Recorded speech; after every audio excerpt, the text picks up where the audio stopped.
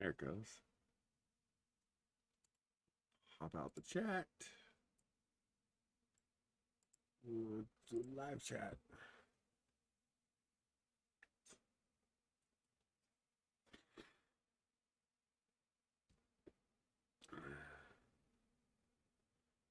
Okay.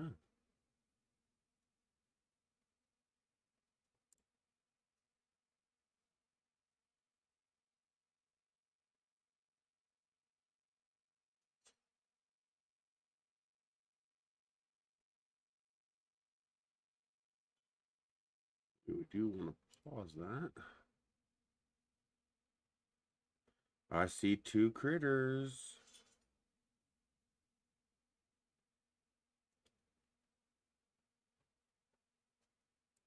There's a critter.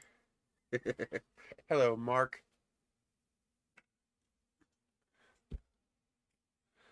Maker Viking and Francis.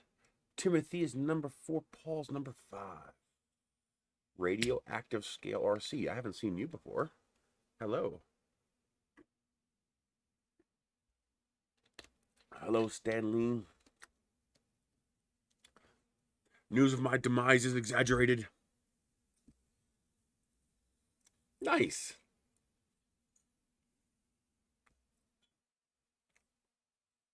I haven't noticed you before. Have you changed your screen name or something? And do you have a channel? Your name sounds like you have a channel. I might have to check that out. No, I haven't got a replacement switch to put in, but I understand as long as I don't flick it on and off, I'll be fine. Hi, kitty. How you doing, kitty? Yeah, hi, kitty. Yeah, say hello to my critters. Hmm? You done cleaning out your bowl? Yes, I know. Don't plug into USB. Hi. Oh, yeah. As soon as I put that box on the floor, he's going to be in it.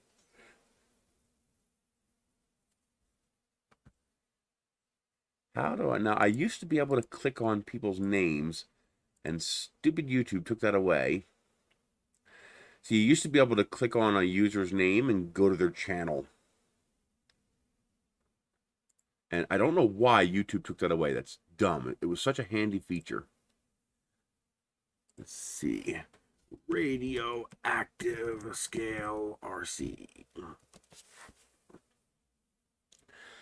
There you are. Well, now I'm subscriber 71.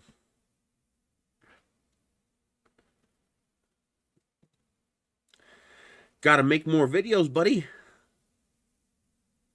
The CR30 is coming. They told me they're sending one. I was like, good, I don't have to eat one of your executives.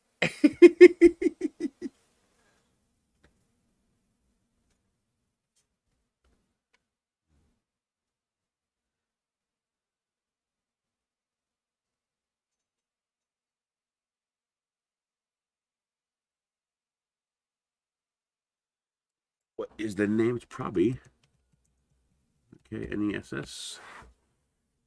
There you are. Oh, doing some dual color prints?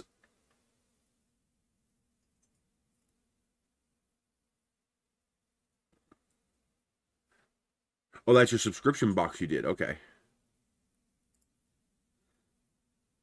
I am subscriber number 30.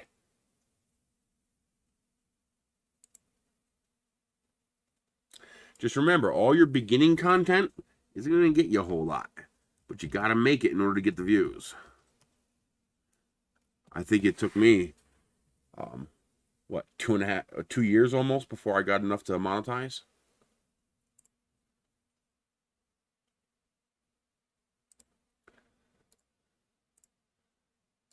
So there we have Maker Vikings channel.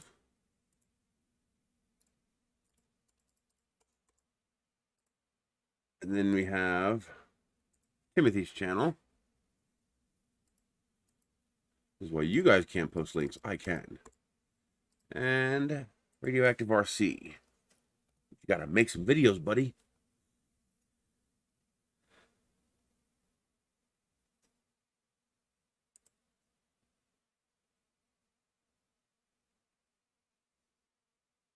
Oh, I can't wait. I have lots. First thing I want to do, I want to print that freaking sword. The the Thundercat sword, the Sword of Omens. Oh man, to print that in 2 pieces? Oh yeah, I want that really bad.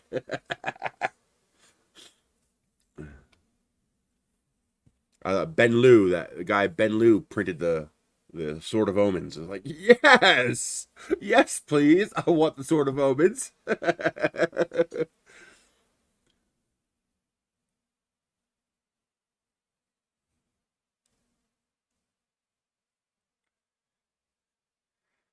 Although I think I could do a better job of cutting it up. Um, Print the handle on a regular printer, standing up. This way you don't have to glue 2 pieces together. And then flatten the edge of the blade a little bit and print the blade on its edge in vase mode using the belt printer. Hello, Ian Halligan.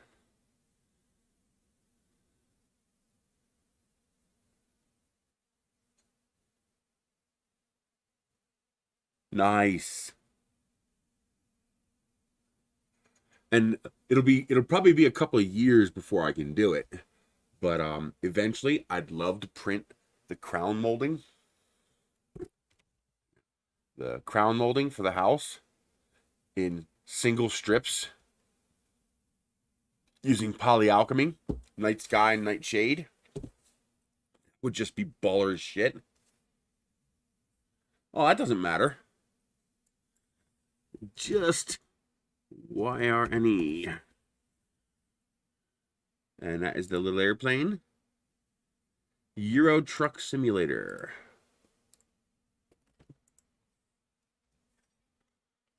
Get off the keyboard. He loves walking across my freaking keyboard. It's like, I'm gonna get you, cat.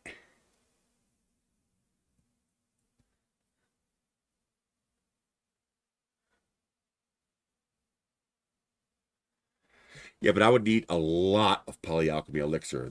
Just the 2 lengths of the house would be 160 feet. And then you have at least 1, 2, 3, 4, 5, 6, 7, 8, at least 11 widths, which would be another 200 feet approximately. So I need about 350 feet of crown molding. Yeah, that'd be expensive. The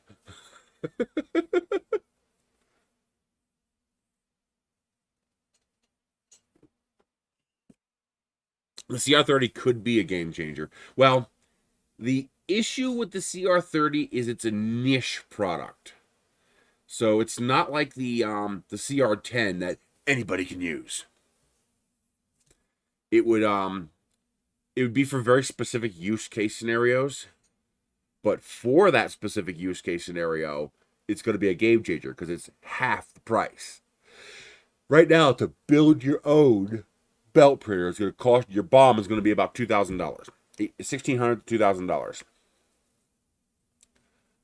Hey, Fernando. This is not the CR30. I haven't gotten that yet. This is the CR6-SE. This is the one that I paid for with my money off Kickstarter. The CR30 is on the way to me. I don't want anybody to get excited and think we got the CR30 already. Not yet. I got like 5 or 6 printers on the way. It's going to be, the next few months is going to be interesting. Yeah, they sent me one during the Kickstarter. We did that one already. It worked flawlessly. This is the one that I paid for with my own money off of Kickstarter. It was such a good deal. I mean, just, it'd be crazy not to. Hello, Kobus.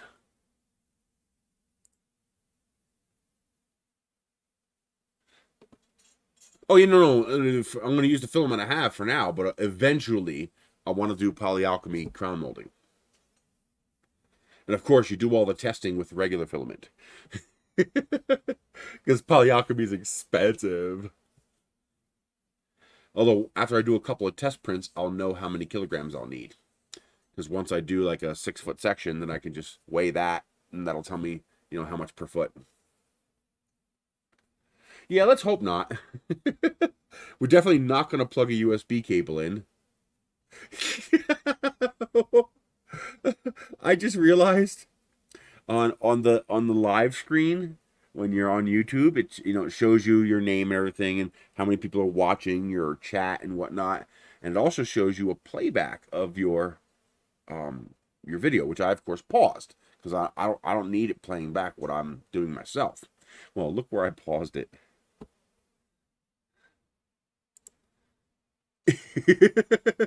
I paused it with my finger in my ear. That's just funny. Wow, nice deal. Good job, Matt1UK. That's a hell of a deal. You can't argue at that price. No matter how refined it is or whatever work it needs, for that price, you can't argue.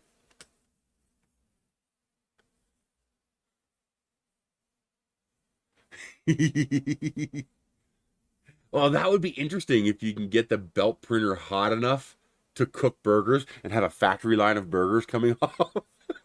You'd need 2 belt printers, though, because you'd cook one side, and when the burger came off the belt, it would flip and land on the second printer and continue to cook and then fall off onto the basket. You could have a manufacturing line of barbecue.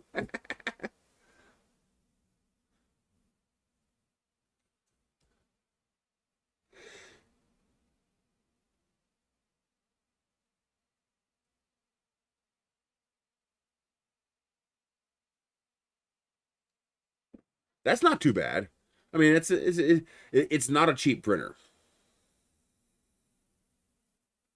Yes, the H is the one you want. If you are already good enough with an Ender 3, meaning you're competent enough to be able to set up and use an Ender 3, no, it's not worth the difference. What the CR6-SE, the CR6-SE is kind of a technology demo. It's showing where 3D printing is going. In a couple of years, an Ender 3 will come with this stuff. That's just a prediction. Meaning if this tech holds out, this is where it's going. The machine is also better quality. So the machining is better, the QC is better, etc. Part of the reason why it costs more. People think, well, there's always little issues at the Ender 3. Well, part of that's the price. Because, even in China, labor is still a cost that has to be factored. But relative to an Ender 3, yeah. Well, you got to remember everybody likes saying upgraded Ender 3, but in reality, it's just an i3. These are all what we call i3 printers because the Prusa i3 was approximately this build volume. So it's just an i3 class printer. So inevitably, any printer in this class is going to look similar to this. It's just an inevitable engineering end result. But this has the 32-bit board, the better power supply, the LCD touchscreen, which, by the way, is excellent. And the big one to me is it's more refined. You have that nicely finished extrusions. It's just all the little extras, bells and whistles. No, the shed does not have a roof. We got the electrical fixed, so all the outlets in the house work again. And we got the pellet stove installed, which is amazing. In fact, when I'm done the stream today, I got to go pick up 2 tons of pellets. And, well, a ton today and a ton Friday. So I can't carry 2 tons. I don't think the pickup truck can handle 2 tons. But, because I'm buying enough pellets for the winter and enough pellets to get me started next winter.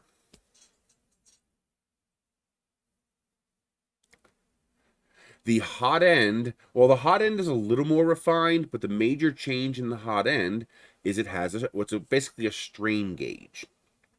So right now, when you do auto leveling, when you any kind of auto leveling, you have the nozzle. Where's the view at? There we go. Let me switch to this view. So you have the nozzle and you have the ABL sensor, and they are two separate distinct devices. So what you do is you either use a sensor or you use a physical switch, and you stick the switch down and you touch the bed. Now that gives you a mesh. Yeah. Isn't that cool? Oop. And go there. There he is. In fact, I can probably do this and then bring this up a little bit.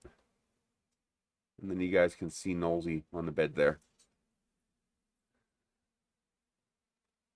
Yes, we can. You buy a 40 piece and it's 220 pieces. So for families, it's great because you get discounted price. Ender won't use that. He tried to as soon as I put it up there, but I was holding it on with suction cups. And it fell because the suction cups didn't stick to the metal. He tried twice, and now he's afraid of it because he fell every time. Now I've got it secured with screws. The suction cups work great on the glass, but they don't work on the metal door. So I got the suction cups holding the straps. Eventually, I'm going to put brackets in there, get rid of the straps. And then the bottom is held in by two C-clips with screws. So now it's stable, but now he doesn't trust it. Oh, actually, that reminds me. I'll be right back. I gotta go see if I can find the Wham Bam for this. Let's see if he stays on here when I open the door. Nope. He noped right out as soon as I touched the door.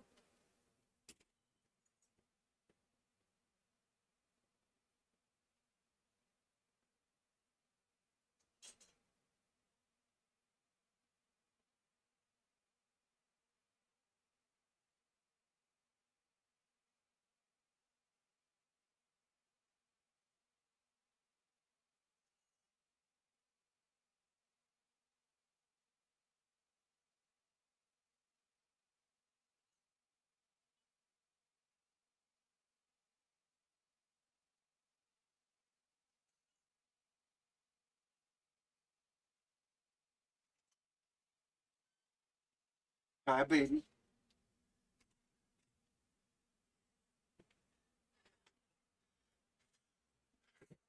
I had to order some larger harnesses for the cats because the harnesses we got don't fit them anymore. I've got to start taking them for walks because they keep sneaking out the door when we have the door open. And one of these days, they're going to get brave enough to bolt. And that's it. They're dead. If they get out, they're dead. We got coyotes, owls, predatory birds, rattlesnakes. Outdoor cats don't live up here. Food deals. Oh, I just got ground beef for $1.99 a pound. That's a relatively normal sale price back in Pennsylvania, but here it's like very rare. Usually your best price is like $2.49, $2.69. So I got 20 pounds. We'll be splitting that up today. I split it up into freezer bags, 1 pound chunks, freeze it. Yeah, exactly. So I got to keep them from going outside. So I got to start taking them for walks, because maybe if I take them for walks, that'll satisfy their curiosity and they won't be so gung-ho to bolt out the door. Because they're just curious, you know, they just want to go out and sniff everything. The problem is I don't have the physical prowess to catch them. You know, if he takes off, I'm not going to be able to get him. Wham Bam stickers! So we will be installing this onto the printer today. I want to get it out so it'll warm up. Ambient temperature. Ooh, what was that? Something fell over. Got the kitty cat's attention. Hi, baby. How you doing? Yeah, you're such a good boy.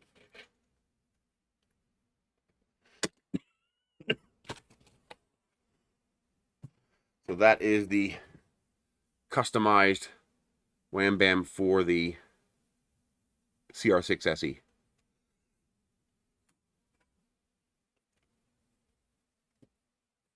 I don't know. The fake Capricorn, it may or may not be built to the same quality standards. It may or may not even be the same material. It might just be regular PTFE colored blue. I just don't know. Well, my cats are too curious. At first, they were scared. Like, I tried to carry him outdoors once, and he clawed the shit out of me to get back inside that door. He was like, F no! What is this place? But now they're getting more and more curious. And it's gotten to the point where they don't even run. They just waltz right out the door. It's like, it's not like they eyeball it and you're like, no, don't you dare. Nope, nope. They just walk by and just go bloop and just walk right between Michelle's legs, and and then he hides under the stairs where he knows I can't reach him. So I gotta block both ends of the stairs and wait until he gets bored and comes through the stairs where I can grab him. So what I need to do is I need to build a little porch out front. So a little 5x5 porch so that I can make an airlock, basically. Have a little gate, have mesh covering the banister, have a screen on the top, basically a little tiny covered porch that is cat proof, that they can't get out, so that if they do get out the door, they're trapped on that little porch. And this way I have a chance to get them before they take off and get eaten by an owl or a coyote or something. So I was damn near crying at the freaking cats. Like, I wish I could explain to you, if you run, you're dead. It's not that I want to, keep you locked in. It's like, I would love to let you out, but you're dead if you get out.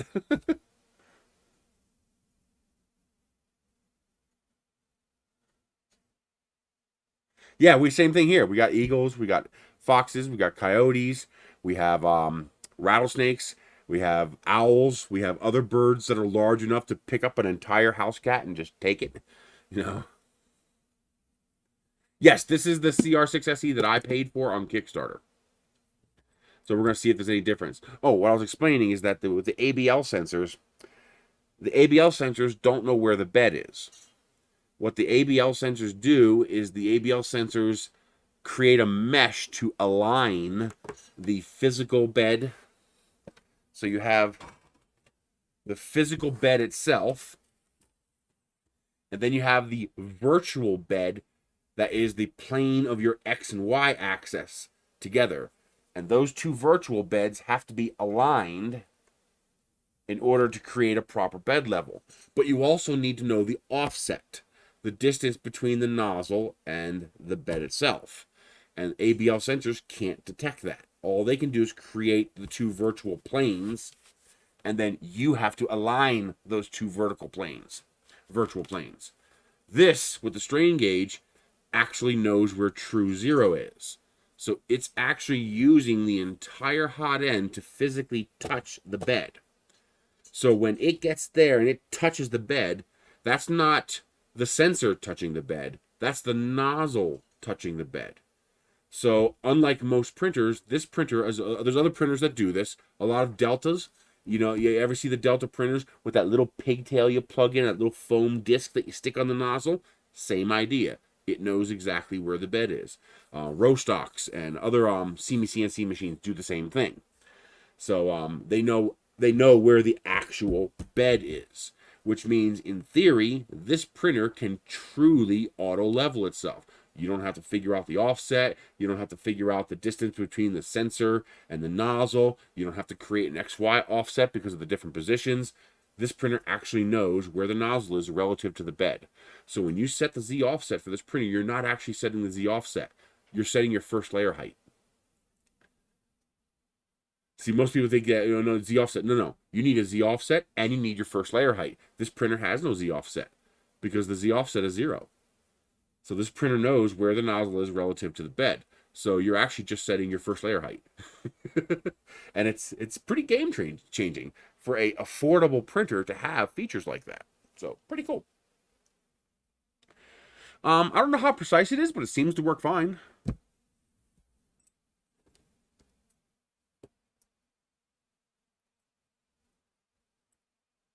Oh, cool. Where do you live?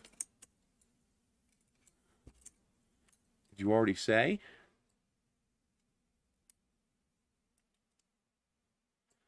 Yeah, so we got the cat tree there. Eventually, when I get rid of that freezer right there, once I have the shed done. Oh, South Africa. Okay, you're going to have a lot of critters there.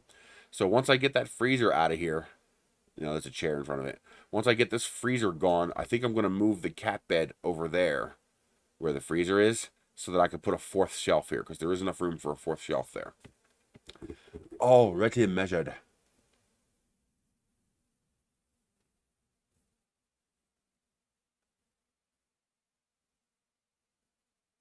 Well, it's the first ABL that I wouldn't mind using. Most ABL is just annoying to me because it's 2 points of failure. You're adding complexity where it's really not needed, where if the end user would just put that little effort in to learn how to level the bed, it's the kind of thing, hey Nosy, he's up there now. It's I've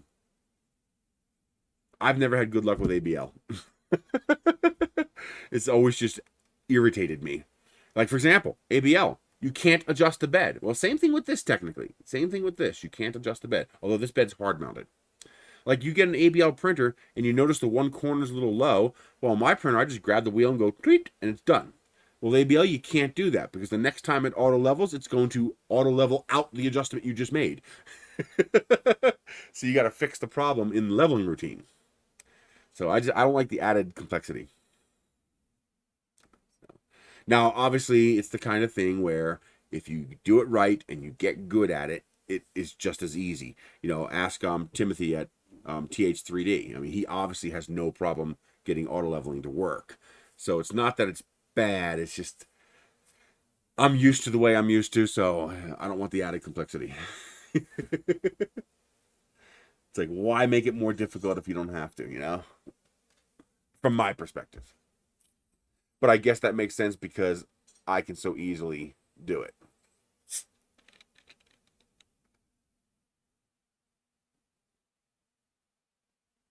So I guess a person who started with ABL and knows how to use it well would say the same thing.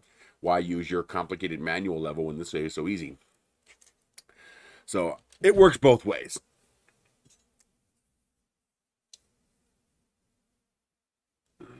Plus a properly tuned printer, once the bed is leveled, you never have to mess with it again. I've had printers go months and months and months without me having to touch one of those leveling knobs. Every now and then, oh, that looks a little low, and I'll just grab a knob and go tweak, and that's it. I'm good for another 3 months. This helps a lot with that. Not having to take tools to the bed itself while it's attached to the printer. Being able to remove the print surface and take care of removing your prints with the flex plate makes it a lot easier. Hey, Rowan. So I can see both sides, but the Wham Bam solves a lot of that problem.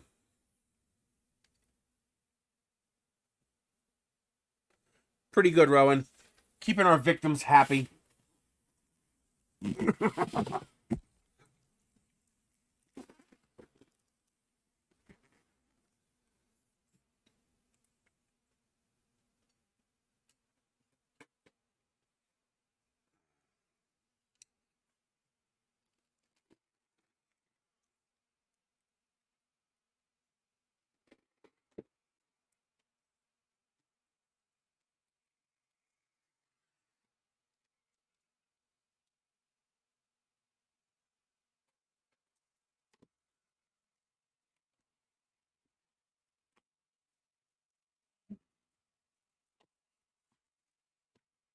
Nice piece of flat piece. We'll keep that.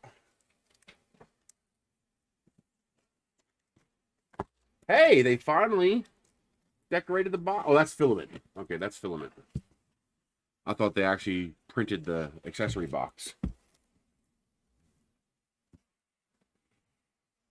No, as long as I get that CR30, they're safe.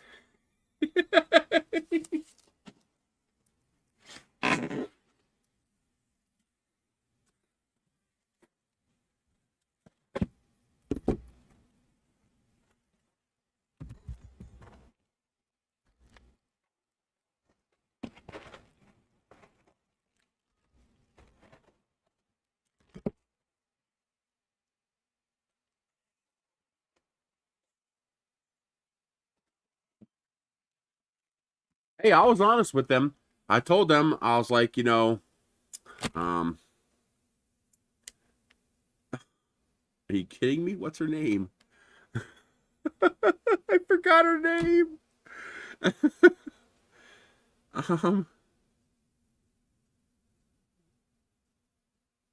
the girl from China who makes the maker videos. I forgot her name. It's just gone from my head. What the hell? Naomi.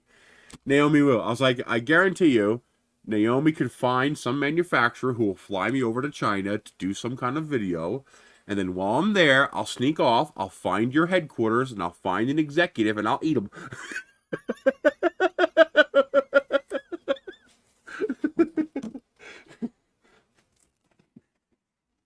I can't believe I forgot her name. Wait, isn't that funny how sometimes your brain just goes poof?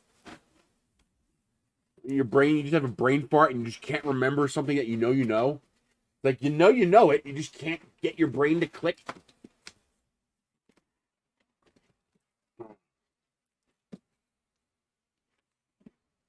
Why is this resisting? There we go. Stay. You behave.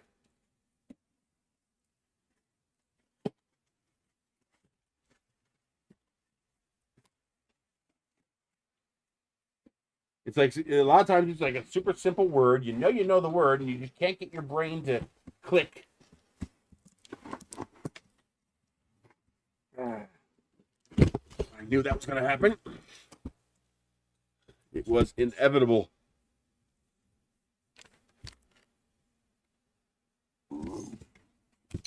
Damn you. Get down here now. Now you're not allowed on the desk anymore. Yeah, now you're banished to the floor. All right, cats, here's your box.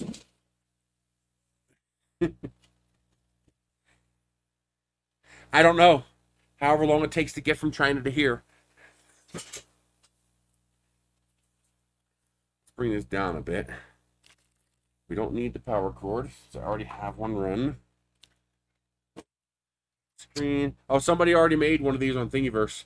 So you can now make your own one of these style spool holders. Bolts. Handles.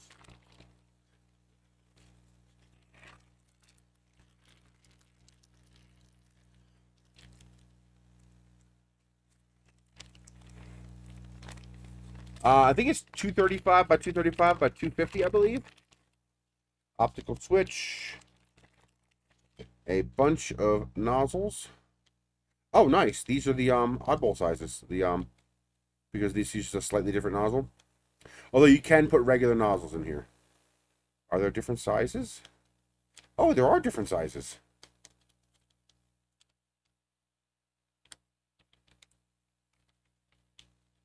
There are actually different size nozzles in here. PTFE tube.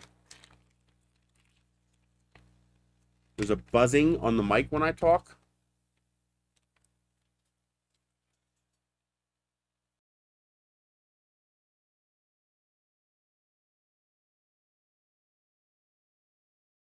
I don't. There it goes.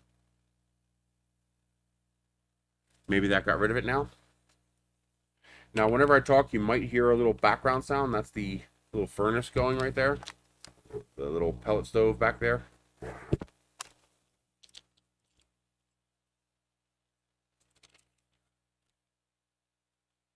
Yeah, we don't want that.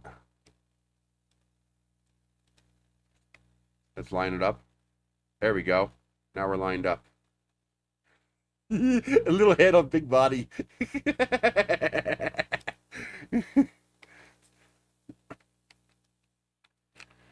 The buzz is still there. I don't know why it would be or how to get rid of it. There is a control.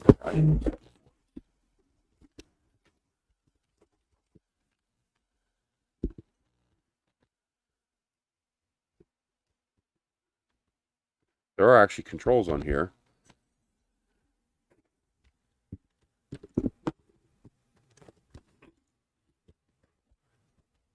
I unplugged and replugged it in. That would usually reset that kind of thing. Cautions.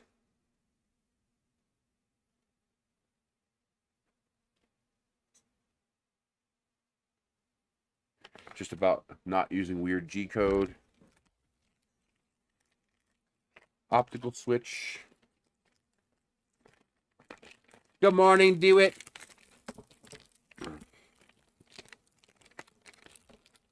Thank you, Rose Browning. I'm not going to disassemble the extruder on this, but I'll expose it so you can see it. Just because aligning the PTFE with the nozzle again is a pain in the butt. But we will partially take it apart so you can see it. There's the gantry bolts. I hang on to these little Ziplocs because they come in handy.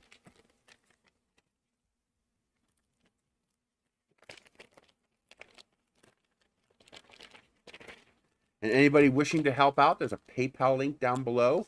PayPal only takes about 3%, while YouTube takes 30%. Those greedy little monsters. After sales service and instruction manual. Ziploc bags. We're going to check out these nozzles later, too. Optical switch for the Z end stop.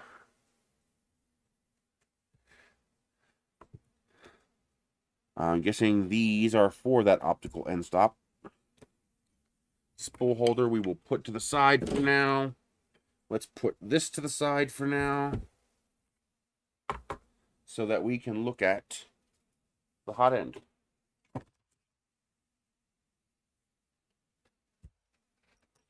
So these are 4 primary bolts. Get these over here. Everything out of the way. Stuff that. I really hate that feature in Windows where it you put your mouse near the edge of the screen and it makes everything go transparent. I hate that so much, and I haven't figured out how to disable it.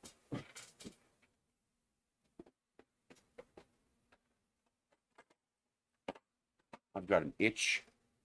I need to get rid of it.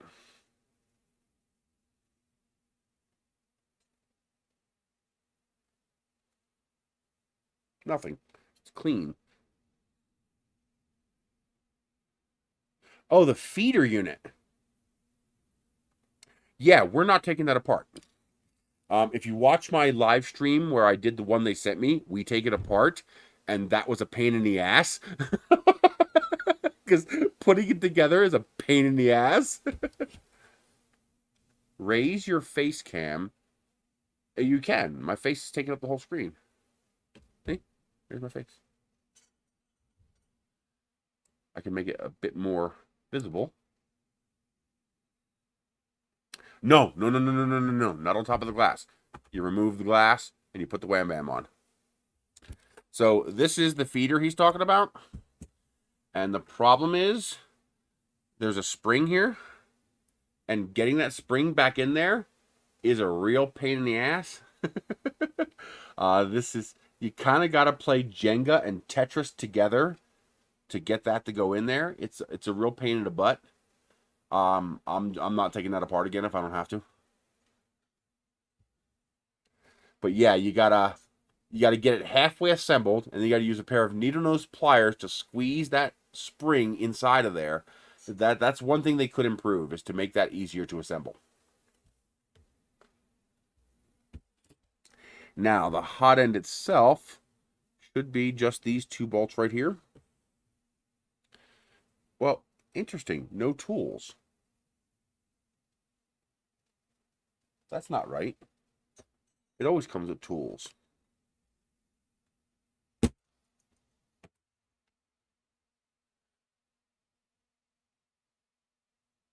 Oh, yeah, that's right. There is a drawer.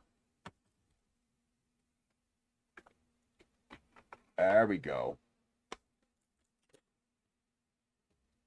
And there's the SD card, too. So, as people, in case people are unaware, this print, if you've ever printed one for your Ender 3, you'll recognize this. There's a little drawer on the right-hand side, and in that drawer is all the parts. So you get your little tools, your little acupuncture torture needle, your little angle wrench, couple spare parts, little SD card reader, and this absolutely wonderfully adorable little pair of nippers. I love these nippers so much. They're just so adorable. Although my spring one isn't working. The spring, oh, I just gotta work it. There it goes. Look at that. Look at that tiny little pair of nippers. That is so cute. I want more of these nippers. They're just awesome. Little wrench. Everything just fits in the drawer. It's nice. So there's our little tool set. Oh, check it out. Stickers. Cool. Let's put the SD card back in there for now. I don't lose it. Hey, G-Force Racing.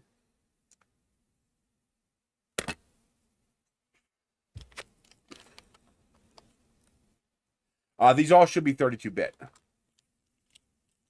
I think they've gone straight 32-bit on these. Let's see, it's probably number 3.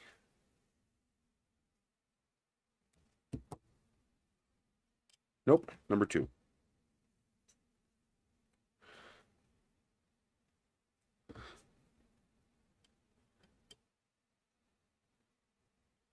Oh, wow, that's tight.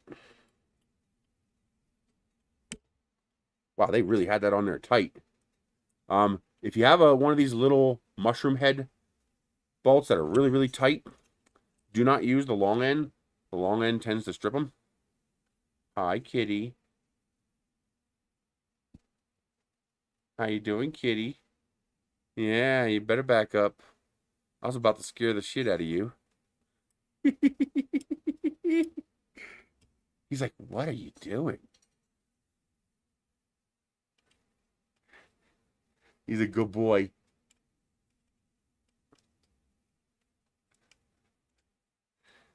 Oh, I finally got a third webcam. So eventually I'm going to set up a little dedicated webcam on my little light post right there. And it'll just be a cat cam. It'll just be focused on the bed. The only thing I don't like about the tools is I prefer the longer wrenches. They're just easier to handle and use, but they won't fit in the drawer. So I understand why they went with this. Yep, you always have to pay the cat tax.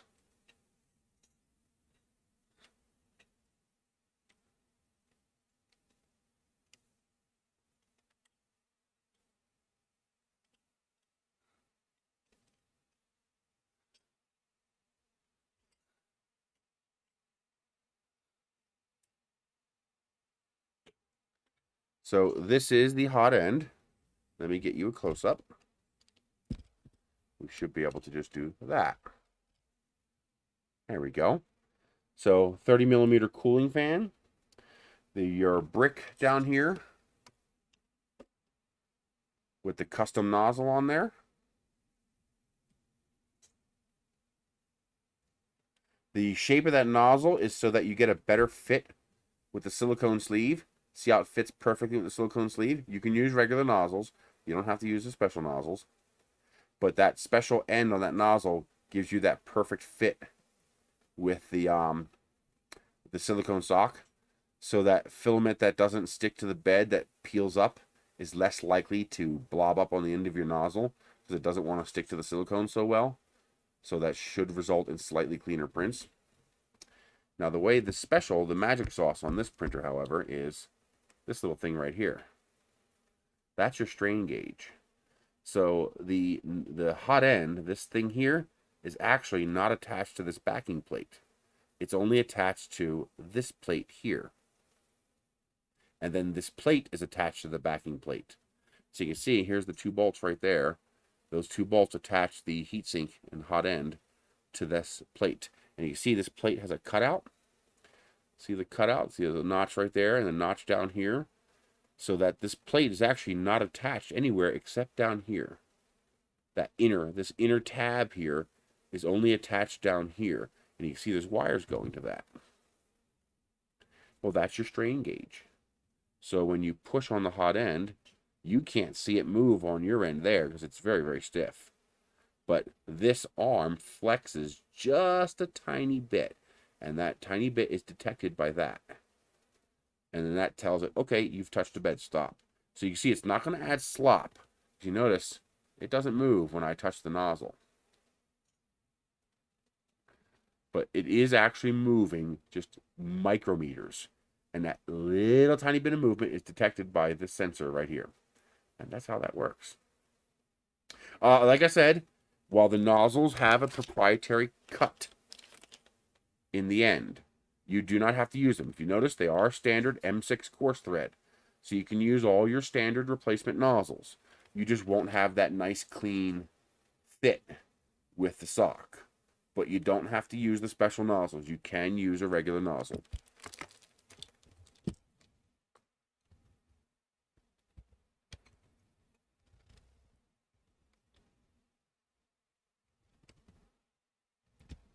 Go. Get that up a little bit out of so you don't see the handle.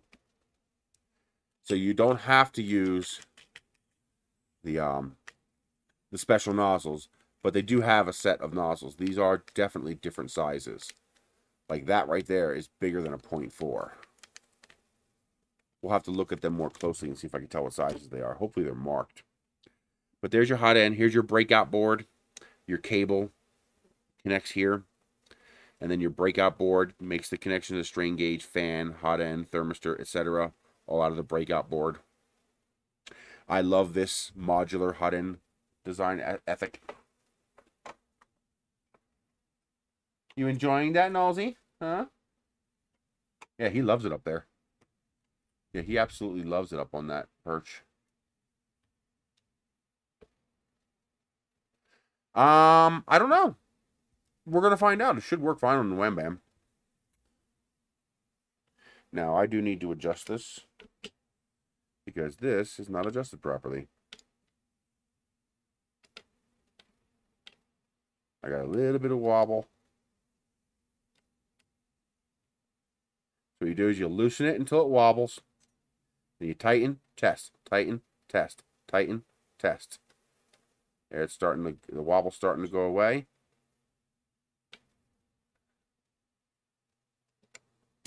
There. Wobble's gone, not too tight. You want to just barely tight enough to stop the wobble. No tighter. If you over tighten it, you're going to crush the bearings. I don't know. I believe so. I believe this does go all the way down.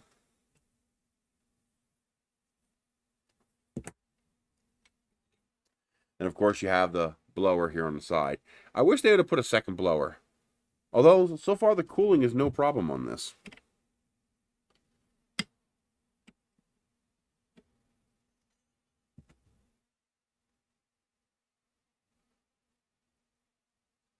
Yeah, as far as I know, it's still the PTFE still goes all the way down.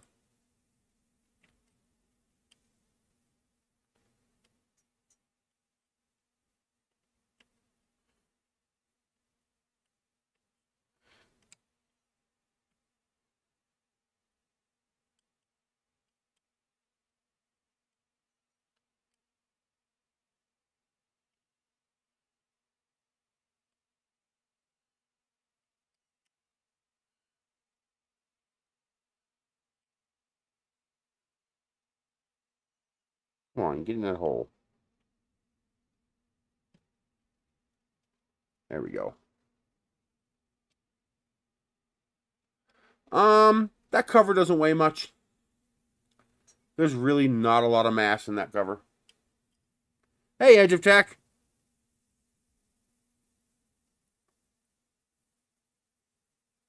Really? Polyalchemy has new colors? This we have to check out.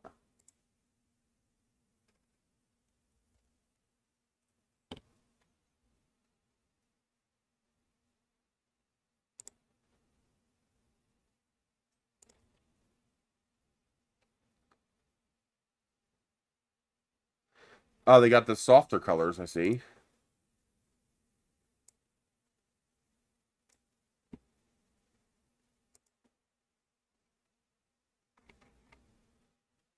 New elixir. So there's the Nightshade. There's the Night Sky. Merlot, Onyx, Gold Rush, Abyss. That's all colors I know already. Summer Days. That's all standard colors. Oh, here we go. Lucid. Lucid Pearl is new. Misty Green is new. Hang on, let me finish doing this before I strip something.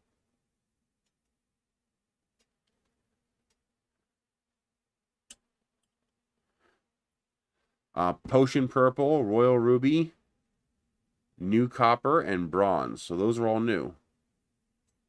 Cool. Polyalchemy is like, well, it's like magic. It's like alchemy of some sort because they just do something weird.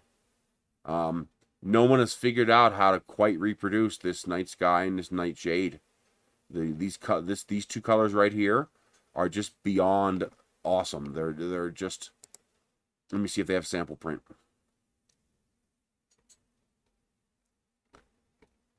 I can't believe they don't have a sample print showing. But these colors are just beyond mind-blowing. They're so deep, they're so rich. It's just wow. This does not do it justice.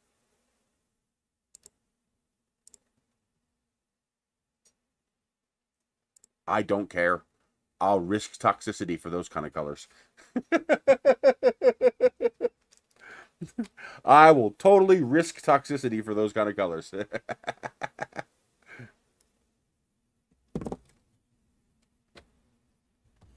Okay, so that is adjusted now. There's the touchscreen.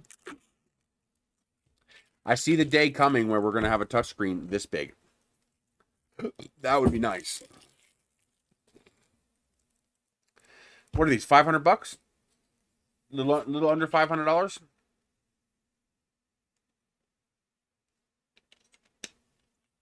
$450, 500 bucks, something like that?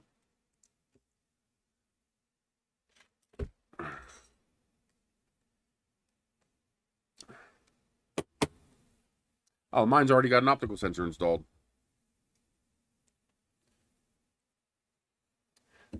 So what are the hammer nuts for? It's not for that. Not for this. I don't know why they included hammer nuts. What on here? Oh, the handle. The handle requires hammer nuts. So couplers look good. The belt is tight. The clip-ons are ready for the cable to be installed.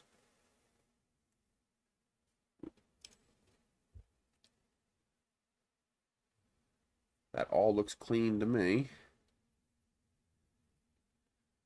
No wobble. And the belt feels good.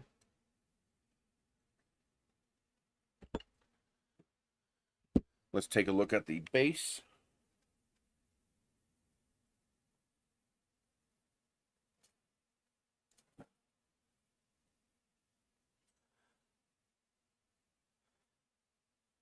Seriously, I can't find a way to balance that.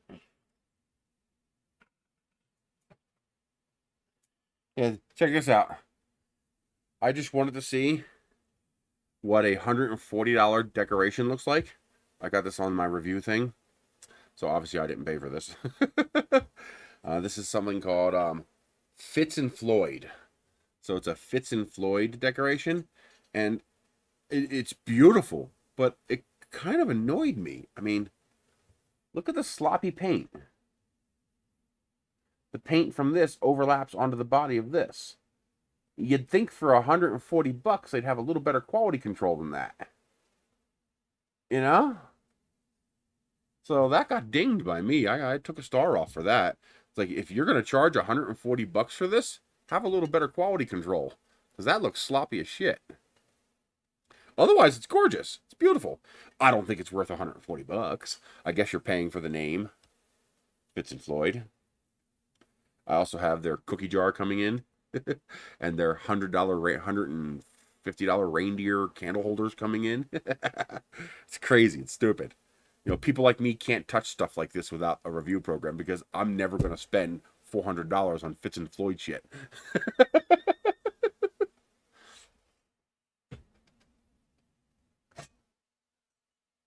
Hey, I actually made money from that program. They had Christmas ornaments. These ornaments were like $115 to $160 each. Each. I got 4 of them. Retail price about $500 for the 4 of them. Well, I pay an ETV, and my ETV on these ornaments comes to about $60 total. And it's about $380 in pure silver. Scrap price. I was like, yes, I'll take that all day long.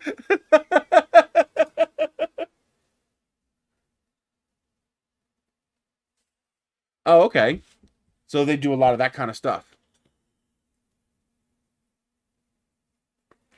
It's like the one ornament is a half a pound of sterling silver. I was like, why is this so expensive? And then I realized, why are they mentioning half a pound? Because it's solid silver. Oh, this is beautiful. It's a snowman with a penguin. I think it's quite beautiful. It's got a beautiful glaze on it. I mean, it is gorgeous, but I would expect better quality control for something that costs that much money. Yeah, but otherwise, it's actually quite pretty.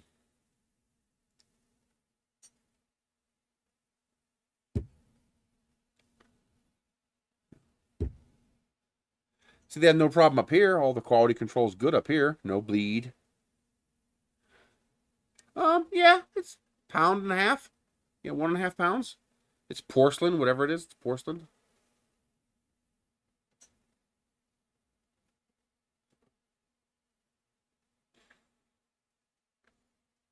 You're sorry to hear that? Why, is Stoke a bad place to be from?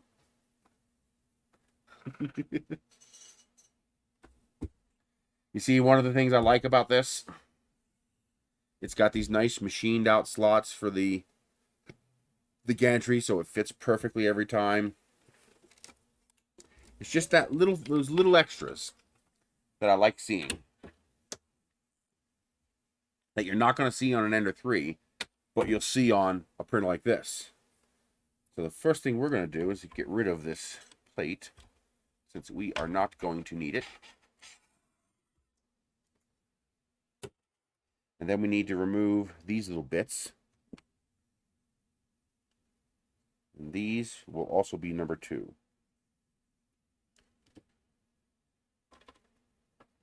Oh, wow. They're loose.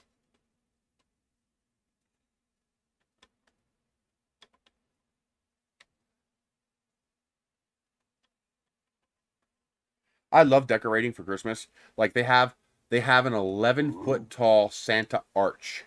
So it's an 11-foot arch with Santa Claus holding 2 wreaths. I want it so badly, but I can't use it. I cannot use... Oh, Wedgwood! I have some Wedgwood. I got to remember to send that... there's 2 pieces of Wedgwood one of my viewers wanted. I'm going to send them to him. It's all packed away when I moved. So I got to find it and get it off to him. He wanted it for his wife. He doesn't know it, but he's getting both. I found 2. Oh, wow. I didn't realize that was metal. That's nice. See, all the little extras. This would be, cheap, sheet steel or plastic, like on the other printers that have similar attachment points. While on this one, they went that little extra. And that's metal with a nice ergonomic handle that doesn't hurt your fingers. That all these little things add up to the higher price. Now, if you're just cranking out prints on Ender 3s, you don't need all these little things. And so you don't need all that cost. Just shot me a text.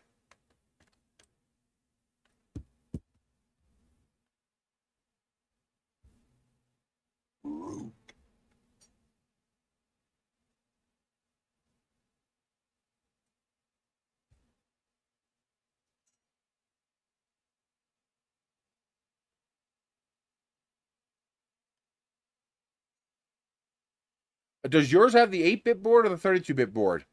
Blobs on vase mode are a speed issue. You are your feed rate is too high for the processor to process handily. That's usually okay. If it's 32-bit, then that's a bug in the firmware. That's a math bug in the firmware, as far as I know. I had that problem on another printer, and the manufacturer did a firmware update, and they were able to fix it. As far as I know, that's a math bug. It has something to do with the continuous Z motion. So that's something that's going to have to be fixed in firmware, I believe. Your solution temporarily, slow down until it stops pausing. What's happening is it's supposed to do this. You know, print, print, print, print, print, print, print, print, print, print, print, print, print, print, print, print, print, print. Okay? And what's happening is it can't handle that 3-axis movement fluidly. There's a math issue. So instead it's going print, print, print, pause, print, print, pause, pause, pause, pause, print, print, print, print, pause, pause, pause, print, pause, pause, pause, pause, print. And when it does, each time it pauses that split second, you give a blob. The Mega Zero does the same thing. You have to slow down until it can handle the speed, and then it prints fine. So I am almost certain that's a math bug in the firmware. That's the manufacturer. I'm trying to remember who was that. I'm trying to remember what manufacturer it was. They said their engineer figured it out, and it was a math glitch. He said it was he might have just been saying this to me, but he said it was a math glitch in the firmware. There was a bug in the firmware that they had to fix in the math. And when they sent me an update, it went away.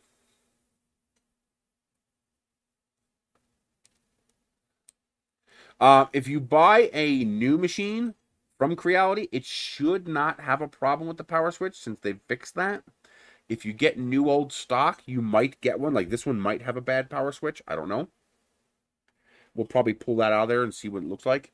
For now, I'm going to turn it on once and never turn it off to avoid us having any problems on stream. So we will not be dicking around with that too much.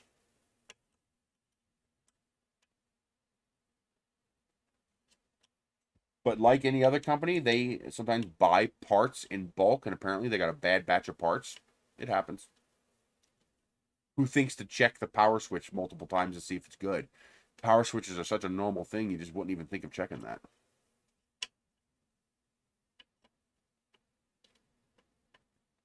Nice.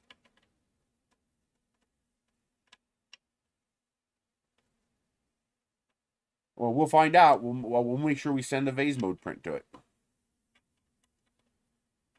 But as far as I know, that is definitely a firmware issue. From what I remember, that should be a firmware issue.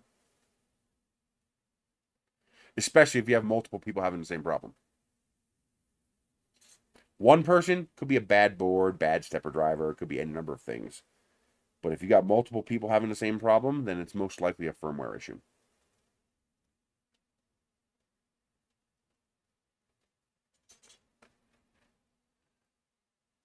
Nice. So we will not need those since we are going with Wham Bam. Are those bolted in? Yes, they are. Which means I'm going to need pliers to remove these. That's annoying. Maybe not. Oh, yeah, it's a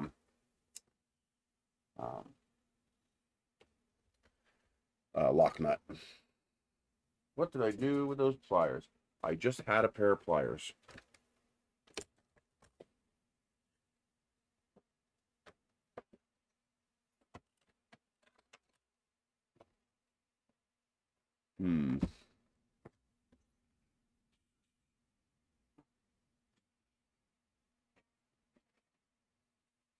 There they are.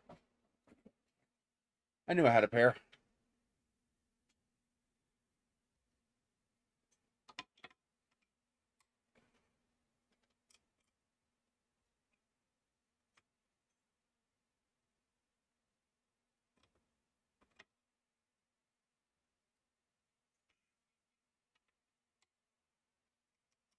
Now, this change we're making, there's nothing wrong with the printer. I'm simply putting a piece of Wham Bam on here, which means I don't need these hold-down clips.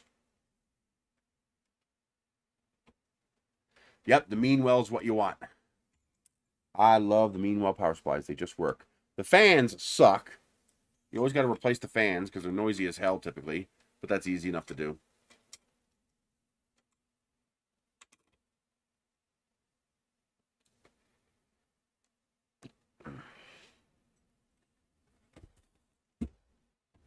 Yeah, I got a little desk mat here. Looks a little better and stops my laptop from electrocuting me.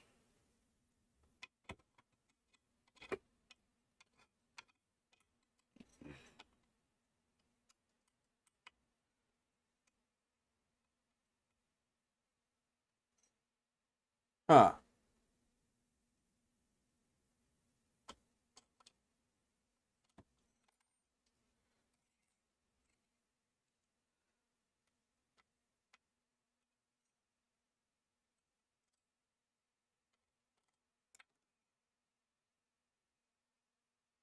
Where the heck did the screw go?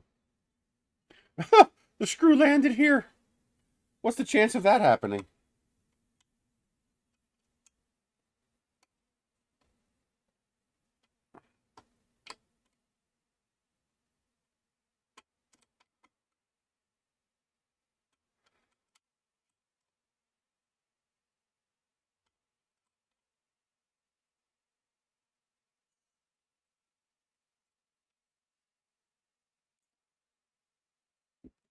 And then what I'll do is take one of these little Ziploc bags and put all these parts inside of it in case I ever want them in the future. That wasn't a Meanwell. That was just a cheap power supply that came with the Obsidian. And it just died. It happens.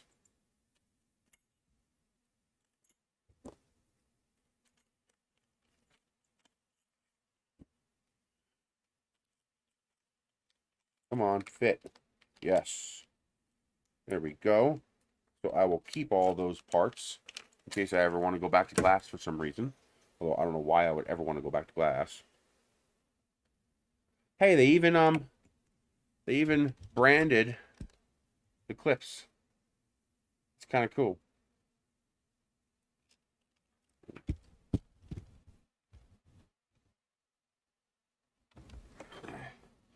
So because this uses an actual strain gauge for bed leveling, it does not need springs. So the bed is hard mounted. And the good news is they use a lot of hard mounts. So there's 4 here, 4 here, and 3 here. So 4, 4, and 3 hard mounts for the bed. So nice distribution of hard points. So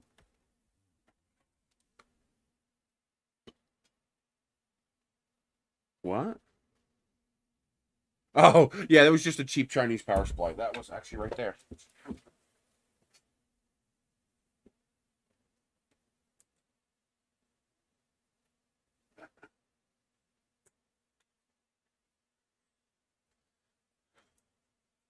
It was just this one.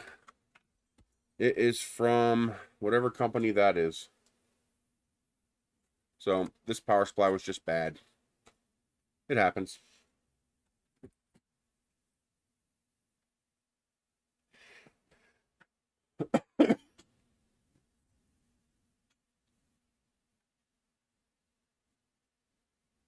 This? No, no wobble. That is real. Oh, actually, there is a little movement there. That means I need to adjust the eccentric here. Yep, this front one is a little loose.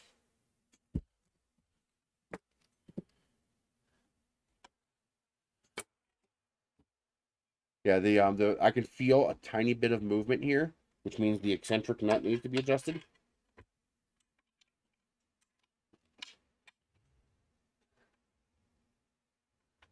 And maybe the back one.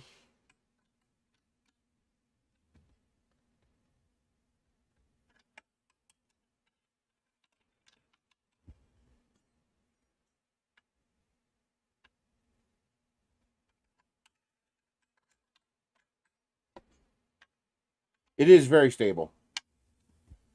It is one of their better designs.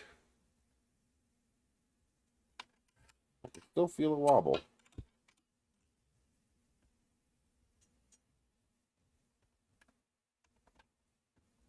Which one's moving?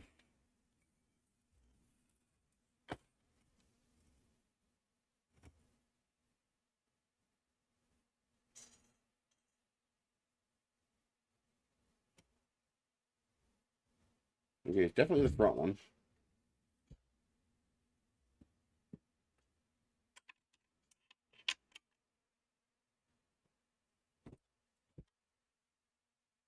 There we go. And you dip.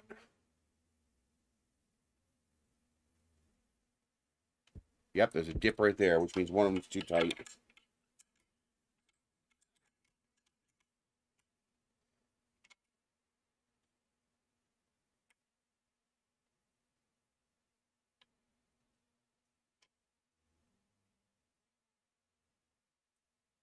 Still feel a dip right there.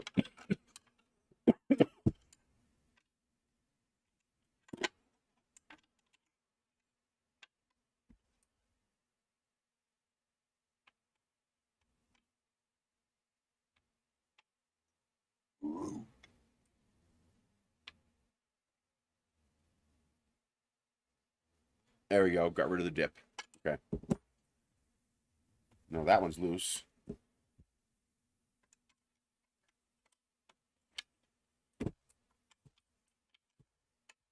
And this one's probably too tight.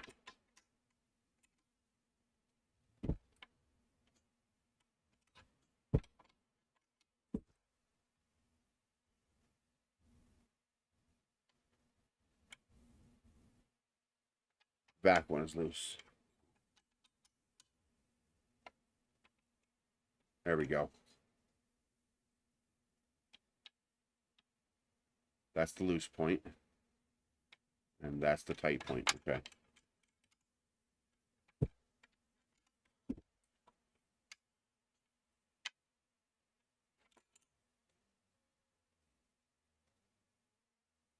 There we go. No dip. And now we are nice and tight, no wobble. It can sometimes be hard to tell which end is loose. You gotta play with them. But the trick is to find the tight point, back off until it wobbles a little bit, and then tighten it up until the wobble stops. If you're too, it's especially important on the bed. If you're too tight, just move the bed back and forth, and you'll feel, it'll be like, you'll be rolling along, it'll be like, dip, dip. You'll feel like a little bump. That means you're too tight. So loosen until the bump goes away, just tight enough so that you get no bump when you move back and forth, and no wobble when you try to move the bed, and you're good. But you want just tight enough to not wobble. And the way you find that point is you loosen it until it wobbles, and then you tighten it until the wobble stops. It's a little tricky with the bed because it's a square arrangement. There's 2 wheels here and 2 wheels here. So you have to balance the tightness of these 2 wheels on the side here until you get no wobble. Now, if you're careful in your movements, you can tell which side is loose because you'll see the back wobble up and down a little bit and the front doesn't wobble up and down a little bit. That means your back wheel's too loose. And usually it means your front's too tight because you over-tightened it trying to compensate for that. Exactly. But usually what I'll do is I'll over-tighten one to make sure I know where the tight point is. So I'll just go, okay, it's definitely tight. And then back off, test, back off, test, back off, test. Okay, wobble came, tighten up a tiny bit. And then do the same thing with the other one. Go back and forth, check them. If you feel a dip, if you feel a bump, bump, bump when you roll the wheels, then you have it too tight.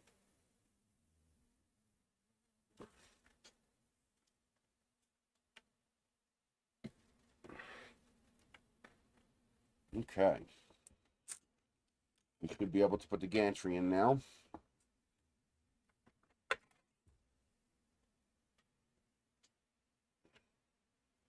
Oh, interesting. They have a sticker letting you know to put this side up so the card goes in upside down. Ah, yes, very nice. Nice, thick, heavily insulated, excellent strain relief. Yeah, that cable should not be a problem. All of these parts are covered, so nothing can get stuck inside and get jammed inside those wheels, which is really nice. No problem, JG. Yeah, like I said, they basically took everything they did with the original machine and they just made it better. Even the bed is thicker. Look how thick that plate is. That's definitely thicker than a normal like Ender 3 bed. It's like 1 millimeter thicker. And then you got your base plate down here, again, nice and thick, cut off to keep it light. It's just, everything is just done nicely. They did a good job on this. Where is my wrench? Let's check all of these bolts, because they can come loose during travel. Yep, see that one there was loose. These can just vibrate loose from travel. It happens. So find all of your black primary frame bolts and make sure they are tight.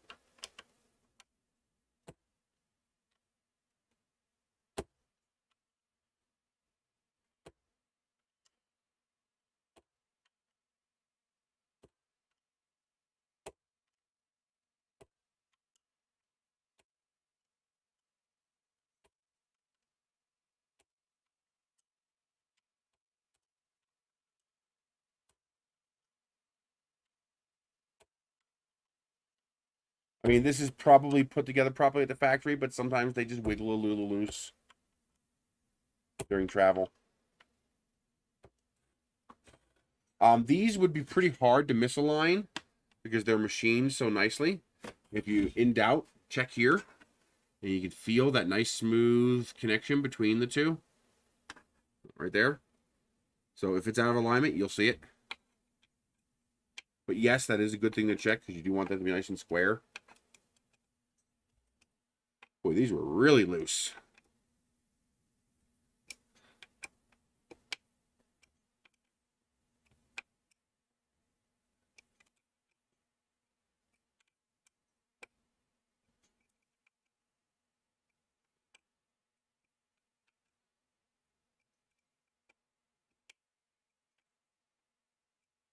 But these 12 bolts are the ones you really need to check. 4, 8, 12.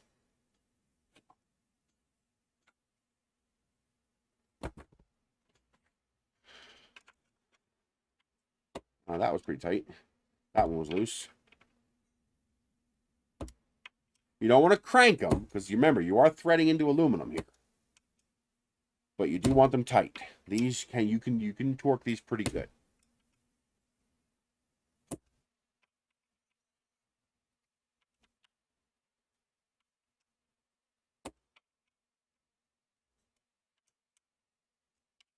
And make sure you keep going around. Yeah, eventually, if mine has a problem with that switch, I'll take care of it. I'll replace it.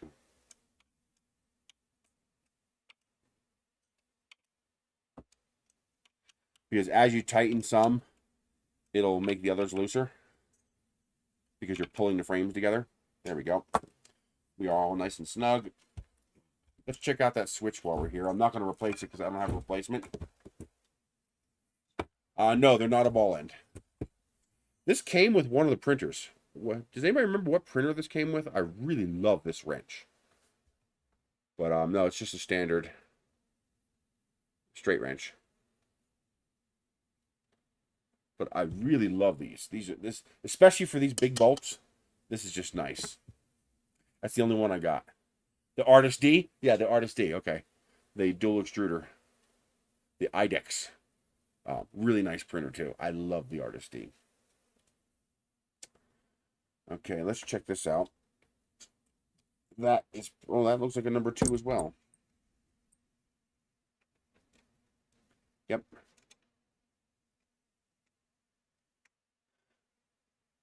Wow, that's tight.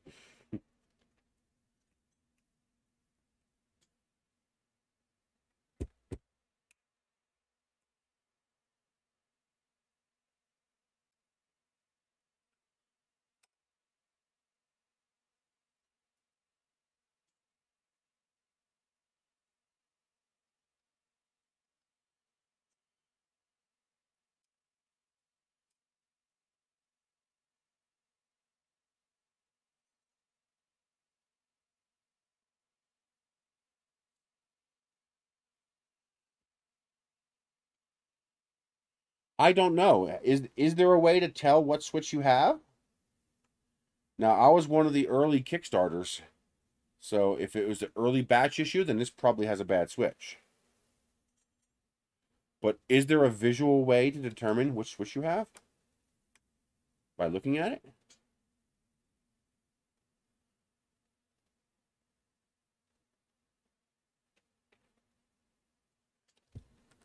Yes, for alignment,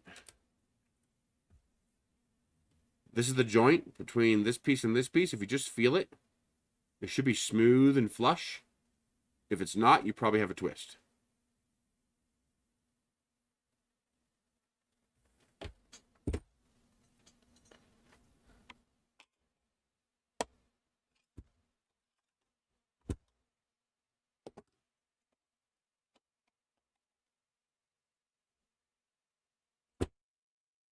Boy, there's not a lot of slack in there.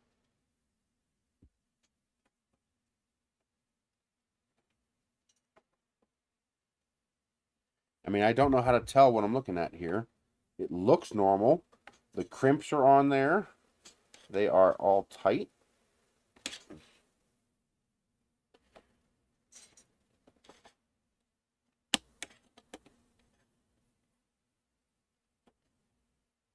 Yeah, they're all on there good. None of them feel loose. Visually, it looks okay.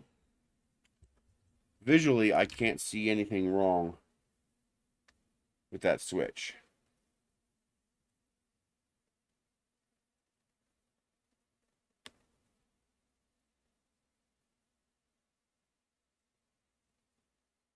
Although, why is there no ground?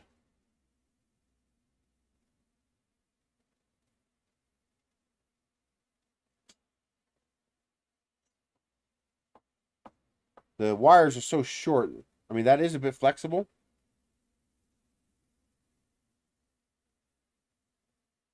So if that there is an indication, then it probably is a bad one. But no, actually, that's the whole thing moving.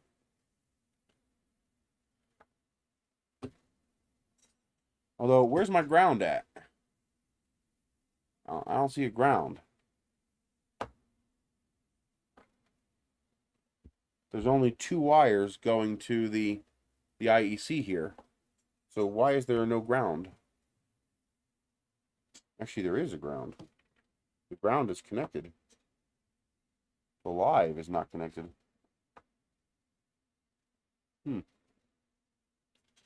Unless that 3rd wire is there. Because there's 3 wires on the switch side. So one of those wires probably goes to here.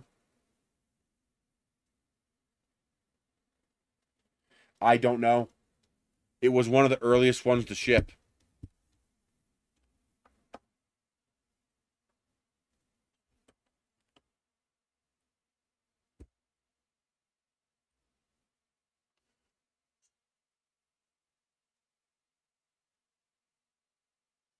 So I probably have a bad switch then.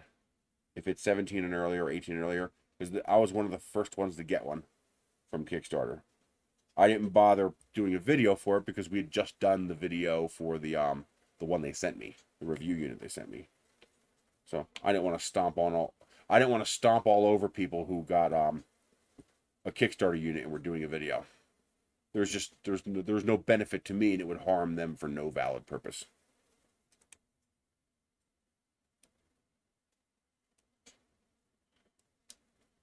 Ender 3 uses the same switch. Yeah, that doesn't feel as clicky as I would think it should. It's like very easy to flip that switch.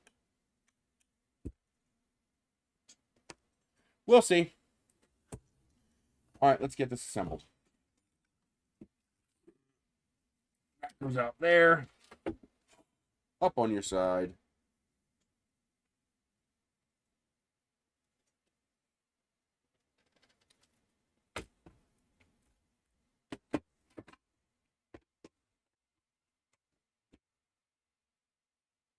Should be as simple as that.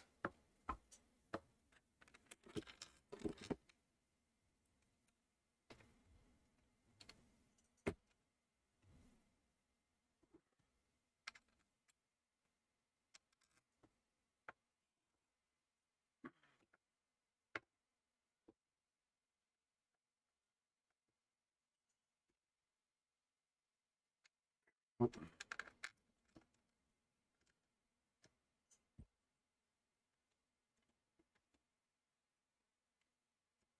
think I got a bite.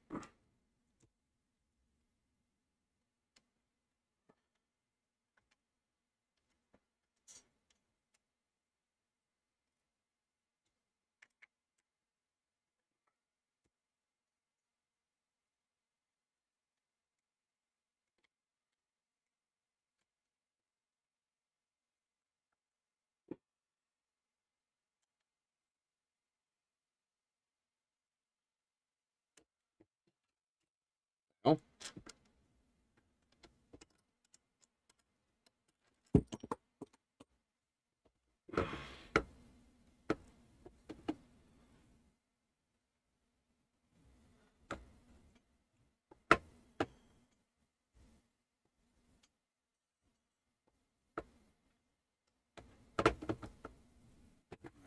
It should go right in the slot. Why isn't it?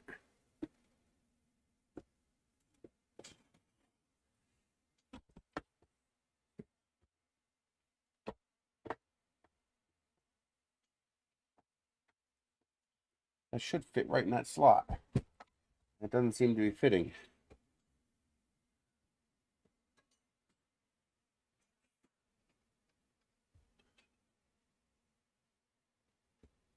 Well, that's why I'm just going to leave it on and not turn it off. I'll turn it off with an external. There we go. I'll turn it off with an external switch until I get a replacement.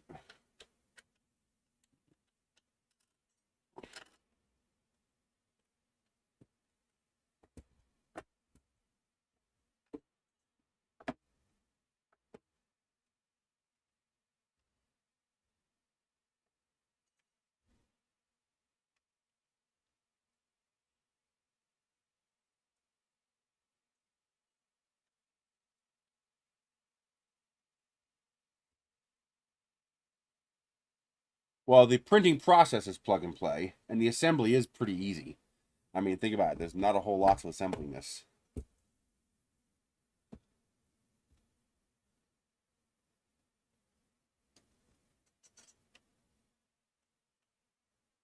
What is it, 6 bolts for the whole thing? I mean, there's just not a whole lot to do.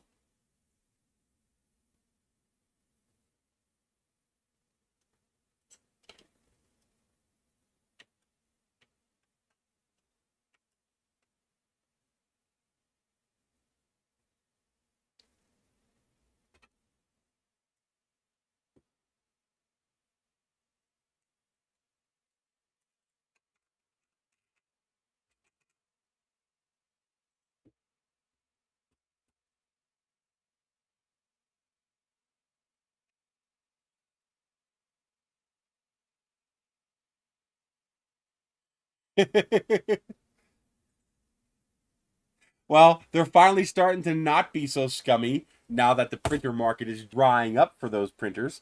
Feel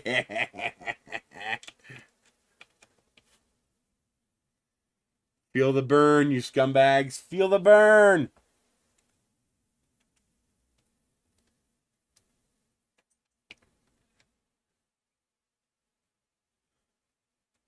$5,000 a gallon. People think I joke when I say that, but do the math. That $60 cartridge or $45 cartridge has 15 milliliters of ink in it. So when you factor that out to a gallon, they're charging you $5,000 a gallon for ink. Yeah, F them. Let them rot in hell.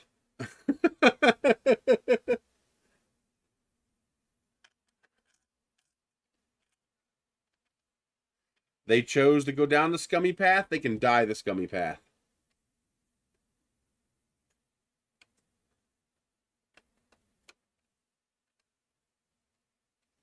Yeah, do the math if you don't believe me. It comes out to about $4,800 to $5,200 a gallon. They don't plan for the machines to go bad and clog. That's actually a myth. But one thing they do is they kept refining the ink to be finer and finer and finer, so that when you do use third-party ink, it clogs because the third-party ink isn't made to as high a tolerance. Yeah, I had that with an Epson printer,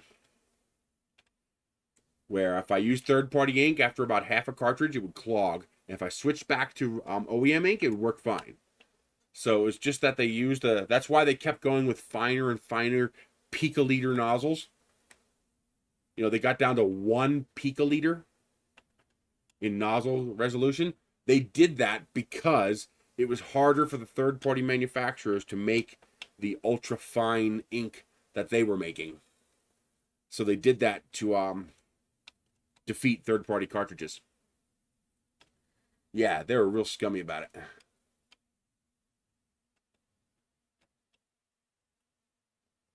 Now you can buy printers that have the CIS tank system built in. Like from the factory, it comes with CIS. Because the market's drying up. They have to.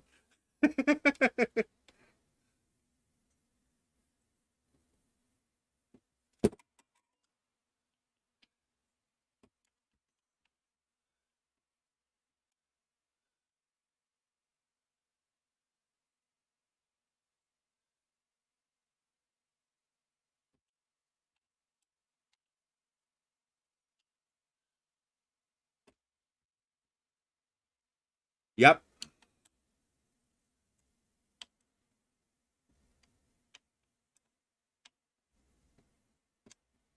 That's part of the reason I use Canon printers. They never went down that game of higher and higher resolution ink so that the third parties didn't work. I've had no luck with laser printers. None. I've murdered every laser printer I got. Black and white laser? Fine. Color laser? Every one of them sucks. Never been able to get through 3 toner tanks before the damn thing died.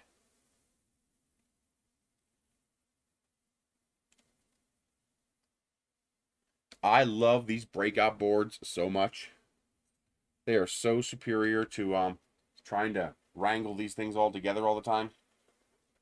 I love the breakout boards.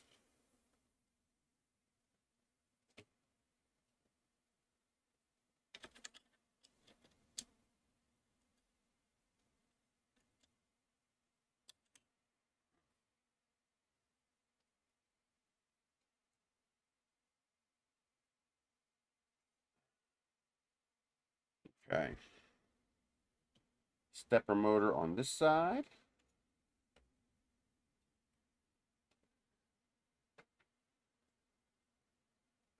Hey, they finally made the switch directional.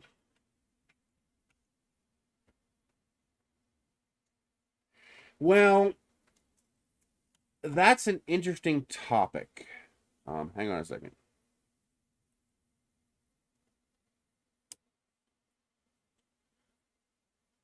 The throwaway nature of our technology. It's not the... Okay, now when you're talking about Apple, that's just pure greed. Because Apple's been fighting the ability of people to repair their own equipment for forever.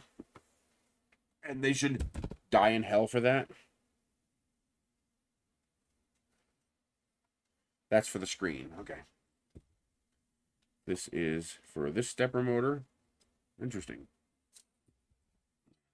That's annoying.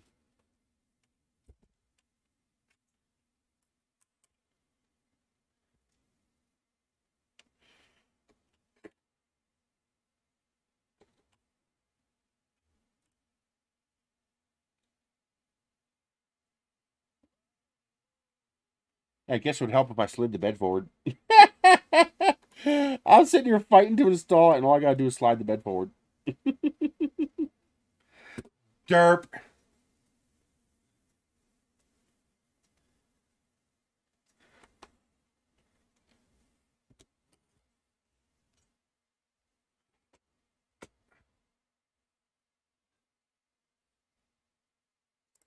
I'm not big on iCrap. The only thing good about iCrap is their cameras. That's it. Everything else about them sucks. Yeah, I bet you do. I'd like one too.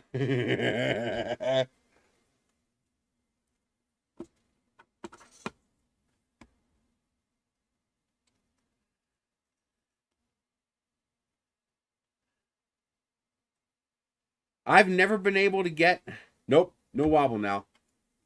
If your bed has wobble, check out my eccentric nut video or rewind back in the stream and I go over the process of taking care of that.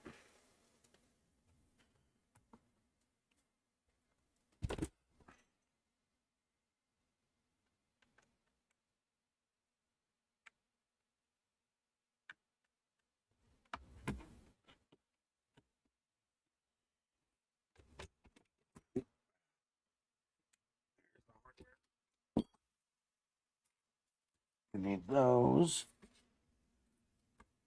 and those.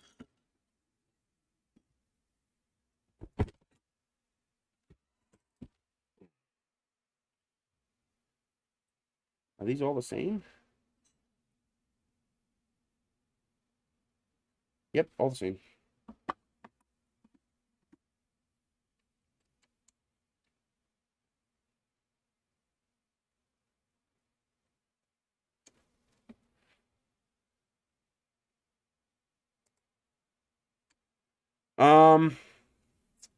I would go between the Creality 002H or the Frozen Sonic Mini.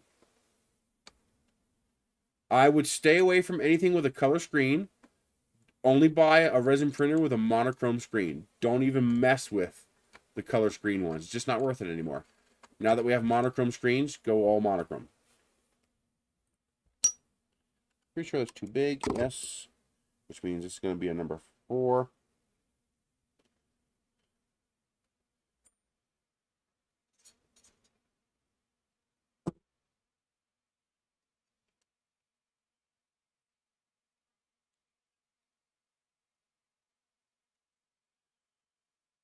Well, let's see.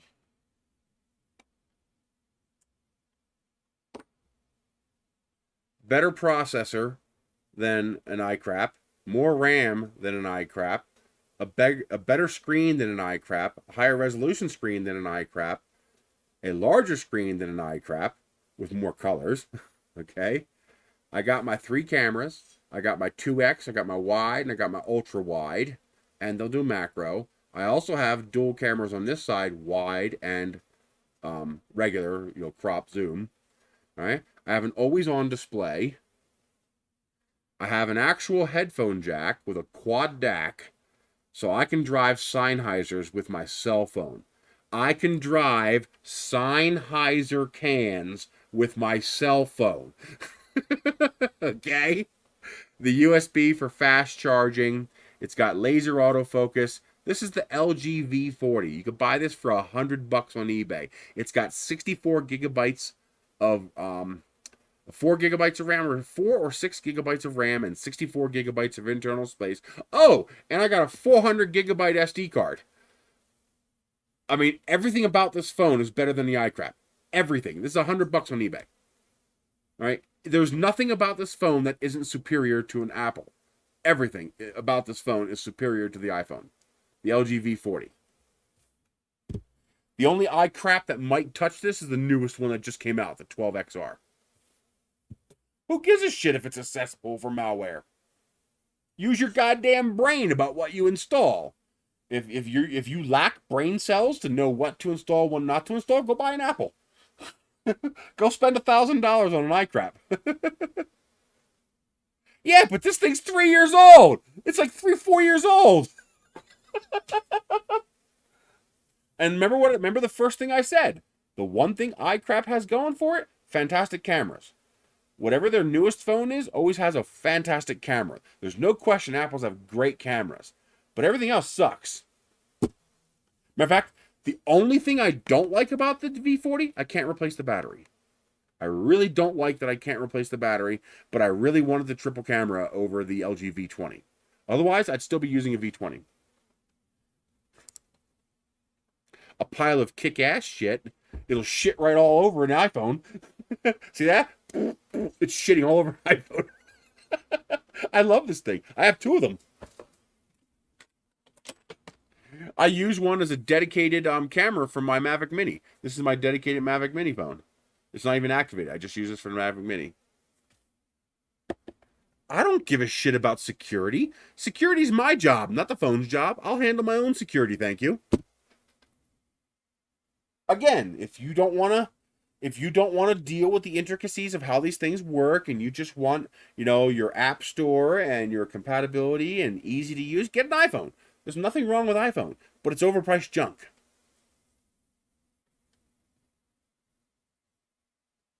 I mean, literally. I mean, look at that display. All right? It's a bigger, nicer display than the iPhone, unless you get the XR. Okay? Remember, this is 4 years old or older. I know. Isn't that awesome? Yeah, you compare the latest Android phone to an Apple, it's not even close.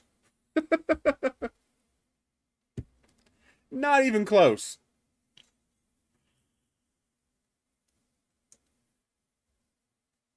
Apples are great for your mom or your dad or your grandpa or something like that. You know, apples are great for kids because, you know, kids don't know anything about security. They'll click on everything, you know, but for a power user, iPhones kind of suck. Yeah, well, no, biased. All right, biased is when you have an opinion one way or the other that is not backed by logic or reason. I just demonstrated a whole bunch of logic and reason to you, so that's not bias. I'm opinionated, but it's not biased. Oh, the nice apps that I use are just as nice as the Apple apps. In fact, they're the same apps. You can get the same apps. I don't have any problems with my software. This thing works. I haven't refreshed this device, you know, wiped it out and started over again in 3 years. Yeah, I know. I hate the fact that you can't replace the battery. That pisses me off. But there's no option. Nobody makes a current flagship phone. Oh, I love that too. Where I can shake it to turn on the light. That's an app I installed. I love that. Motorola has that. Happy Thanksgiving, guys. Alrighty. The printer's assembled. Oh, I just need to clip the clips. And then we can put the wham bam on. Okay. Put that one there.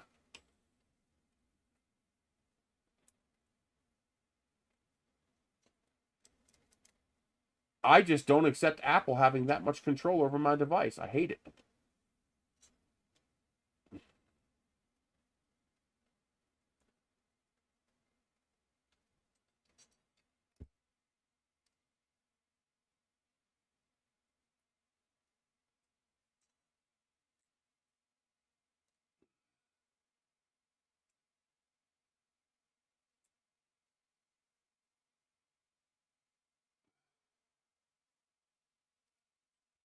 There we go.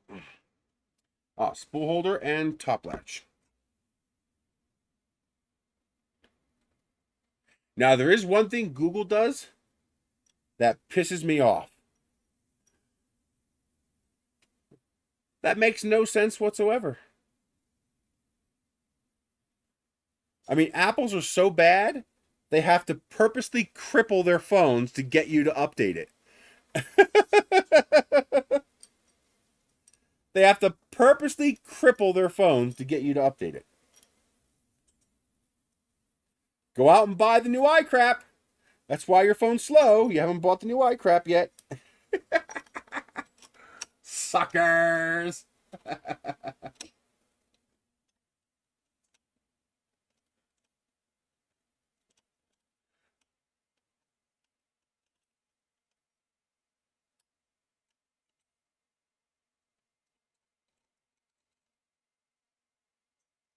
Go. Handle is installed.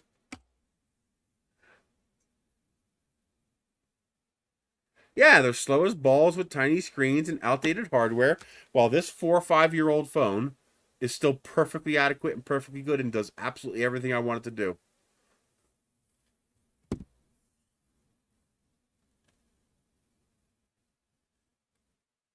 What else do I need to do? Spool holder. That should just snap in place.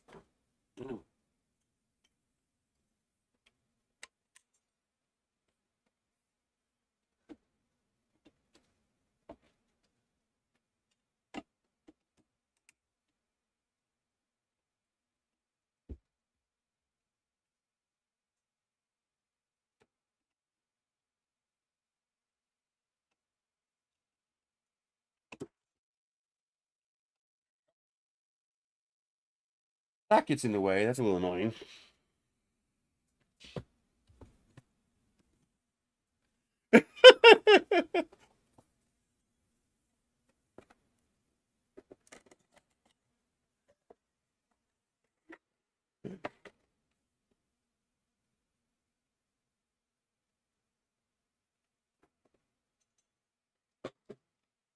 Hey, we got something that's not black or white. It's silver. Nice. Yep. I'll never buy $1,000 phone. I don't got that kind of money. That's 10% of my yearly income.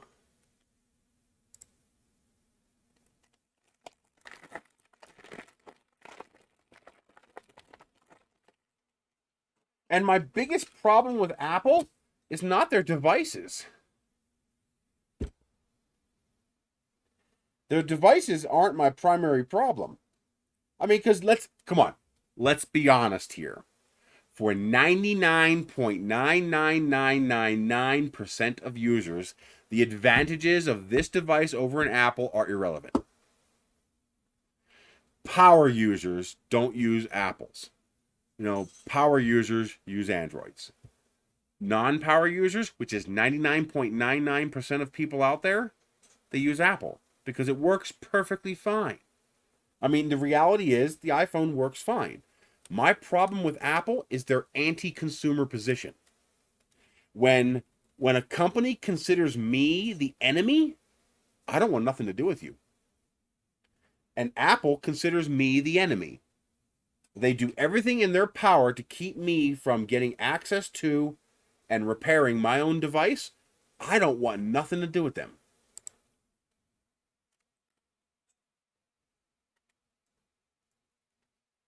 No, Security Conscious uses Android because you can root the fucking thing and install whatever security you want on it. While with Apple, you're stuck with whatever Apple gave you.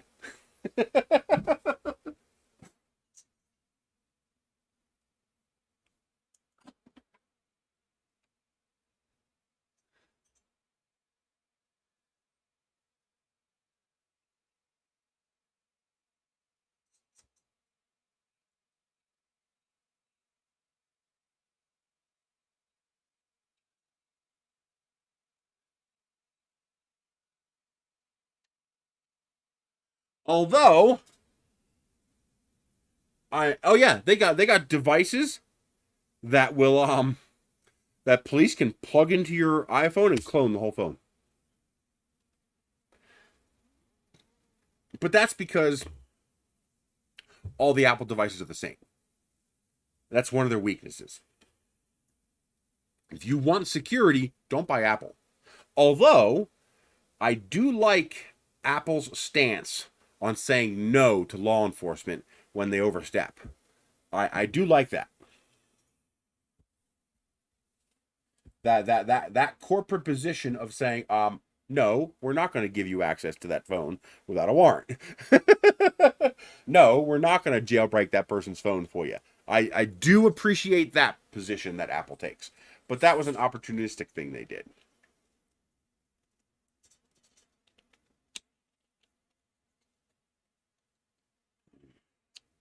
Yeah, I know. It's all Samsung hardware inside the Apple anyway. Exactly. If they can get past the iCloud lock, yes, they can just plug right in and just dump your entire phone.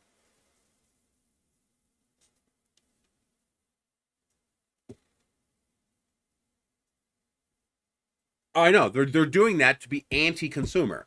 Apple's being extremely anti-consumer.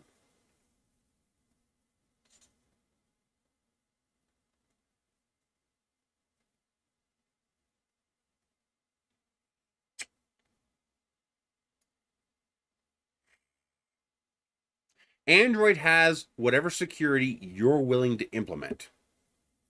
They broke into my minivan at my pizza job, stole both my phones. These at the time were Galaxy Note 3s with 128 gig memory cards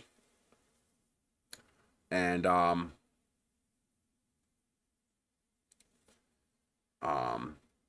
zero lemon batteries. $1,800 for two phones. They didn't take my laptop, my camera, or my cash. They were after the phones because they went specifically to where I hid the phones. So I hide them in the car.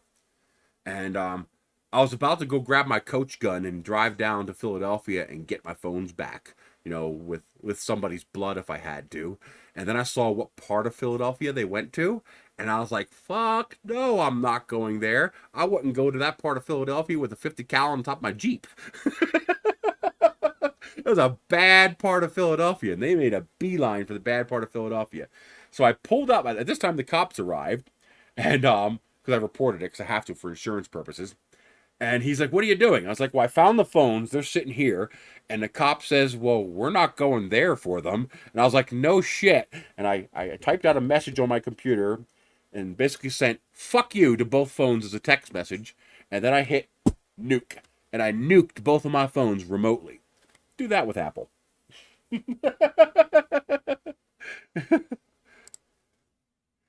I nuked my phones, wiped them out, reset the phones, and formatted the memory in the phones, wiped them out remotely. Just what I went click on my laptop after I located them. Can you remotely delete an Apple? Yeah, Apple's eventually going to make all their own parts. They're only buying parts until they can manufacture their own. They've been slowly doing that over the years, migrating away from using other people's parts to in-house manufacture their own parts. That's inevitable. Just like Creality. Well, it's nice that they finally added that. I did that almost 10 years ago. They were dumbfounded. I was like, "What do you mean you erased the phones?" I was like, "I sent a message that puts fuck you up on the screen of both phones, and then I deleted both phones remotely." That's pretty cool. When did they start implementing that? It's about time. All right, these are all room temperature now, so we can start putting on the Wham Bam.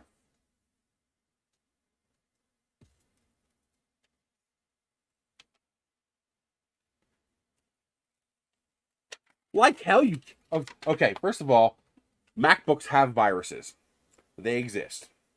No matter what you might want to think, viruses... Whoa. Why is this such a wrong size?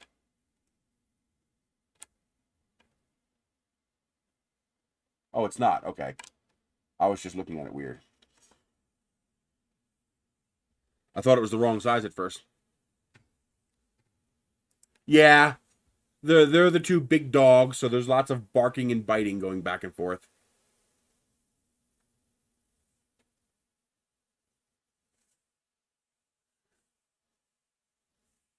Slightly.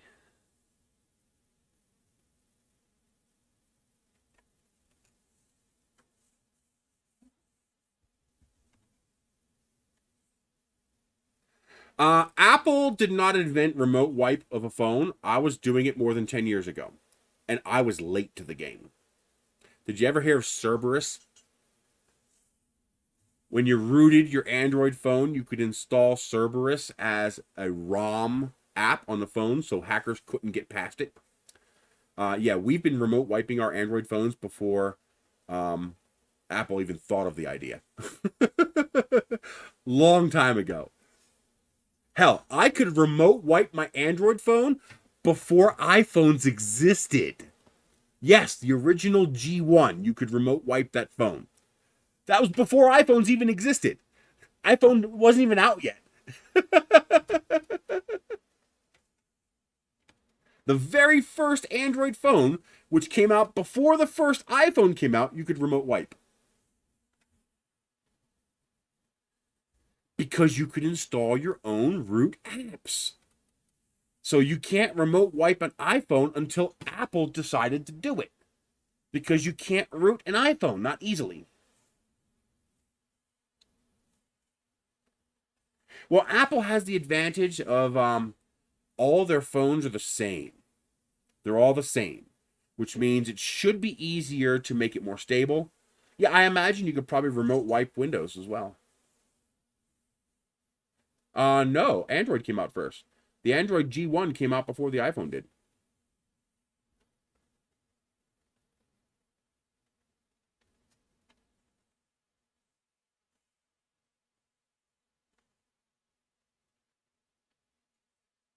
I don't buy antivirus for my PC either. I've never installed antivirus on this computer. Again, bias requires a lack of logic and reason. Before you go tossing around words you don't understand, Matt, open a dictionary and read what that word means.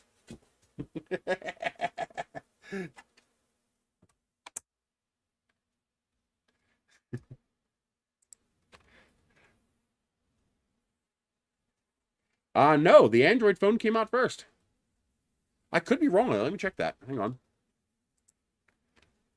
First.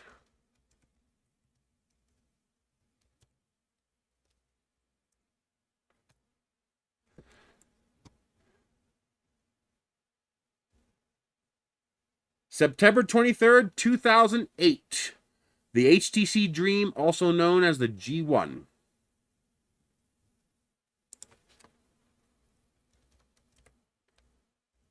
First iPhone. It was released, looks like June of 2007?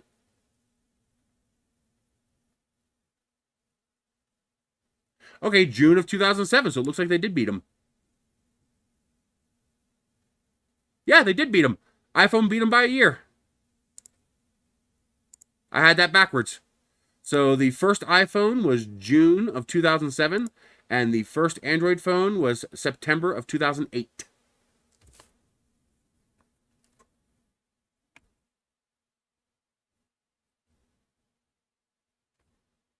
Why is this?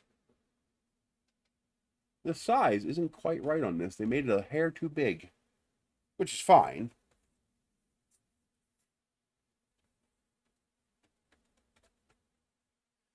Hey, Matt, if you want to be a troll, go ahead. Doesn't bother me.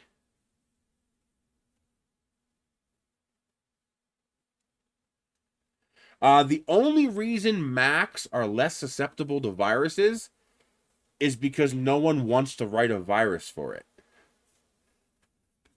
People who make viruses have no interest in making viruses for Macs. That's the only reason.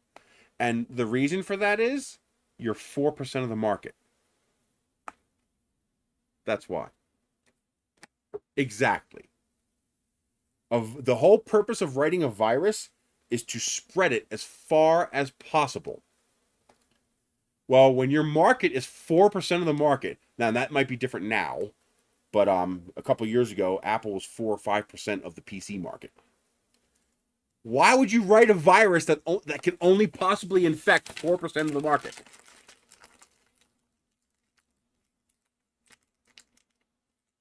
No, I could remote wipe my phone in 2008.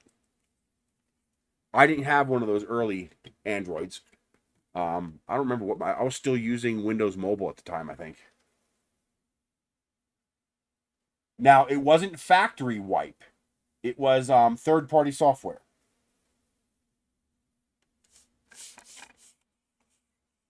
Exactly. No, because the 4%, well, you can get Macs affordably back then. There wasn't that big of a price difference in Macs. Macs were always expensive, but they weren't like unachievably so. Nowadays, they're just overpriced junk. But back then, the hardware wasn't that bad.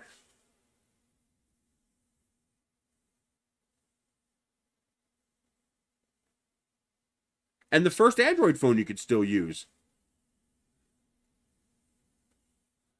Like hell you can't. I still have some Android 2 devices. I use them as time-lapse cameras. They work fine. Oh, and I can still replace the batteries on them. Yeah, Cerberus rocked.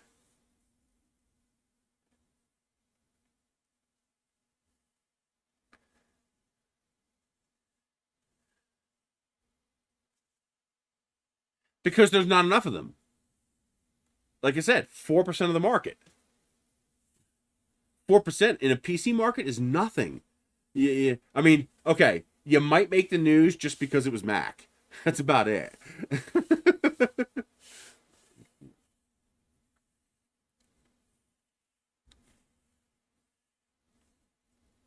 That's one of the reasons why Apples are so stable. I'll give them that. An end user is going to have a much harder time fucking up an Apple just because Apple exerts so much control. Like I said, if you're going to give it to your mom or dad or your grandma, you want to give them an Apple. It's easy. It's simple. There's no multiple interfaces. There's no, well, the V40 is different than the S7, which is different than the Motorola Play 2, which is different than, there's the problem with Android is that there's 1,000 different Android devices, and all of them are slightly different. And that could be a problem for a novice user who's just doesn't care, just wants the device to work. You pick up an Apple, it's the same no matter which one you pick up. They're all the same. That's because Apple controls every aspect of production from start to finish. And that gives you a very, very consistent experience, because there isn't 1,000 different Apple iPhones that all have slightly different tweaked user interfaces, because all these manufacturers, that's where the actual movement for vanilla Android came from. With devices running, no custom skins and overlays from Motorola or Samsung or whatever. And so that's where you see this push for the what's the word for it? There's actually a name for it, but you see this push for the vanilla Android experience, with no custom manufacturer overlay.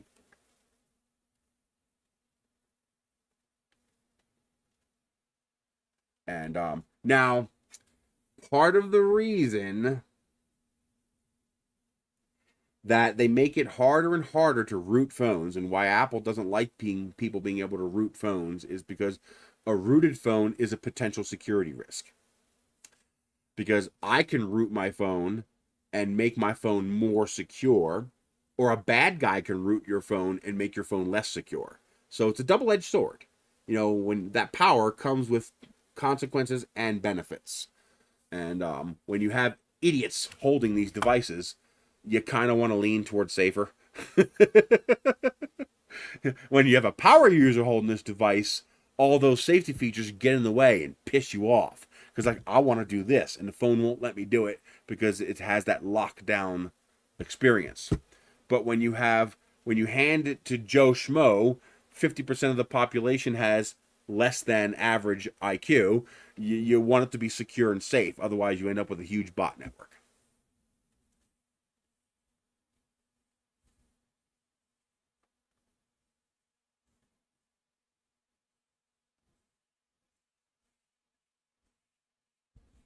And part of the reason that Apple is, a lot of people consider them anti-police because they don't want to help the police. But the problem is, the same tools that would permit the police to access a phone would permit the bad guys to access the phone. And nowadays, you don't know if the police are the good guys or the bad guys.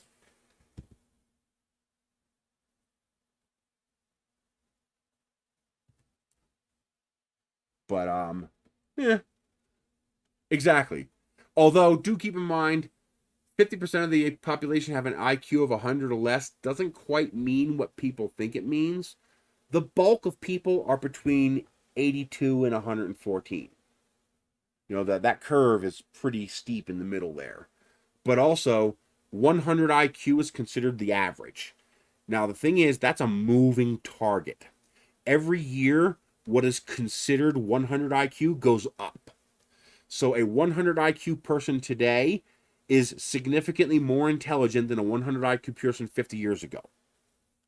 So that 100 mark keeps moving up higher and higher. The entire species of mankind is getting smarter and smarter in general.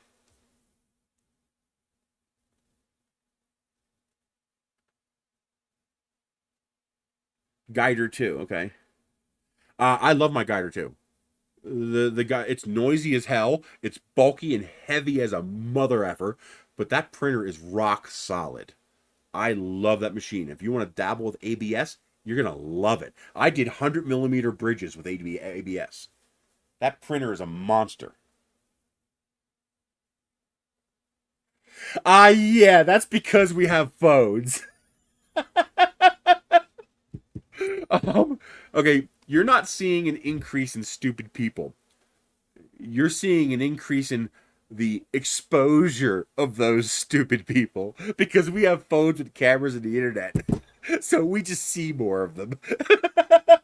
Before, they just killed themselves quietly with their Darwinism somewhere, and you never noticed. Oh my god. You don't realize how stupid in general mankind is until the electronics age. And then you go, how did we survive? We haven't survived yet. You ain't seen nothing yet. Oh my God, it's amazing.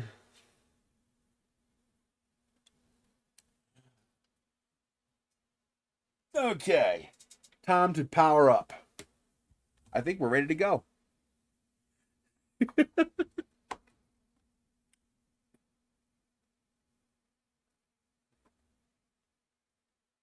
We are plugged in. Is my, or do I have to set the power supply on this one? 115? Probably. Yep. Don't forget to flip the switch. 115.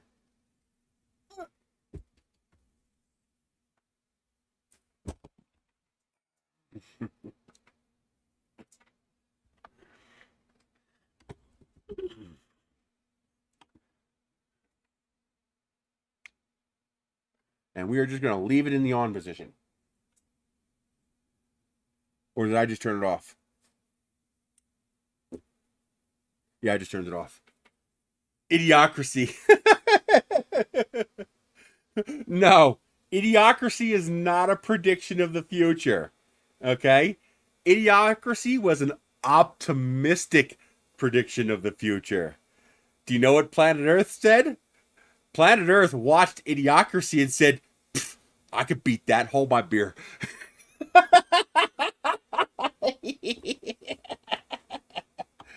Oh my God. Let's see. Prepare. Nope, we don't want that. Level. And I should be able to auto level. Here we go.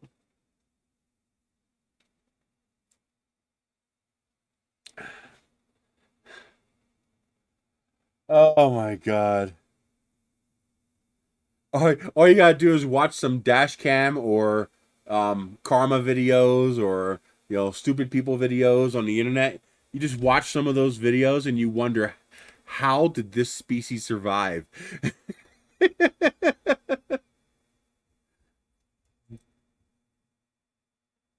Well, I was wrong. The iPhone came out almost a year before the over a year and 2 months before the Android phone. I had that backwards. I thought the Android was 2007 and the iPhone was 2008. I was wrong. The iPhone was 2007 and Android was 2008.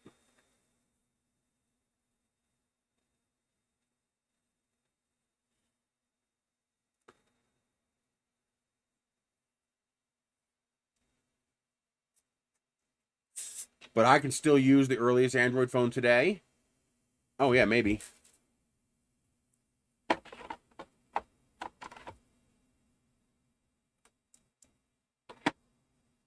I could still use the earliest Android phone today, and I can remotely wipe out the earliest Android phone in 2008.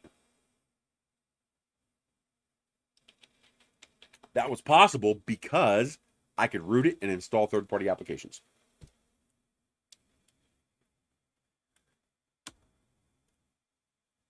I hear crunching.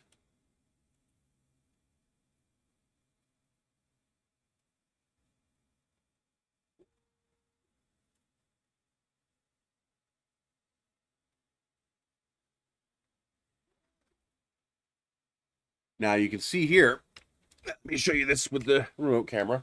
You see the light activate inside there when it touches. See the little blue light?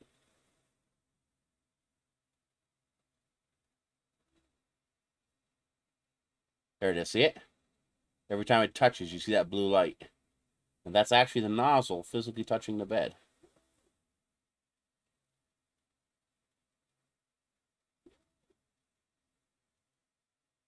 And you can see it's not even leaving a mark.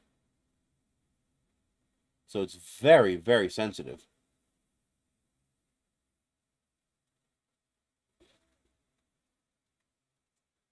And of course, quiet, except for those fans. Those fans are a little on the noisy side.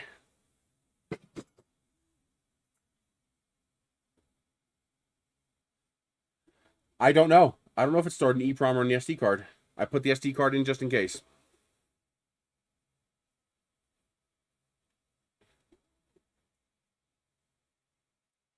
This bed is so rigidly attached, I don't think it's a problem. Yeah, basically it's a load cell, a strain gauge load cell kind of deal. Okay. So, do we have something on the SD card? No, we don't, because Creality is still screwing that up, and they are putting things on subfolders on the SD card, but this printer with the color screen cannot read subfolders. That's why it heats the nozzle up to 120 degrees. It does that so that any ooze on the end of the nozzle will be soft and squish out of the way. Oh, do they? Yeah, the Ender 3 Max worked great. I had no issues with it. But that's why it doesn't do the auto level until it brings the nozzle to 120. That's to make sure it can squish that filament out of the way. But you should make sure you clean the nozzle when you do that.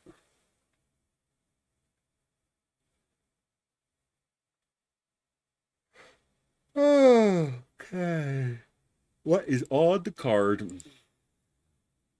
Yep, it's in folders, which means it's not going to work. So we should have, we have G codes here. Cut and paste them here.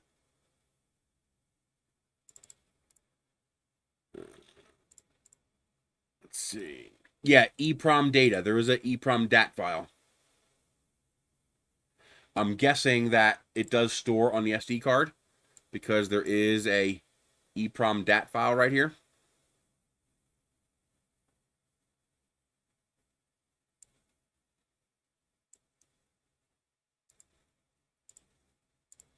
Let's get all this crap put into a folder.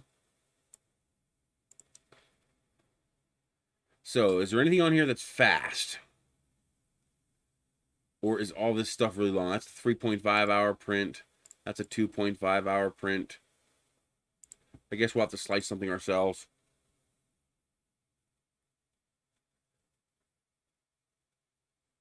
Remove.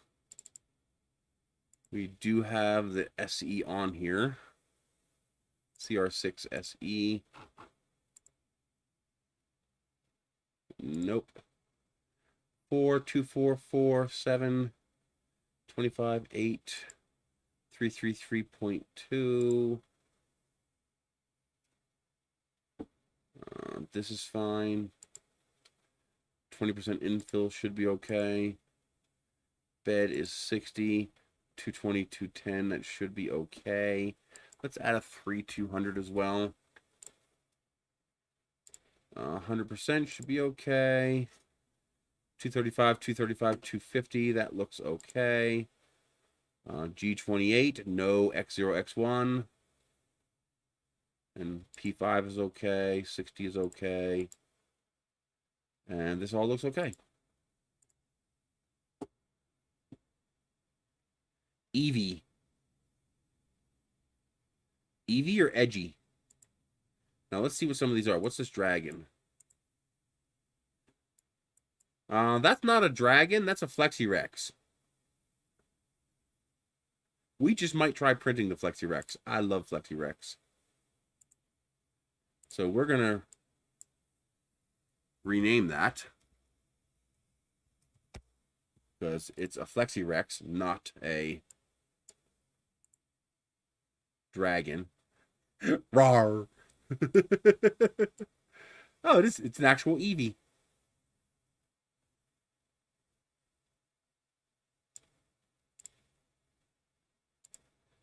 Let's see. Kit Loop. Oh, that's cute. Oh, we're printing that. That shouldn't take too long either. MiG-29. Yep, we're printing that. So we're going to call that a MiG-29.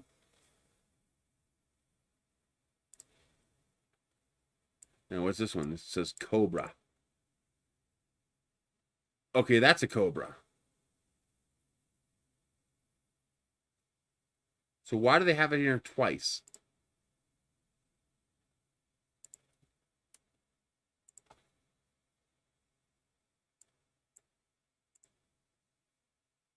That looks the same. MiG-29 Fulcrum.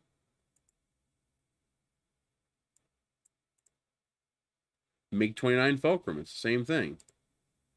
So I'm just going to delete that one. Okay, we know what is this pig work? Yes, the pig works. Although, why is it off center?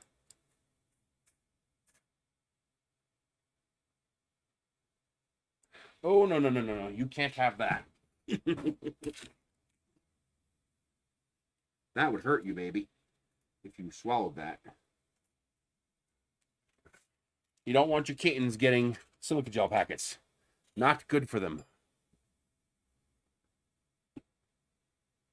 Yeah, that's weird. Why would they have it on this card? They didn't rescale it for this. Pot of Greed.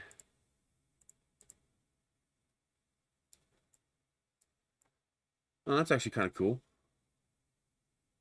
It's even got support to play with. Okay. Well, some of them are centered. That is some kind of widget called a shoe. Not sure why it's called shoe. Shoe 2 looks like the same thing. This should be our standard cat, our Decapicat. Yep. Now that looks like CR10. See how it's further away from the center point? That looks like their CR10 slice.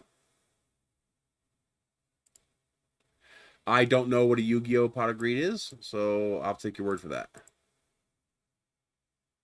Wow, okay, that's big. 32 hours? Yeah, we're not printing that. That's a full volume print. Oh, okay. We've seen the dog. All right, let's slice something up. Do I have any recent files here I can do? Here's Marvin.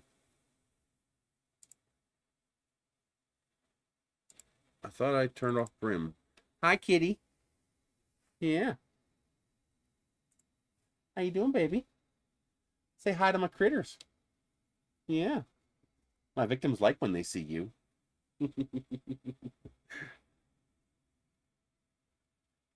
Really?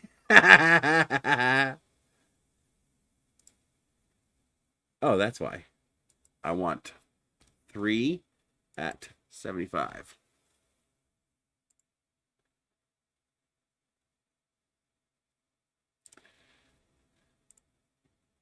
There we go. Although we don't actually need to do that on this printer. I forgot. Because we don't have to adjust this one. Naomi takes too long.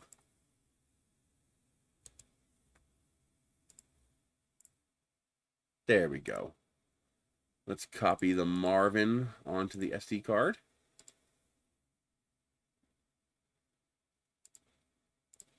And we want to test a vase.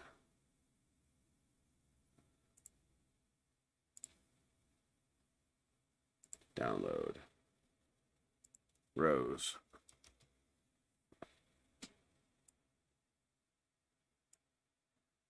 And we're going to make it smaller so it doesn't take quite as long.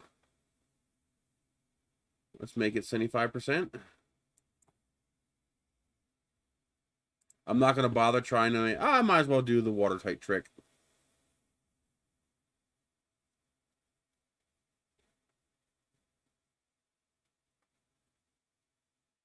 So, let's see.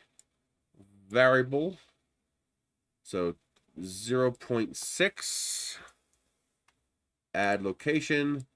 1.2. Add location. 1.8. Add location. Split. So this one is going to be... Now we need to make this all 9 bottom layers. And we're going to do 3 perimeters.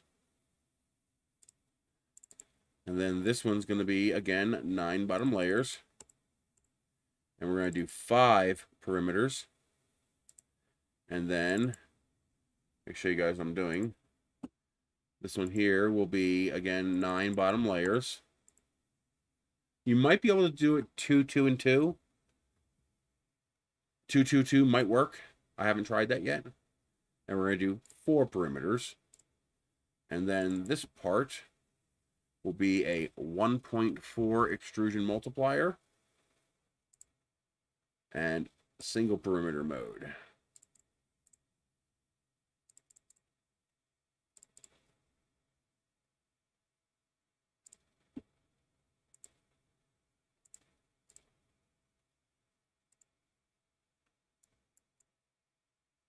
That looks good. Really? 24 minutes?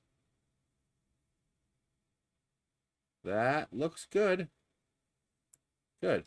Save low poly rose phase. All right. So let's get this rotated so you guys can see what's going on. Oh, Jesus. Yeah, I wish they would make that lip a little bit bigger, because things come off too easily. Okay.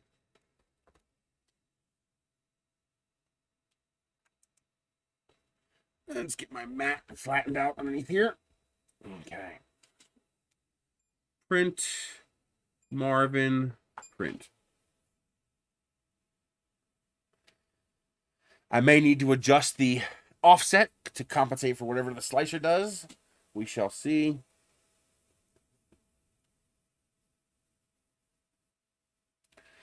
No. It saves that. So once you do, if you put a G29 in, it's going to do a mesh every single time. You don't need to do that. You only need to do it once.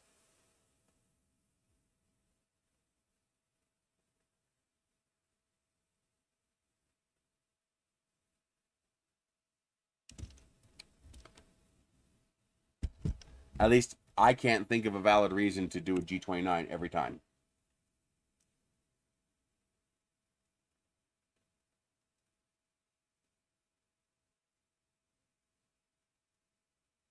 No smoke or fire yet.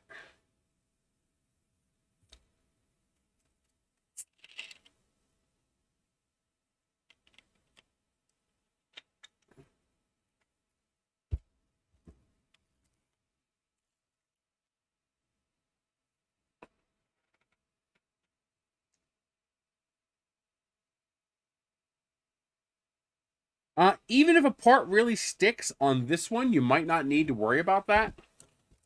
Simply because it's a hard mount bed, there's no springs. So the bed can't be adjusted. So it's unlikely to move out of position.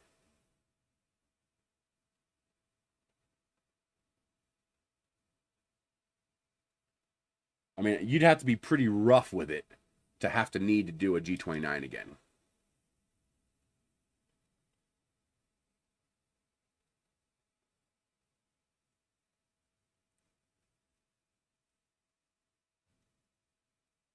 Oh, really? Interesting.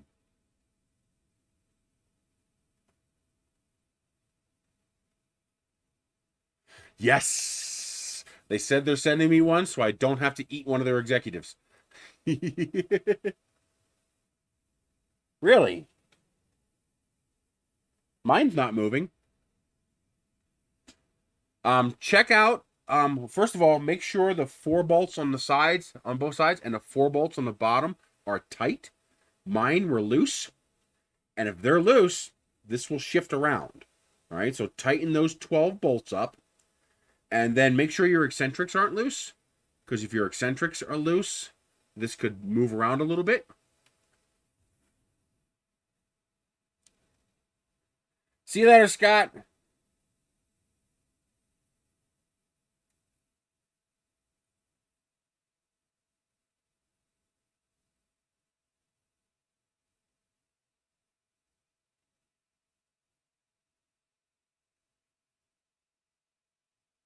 Oh, not this. You have a different printer.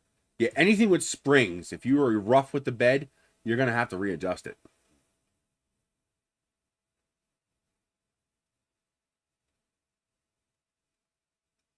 Thank you, Scott.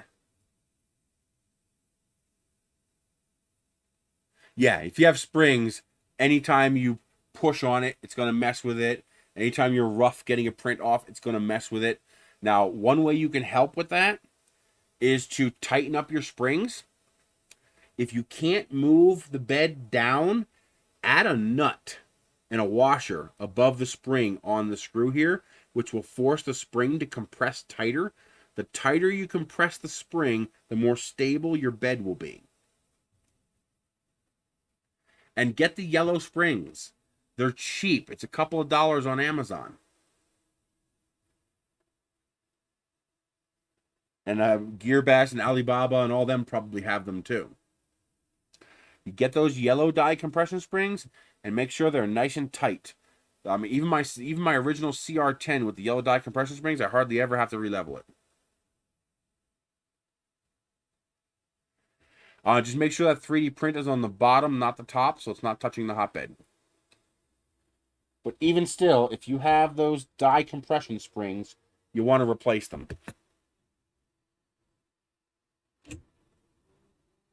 Oh, I just screwed that up. I touched the nozzle, so it thought it was there. That's the other thing you got to be careful with this printer. You got to make sure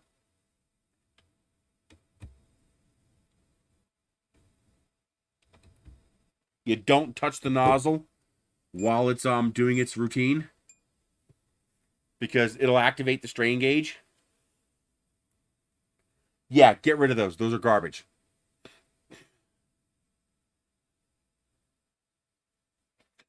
Your bed is going to shift every time you touch it. Nice. But still, upgrade it. Add the better springs.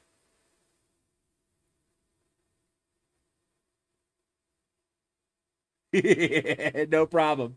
You have a good night, Cobus.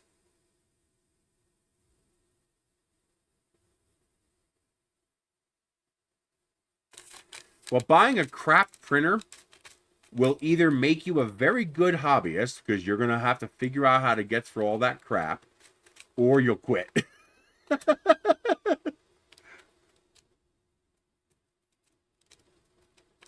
Nice.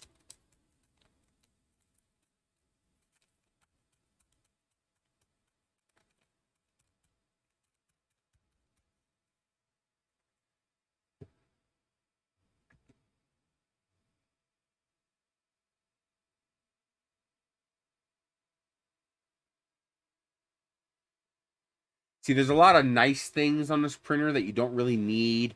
You got this beautiful color screen. You got the molded drawer. You got all the faces are finished.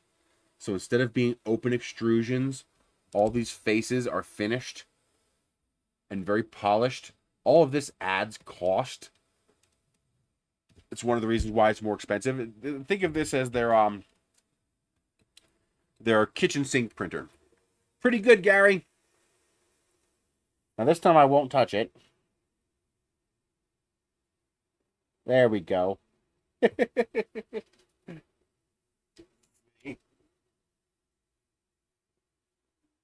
Grab that excess filament there.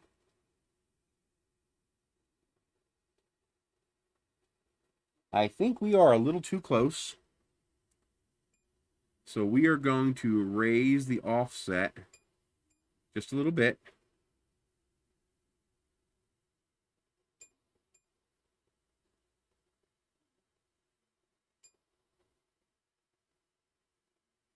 That looks good.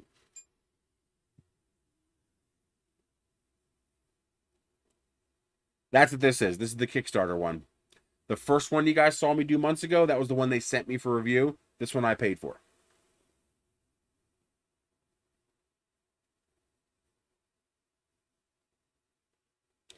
Well, this takes care of that. As you can see, all I had to do is tap 2 buttons and I'm done. This printer just works. Actually, if I would have set the offset in the slicer to 100%, I probably wouldn't have had to touch a single button.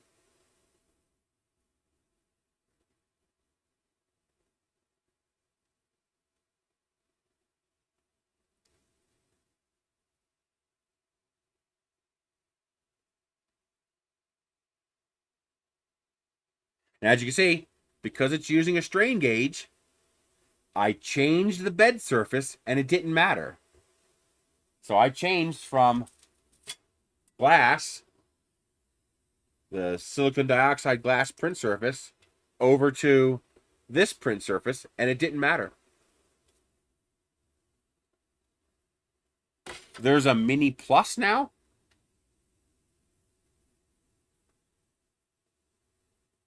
And the only noise this printer makes is the fans. So I will slowly replace the fans. Actually, these fans are pretty quiet. I'm pretty sure it's the power supply fan that's noisy. And I'll replace that fan later.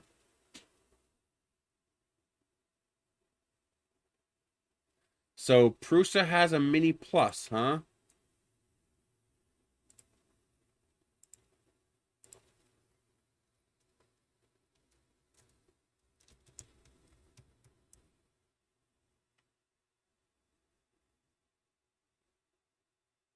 Hello, Fernando.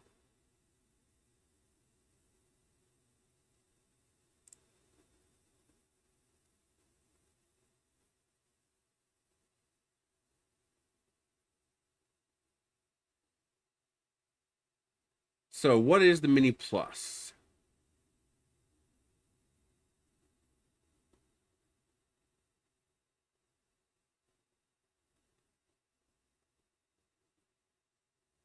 So is it just a bigger build volume?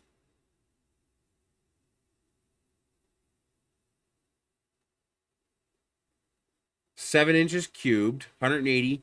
So it's a 180 build. Color screen, network connection.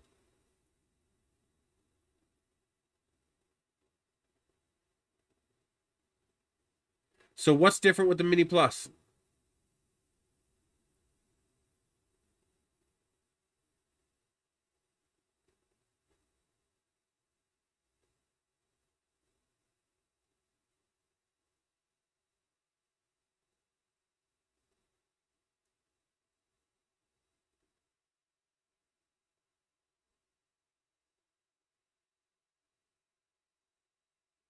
Really? Their screen shows a preview of the G code? That's kind of cool. See, I would love to have one of these printers. I just can't justify the purchase. Because it would probably be like $450, $460 by the time you add shipping.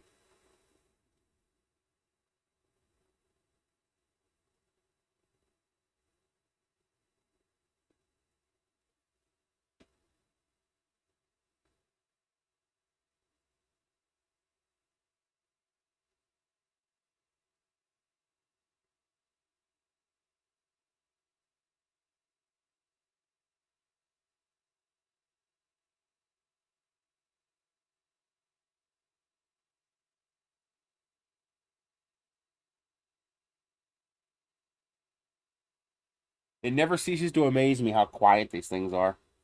You know, besides the fan. There we go. Looks perfect. I don't see any banding yet. I thought I had some banding, but then I realized that was a little bit of residual black filament that was in there.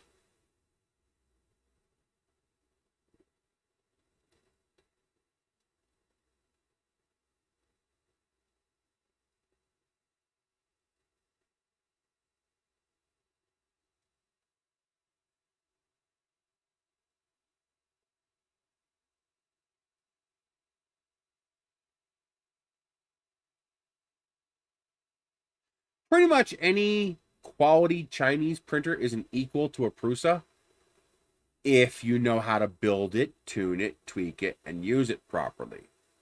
But Prusa is, I tell people that Prusa is like Apple without the evil.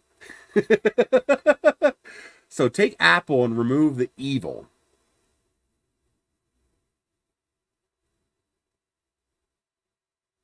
They probably won't send me another one.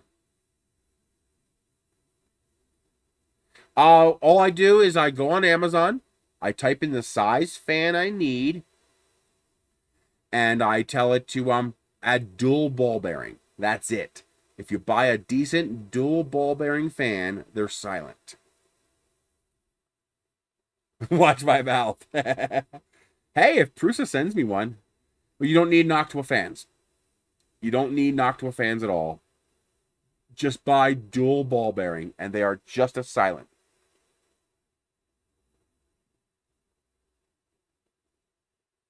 Okay, so it's just the sensor.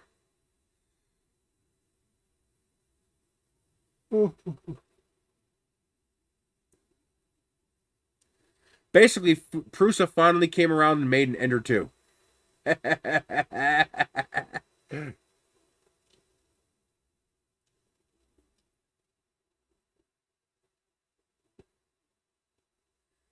So if you go to Amazon, so say you need a 40-40-10.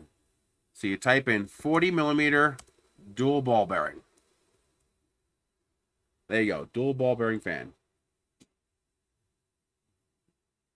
There you go. That's DC brushless ball bearing. Make sure it's dual ball bearing. Here we go. Winsin 24 volts. They also have 12 volts. 19 bucks gets you a 5-pack. There's your 40-40-10 fans. They're dirt cheap. Here's 13 bucks for 2 of them if you don't want to buy 5 of them, even though the 5 is cheaper.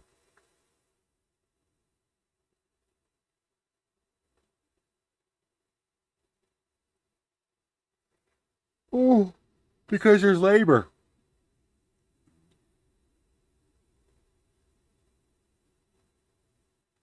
NF Zone.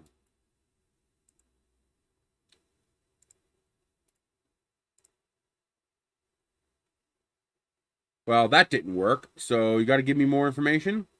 The CR10V2 is not bad. I have it. It works well. I like the fact that it comes with the bracing from the factory. That's nice. It's a very rigid printer.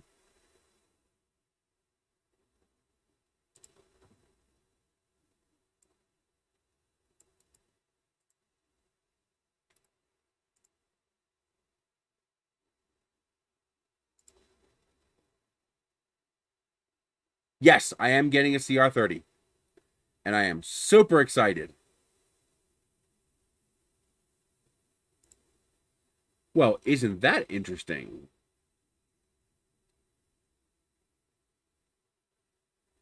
Copper and aerospace materials. What does that mean?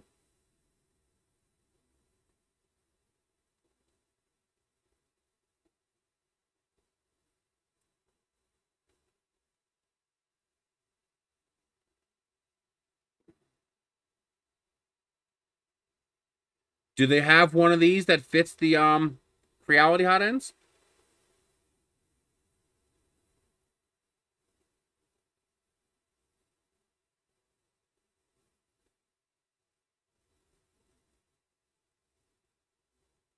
Well, I don't know if it's aluminum. You're probably right.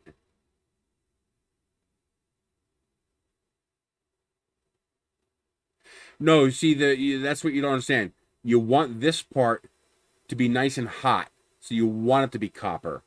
This part here, this little black part, that's the only part that needs to be poorly conductive thermally.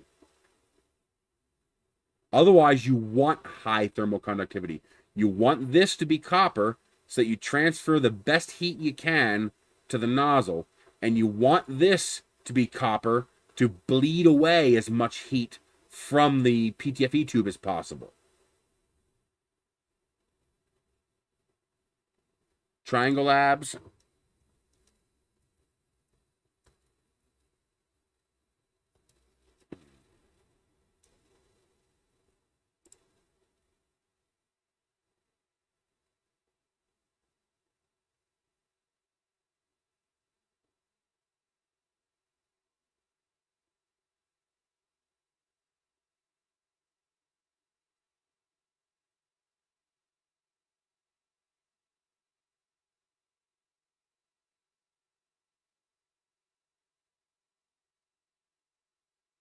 Well, that's the wrong place.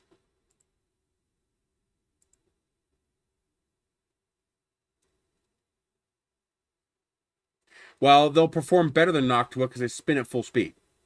So you have more CFM, more flow through.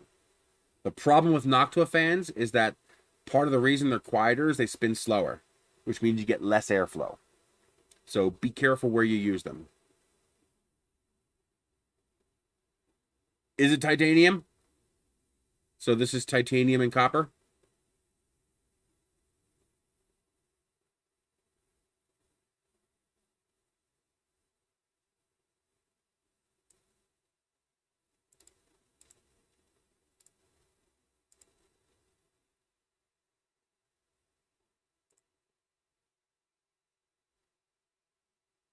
Oh, interesting.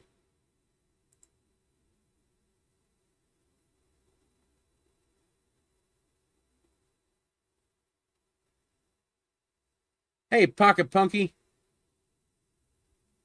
Well, that's why I use a steel table. It eliminates that fire problem.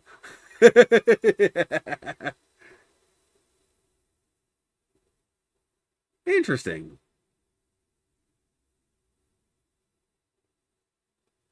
I wouldn't mind grabbing one of these. Are they available in the US?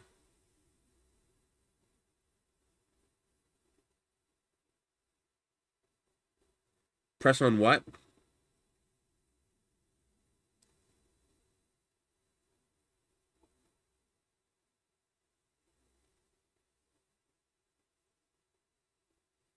Oh, they have a copy of the slice hot end?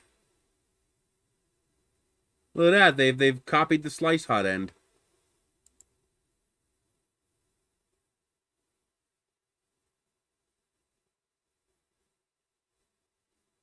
Yeah, this is a ripoff of the slice hot end.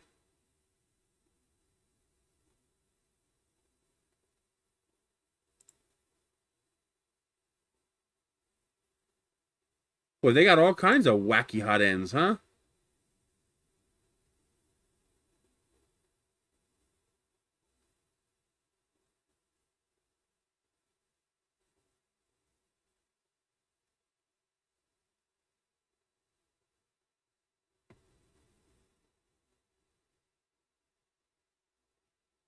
This one here.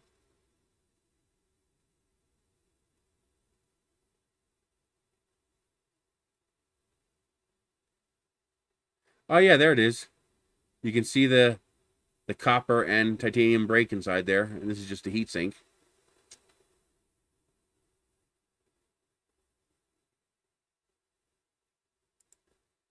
Well, if they ever become available on Amazon, I wouldn't mind trying one. I wouldn't mind trying one of the slice clones.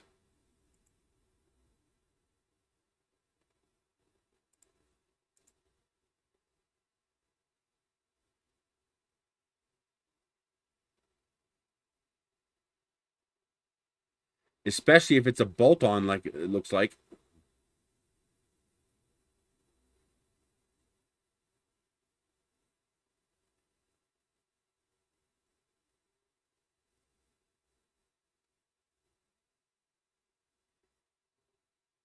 Really, no fan, huh?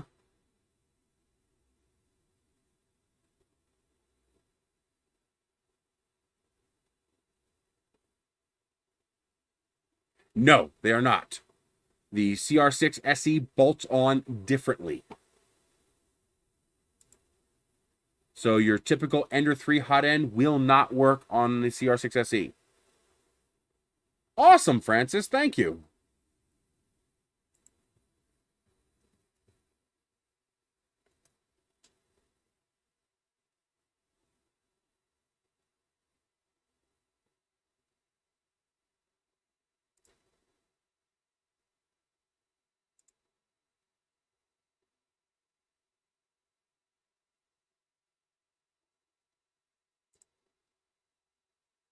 It's supposed to be, from what I understand. I don't have any inside information, but from what I understand, it's supposed to be about 12 to 1500 bucks, and it's going to be a 400 millimeter cube Core XY.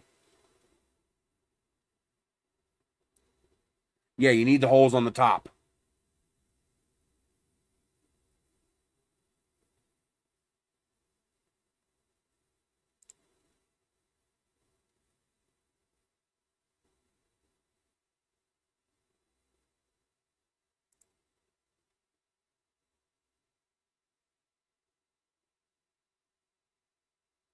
Thank you very much for joining my Patreon, Francis. I appreciate that.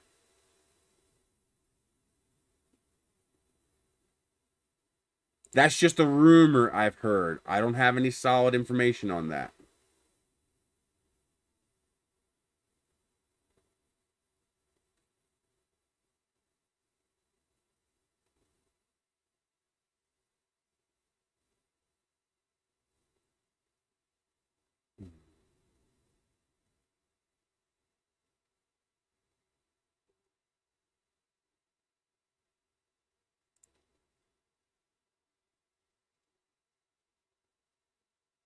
If you want to dabble with a Core XY that's pretty decent quality and you don't mind, having to correct small minor issues and stuff like that, check out um the Two Trees Sapphire. Very nice machine.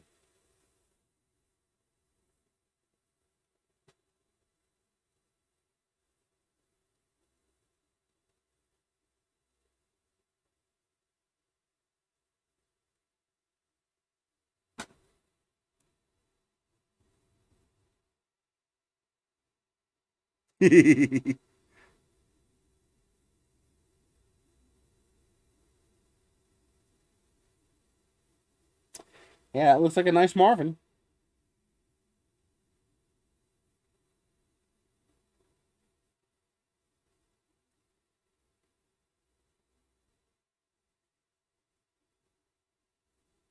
The SV01 from Soval is a very solid machine.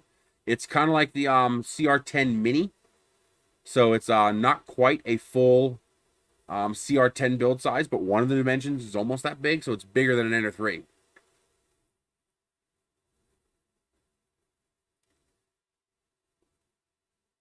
But the Soval SV01 is a very, very solid machine.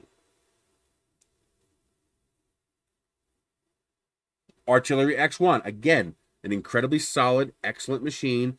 I'm not a fan of the ribbon cables, but as long as the ribbon cables hold, excellent machine. You get a lot more than a CR10 at a lower price.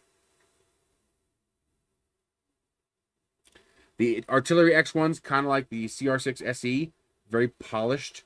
They put a lot of work into the finish and quality of it. It's just a damn nice looking machine and solid. I'm just hesitant on those ribbon cables.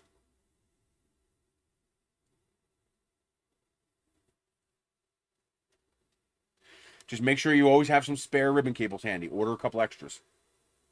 Why hasn't the heater turned on? I guess it doesn't need to.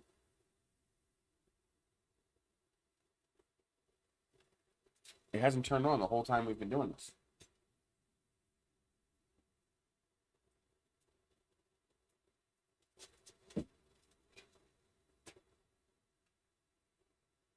Well, that's fine.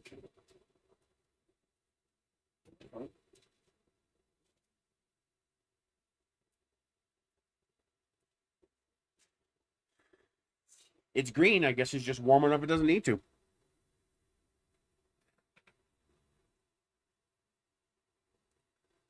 No problem. Now, the way that the Artist D does the ribbon cables, I prefer. They're just a little more resilient.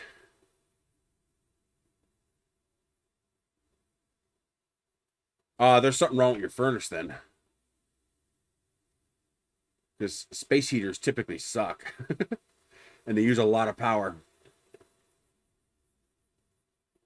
Yeah, you got something wrong with your furnace then.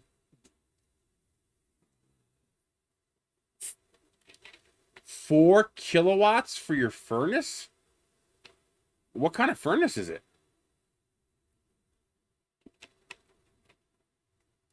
90 kilowatts a day? I'm scared to do the math on that.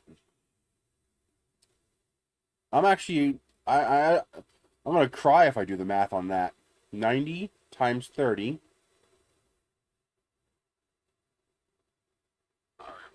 2,700 kilowatts a month.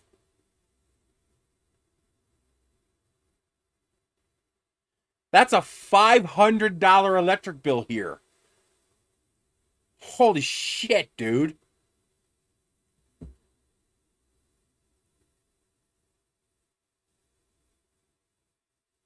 Oh my God.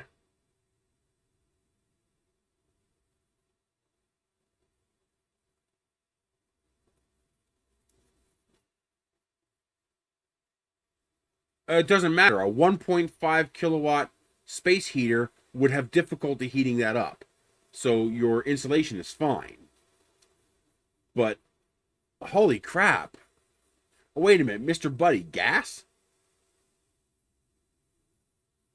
Mr. Buddy's usually gas heaters.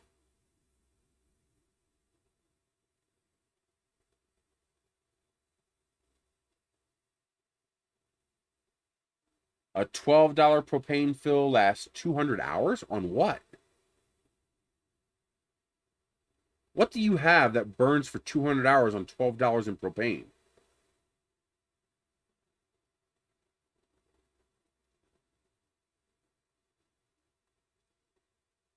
That's 4 days. No, that's 8 days. I want a heater that runs on $12 in propane for $200.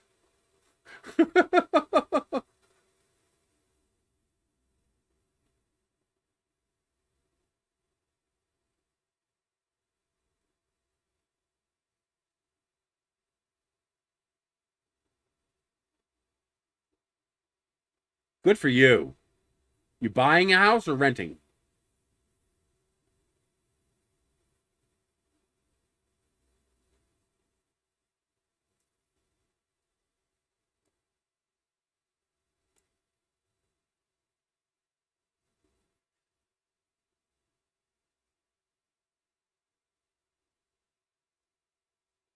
Nice. Good for you. No more paying no more paying the landlord's mortgage. You got to do your own maintenance, but that's okay. Like I'm trying to find somebody to put some heat tape on my pipes underneath. I just found out my heat tape doesn't work. That's why my pipes froze last winter.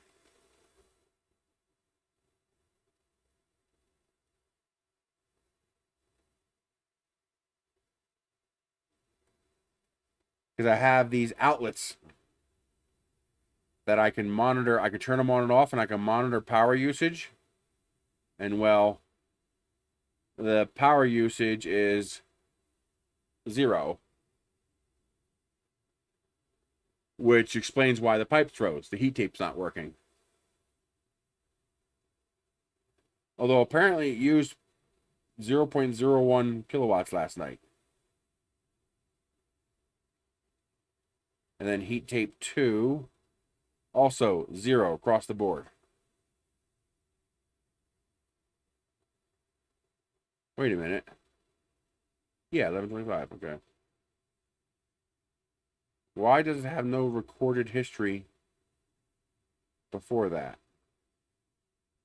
Probably because it's user 0.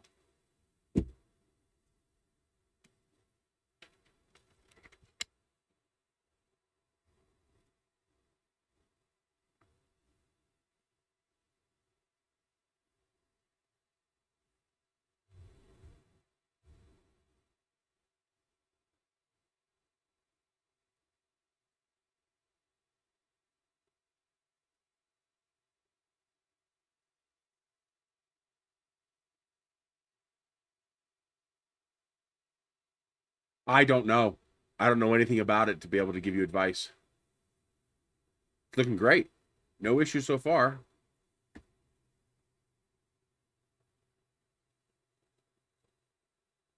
Got some zitting, but that might just be a tuning thing. What's it doing? Oh, it homed it.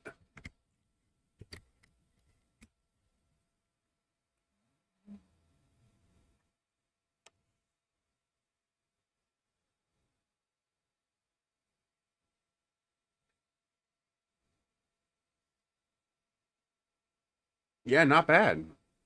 I forgot to align the Z-seam, but besides that, no complaints. Gotta let it cool down a little bit. Yeah, I saw that. See how it's bent over?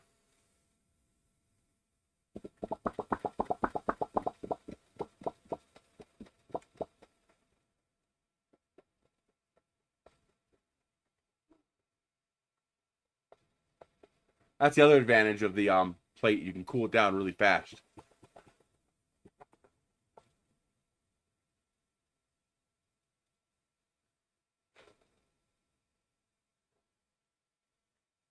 Wow, that's really on there. There it goes. Boy, that was really on there.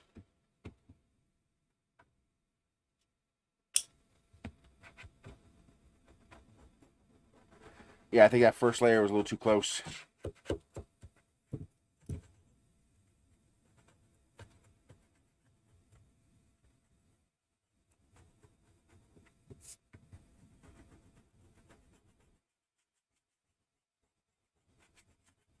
You guys got your turkeys thawing in the fridge?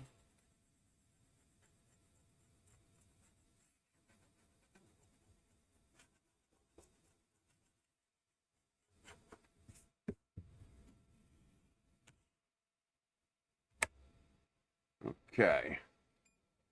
Print. Let's do the low poly vase. Yeah, besides the random zits, not bad. The key ring is not that good, though. Yeah, the key ring broke right off. My extrusion multiplier might be too low.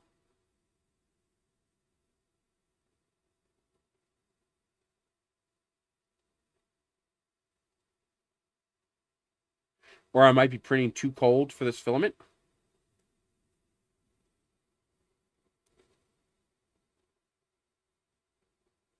That's your random zits, which I have to work on. The discoloration is the leftover black filament that was in the nozzle. Cooling could use an improvement, maybe. Or maybe I was printing too hot.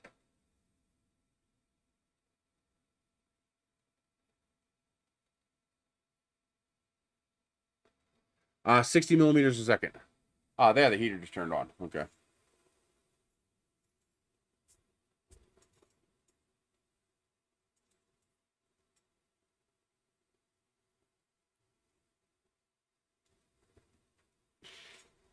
That was 60 millimeters per second default speed. Not the greatest Marvin I've ever seen, but I gotta tweak that profile.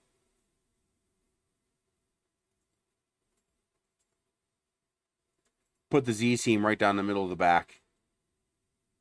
See, the ear overhangs look good, but the eye overhang doesn't look that good. Although the eyebrows look pretty good. The two parts here that are overhangs, that part looks pretty good.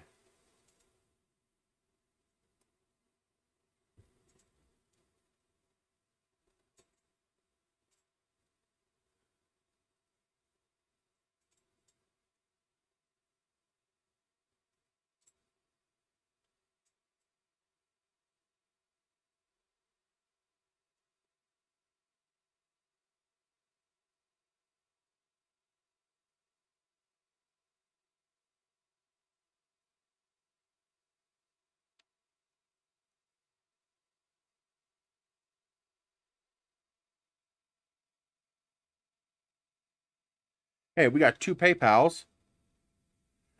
Lawrence sent me $10 on PayPal. Thank you very much, Lawrence. I appreciate that. And Jonathan Barnes sent me $6 on PayPal. Thank you, Jonathan. I really appreciate that. When you guys send PayPal, I get almost the whole thing, so I really appreciate it. I wish I could have gotten my smoker going, because smoking the turkey, smoked turkey is amazing. I gotta learn how to get that smoker going. Hi, kitty. Get off my keyboard. Yeah. Yeah, stretch out. Go ahead. Show off in front of the camera. You gonna be all sleazy for my viewers, huh? You weirdo? Oh, he's gonna go play in the box now. Yeah, it's box time. Yep. He's like, oh, you got a box.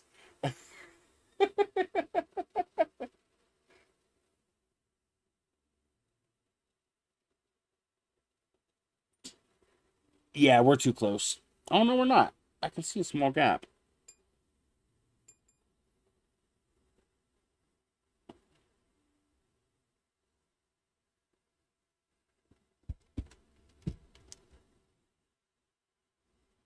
And that is good. It's not loose. Okay.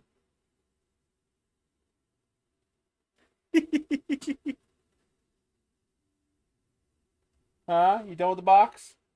You don't like the foam inside, do you? Yeah, I don't think he's a fan of the foam inside. He's like, what? You didn't clean out the box for me?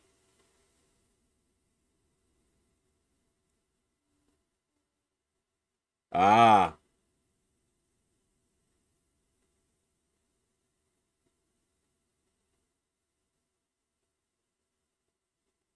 What do you mean they haven't improved the Z-axis screws?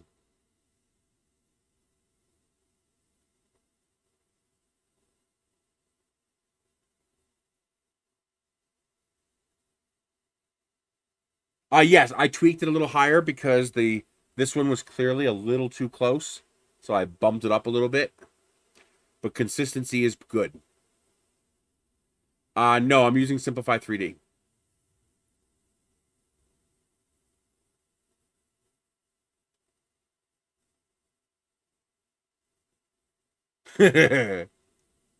Yeah, we try to minimize going out. It's actually becoming a problem because we're not getting enough exercise.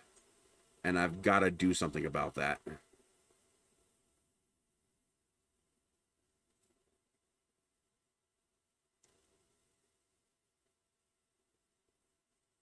No, I didn't have to do a thing.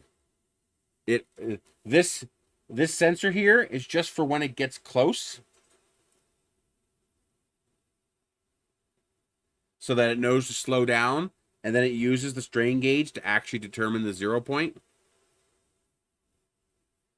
I wish I could afford that because I would like to try Beat Saber. That looks like so. I watch oh, what's the Otterworldly.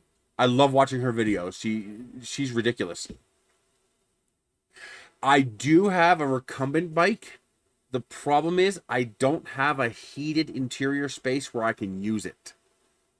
It's part of the reason I want to build the shed, because while the shed is not going to be directly heated, it will be insulated and connected to the house, so it will get residual heat, and there will be enough room in the shed to put the recumbent bike.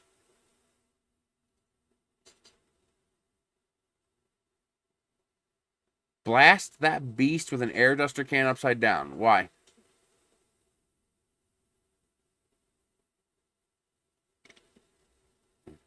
Now, if you've ever tried to do that cold, it just doesn't work. I mean, I could handle it, but she's not going to use it if it's cold. So that's part of the reason I want the shed built was so that I'd have an interior space to use the bike. I thought I'd be able to use the bike out in the shipping container, when I thought I was going to get natural gas heat because I can heat the shipping container. But now that I don't have natural gas, I can't heat the shipping container. It's too expensive.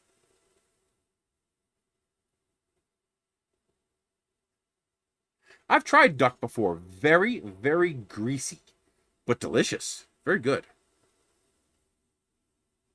Oh, that looks nice. Good first layer.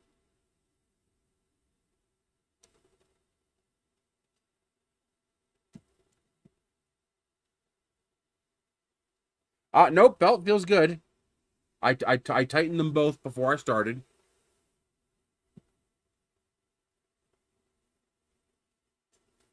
What's a Quest 1? Quest 1. Oh, Oculus. Okay.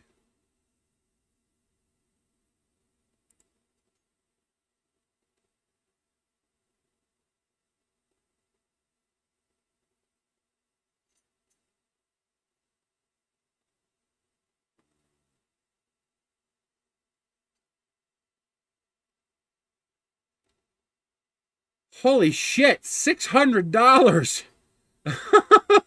Yeah, we're not getting one of those. Yeah, I thought about that. I'm not a fan of the owned by Facebook either. Plus, the other problem is I only have one eye. So I don't know how well that's going to work for me. I won't be able to see the 3D. Oh, the Quest 2, but the original Quest 1 is $600. $600.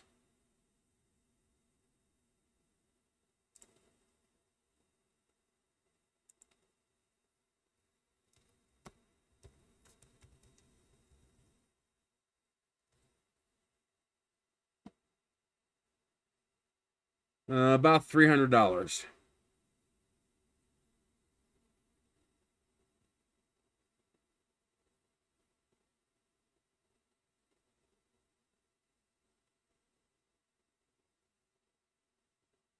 Yeah, it looks like $250 to $300.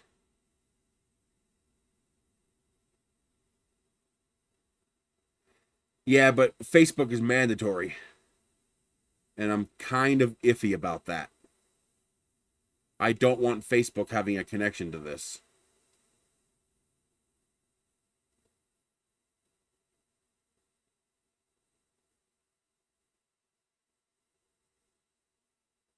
My original, the preview 6SE I got had 0 problems with the strain gauge, and this one so far appears to have 0 problems with the strain gauge.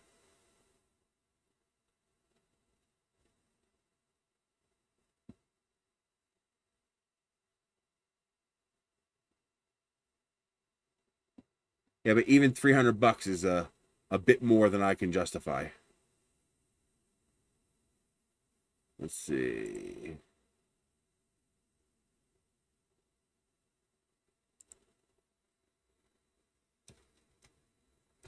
It's not that I don't want to have a Facebook account. I just don't like them forcing it.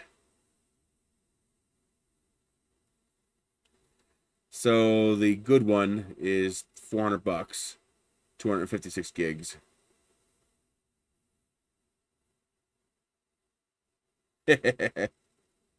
I heard of Facebook banning people's accounts, like deleting their accounts because they didn't connect it.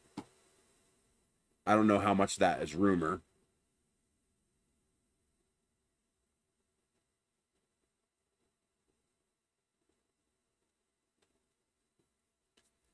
I just don't like it when manufacturers shove things down my throat. It's very anti-consumer. What's a pity is I almost got a Quest 2 on Vine. It disappeared like that.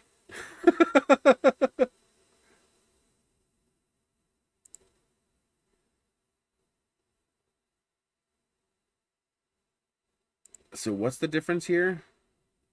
Oculus Link cable, carrying case.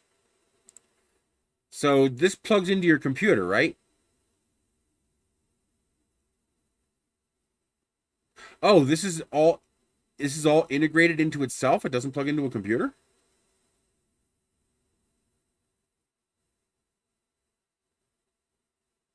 Oh, it's standalone. That's kind of cool.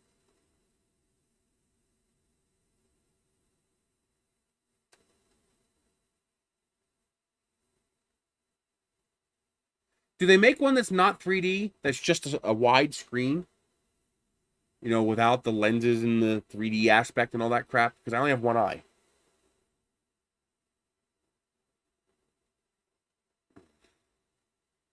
Okay.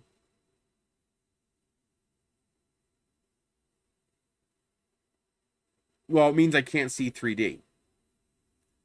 And it means it breaks the experience because, you know, it's very obvious you're looking inside of a headset when you can only see half of it. You don't get the immersion.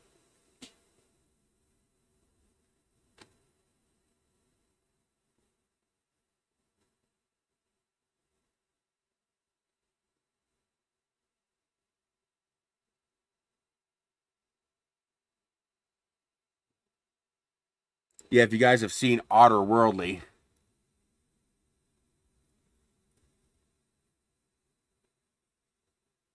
there it is.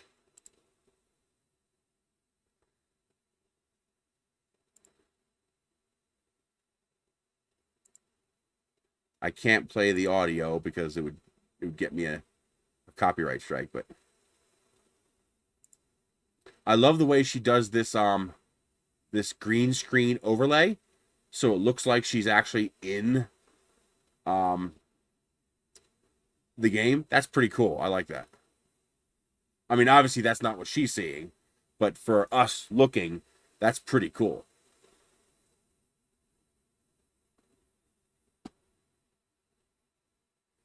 So far I have no glitching on vase mode.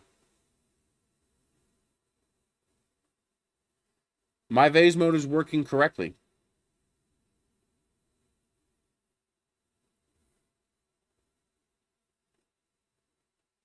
Oh, the bad eye doesn't work at all. There's no vision there.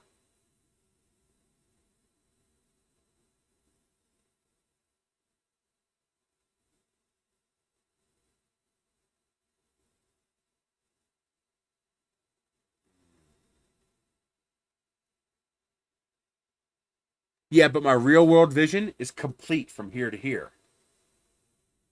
While when you're looking through a pair of goggles, when you have one eye, it becomes very obvious you're looking at a pair of goggles. Unless that's the way it looks for you guys too. Maybe that's normal.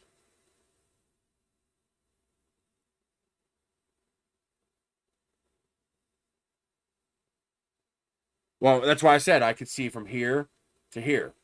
Right here is where my nose blocks anything past here. Like over here, I can't see. But I could see right here to here. So I have like 2/3 of full FOV. I lose out on anything over here.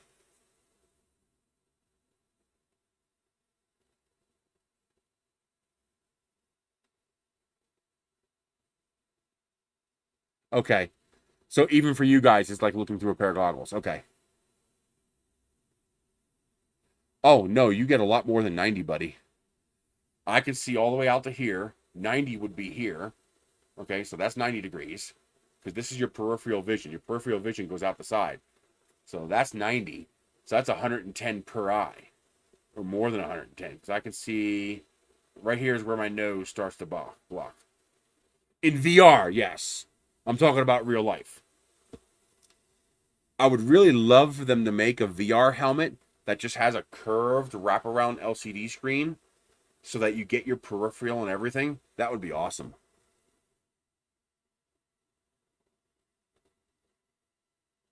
So you guys have that limited field of view too.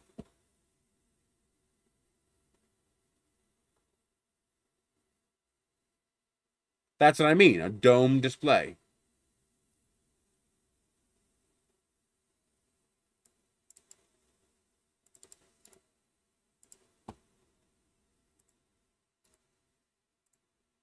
Hymax.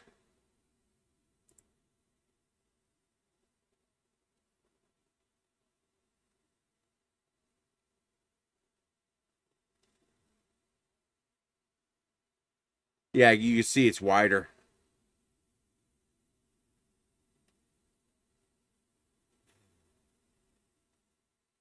Yeah, I bet. 8K? Well, actually, 850 bucks is not bad considering. I mean, I can't afford it, but it's not bad considering.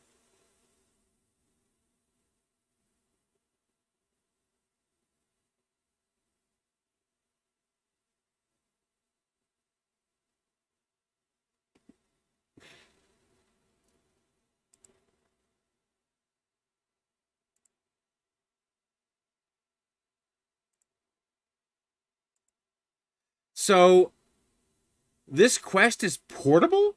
Is it battery powered?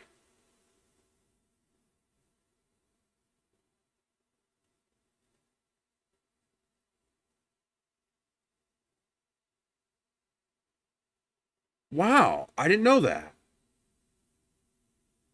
Now the carrying case makes sense.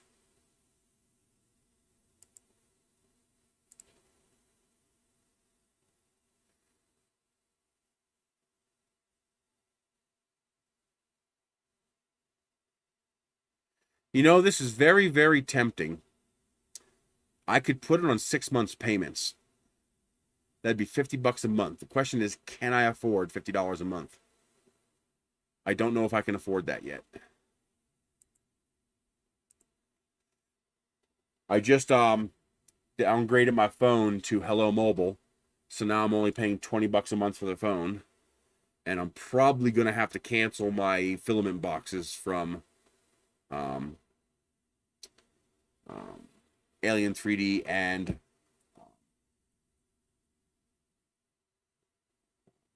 what's the other one? My brain farting again. I was just about to look that up. I was about to say, how much is the carrying case? What is it? Quest.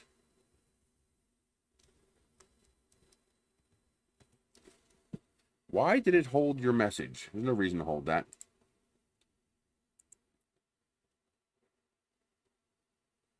Excuse me, that's not what I asked you to do.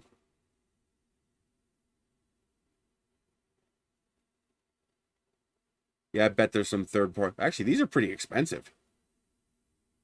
You know why these are expensive?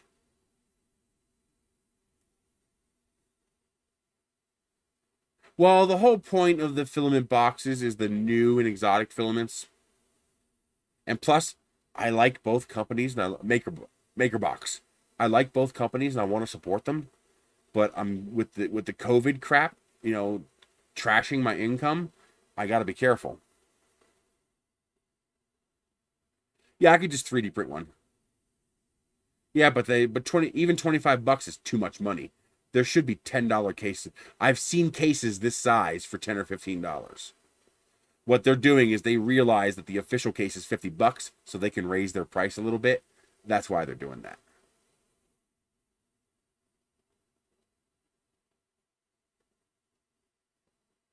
Boy, that is tempting.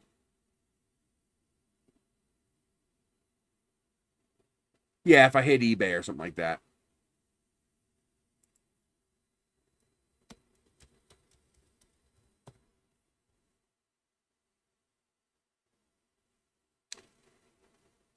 Oh, there's the OEM one.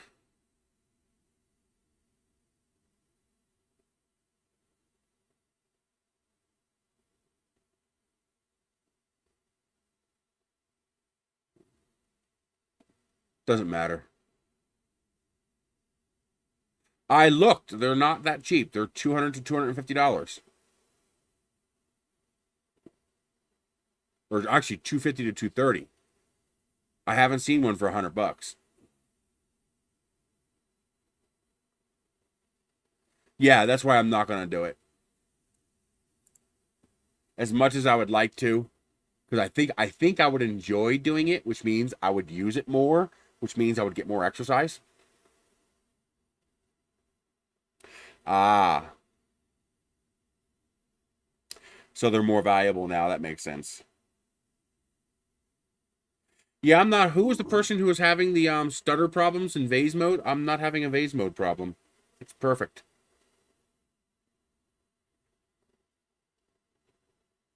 I probably should be printing a little hotter because I'm doing a 1.4 extrusion.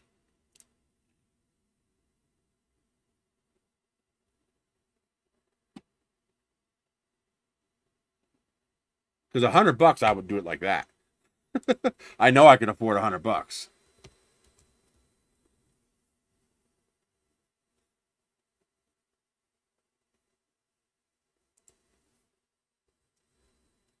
How do you spell Oculus? It's probably two C's. Oh no, it's not. Yeah, see, $200, 260.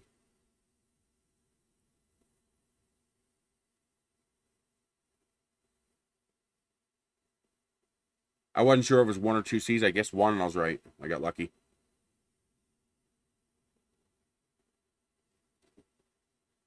Yeah, very expensive. Let's see. Brand Oculus. $215. See, at that point, you might as well get the new one.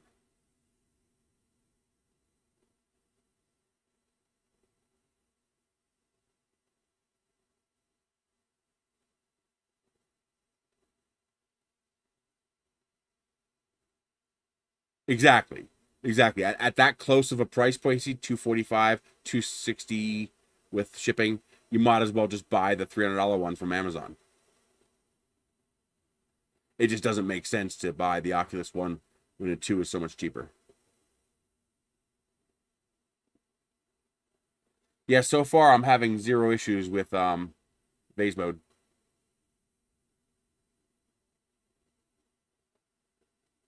Yeah, see, now we're getting too expensive. $400 is just more than I can justify. That's an entire month's income.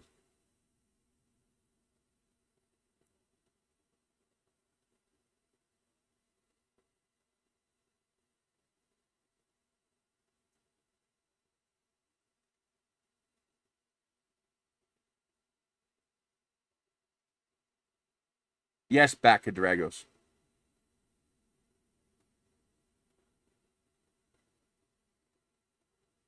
Don't do that, dude. Because that's still, money I have to put up to buy it. I'll just wait. I'll check it. Yes, but I've exhausted the unemployment.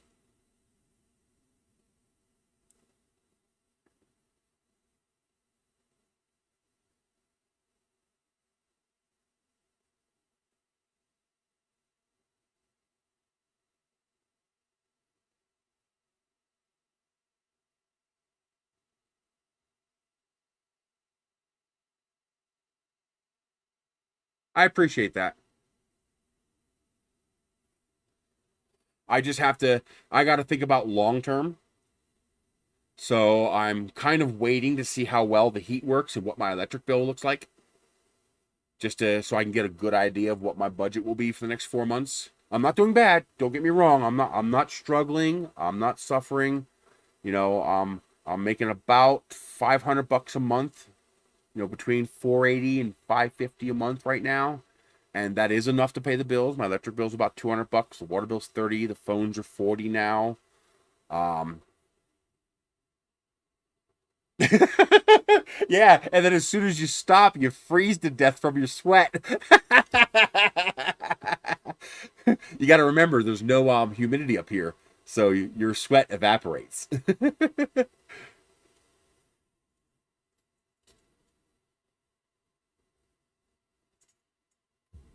That would have been cool. Never stop. I, mm, yuck. Big snot ball. Yick. Here, let me switch you guys off so you don't have to watch me do this, but you will have to hear me do it.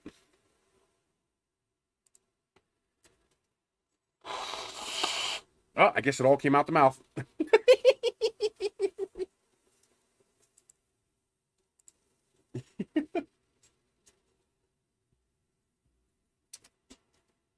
I would love to see the return of the Nintendo Power Glove. Come on. I never had one. We weren't exactly super wealthy. We never got a Power Glove, but that thing was just so cool in concept. That's what they need to do. They need to do an Oculus with 2 Power Gloves, so it can actually tell when your hands are opening and closing and whatnot. Are they really? Wow. Okay. But a pair of Power Gloves that they have to be this long because you'd want to be able to tell when you twisted your arm. Because that would just make sword fighting so awesome.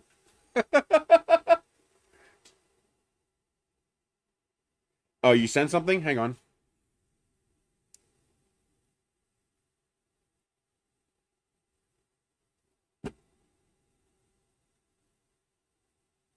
Facebook takes about 3 or 4%. The standard credit card rates that they charge. Just don't send anything by YouTube because they take 30%. It's like, oh, ouch.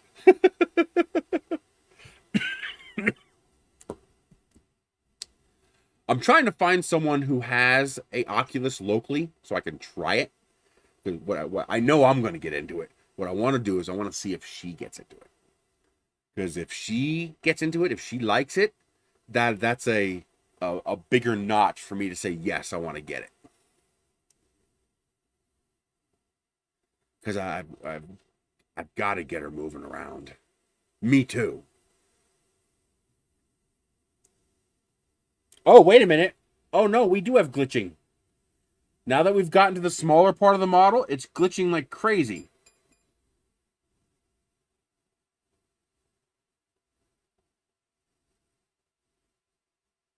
Even at 50%, it's glitching.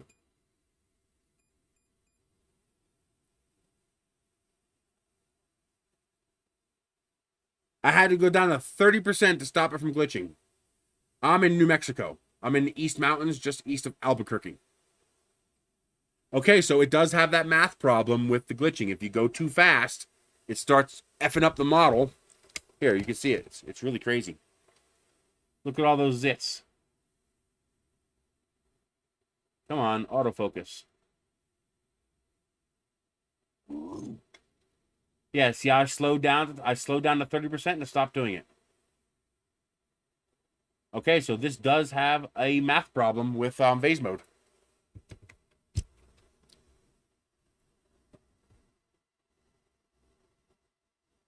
Exactly. That's one of the reasons I picked here.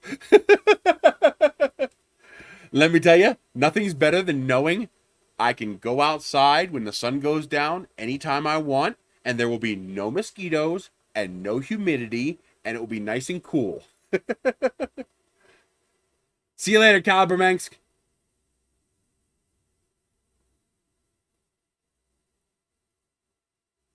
Best Buy is your friend.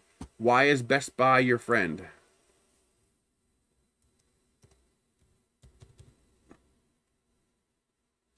I have a Costco too.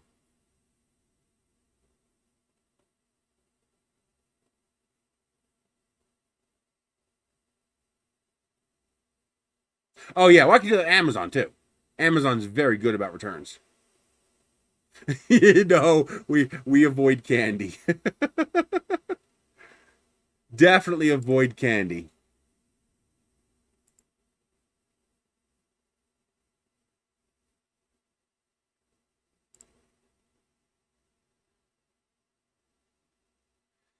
Back at Dragos, $105. That is amazing. I'm looking forward to the day where we plug something into our brain and you're just in a holodeck. That would be amazing. Thank you very much, Dragos. That is incredibly awesome of you. I will hold that aside and not use that money until we decide if we're going to get one or not. If we decide to get one, that will go toward it. Because that would mean if I did it right, I can make the payments. What would that be? So it'd probably be like $240 with tax after taking off the 100 divided by 6. Oh, I did that wrong. That would be $40 a month if I did 6 months no interest. So, that's getting close to something where I can say, sure, let's do it. Thank you very much.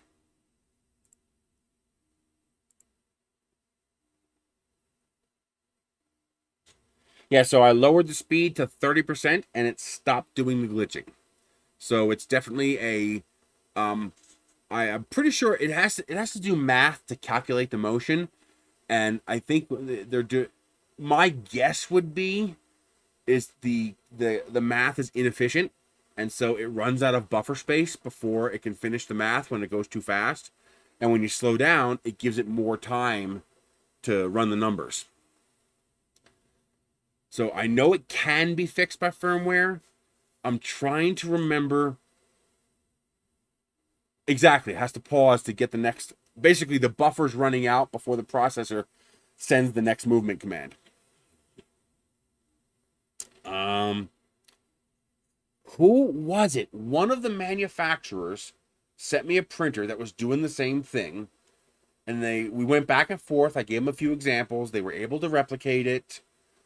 Then they said, okay, the engineer figured out it was a firmware issue. It was a math problem in the firmware. That's what they told me, a math problem in the firmware. They sent me a firmware update and the problem went away.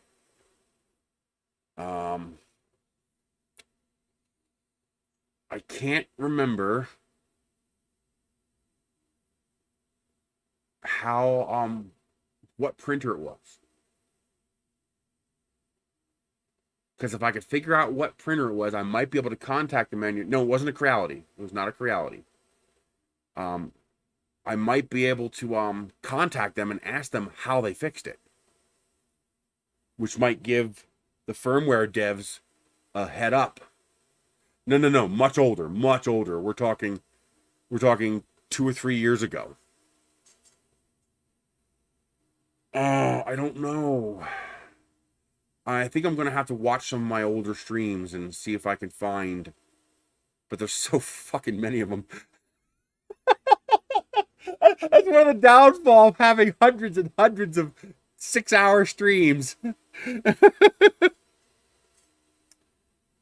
And I don't think I made a dedicated video where I said, hey, we fixed this. Well, you got to remember, vase mode is a continuous extrusion. So what happens when you're extruding but you stop? You get a zit. Because it's not supposed to stop. It's supposed to keep moving. And because it's what's happening is this is like I don't know. I didn't know the 6SE had the problem. I didn't know until right now that the 6SE had that problem. Think of okay, count from 1 to 10. 1, 2, 3, 4, 5, 6, 7, 8, 9, 10. Now, count to 1 to 10, but you're not allowed to say a number until after I say the number. Okay? So, repeat after me. Okay? 1, 2, 3. If you said 4, you screwed up. All right? Because you're not allowed to say 4 until I say 4. All right? So the way this works is the processor counts 1, 2, 3, 4, 5, 6. Then the print kinematics repeats after the processor. 1, 2. So it's 1, 2, 3, 4, 5. Well, now what happens if I go 1, 2? Where's my 3? Oh, there's the 3. You see the problem? So what happens is this is expecting a certain amount of motion, and this stutters and doesn't deliver the next command. So this whole system stops and pauses until the next command comes from the processor. Now, for motion, that's not a big deal.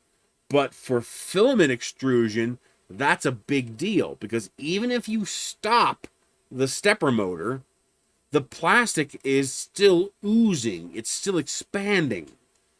That's why we have coast and wipe and retraction. It's to smooth out that uncontrolled expansion of the plastic when we're trying to make the printer do something else. That's the reason that happens. So what happens is it's not the SD card. It's definitely not the SD card.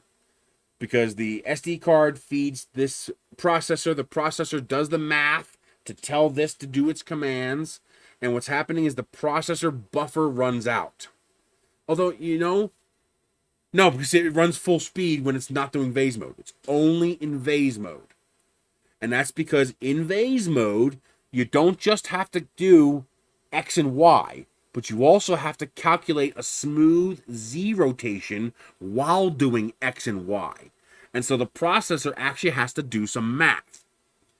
And if the math is poorly done, the processor runs out of buffer space and this runs out of commands. And once this runs out of commands, it stops momentarily. And when it stops momentarily, poof. I don't know if it's a small buffer space or if it's a buffer overflow. Meaning, the processor is just, it's not a speed issue. It's a bug. The math in the processor is wrong. This is my understanding of it. This is the way that they implicitly explained it to me. We could be wrong on this. He may have just simplified the explanation because he was talking to what he considered a consumer. But the way it was explained to me is that the processor does math. The math is bad. And so no matter how big the buffer is, it eventually runs out of buffer space and poof, you get stutters.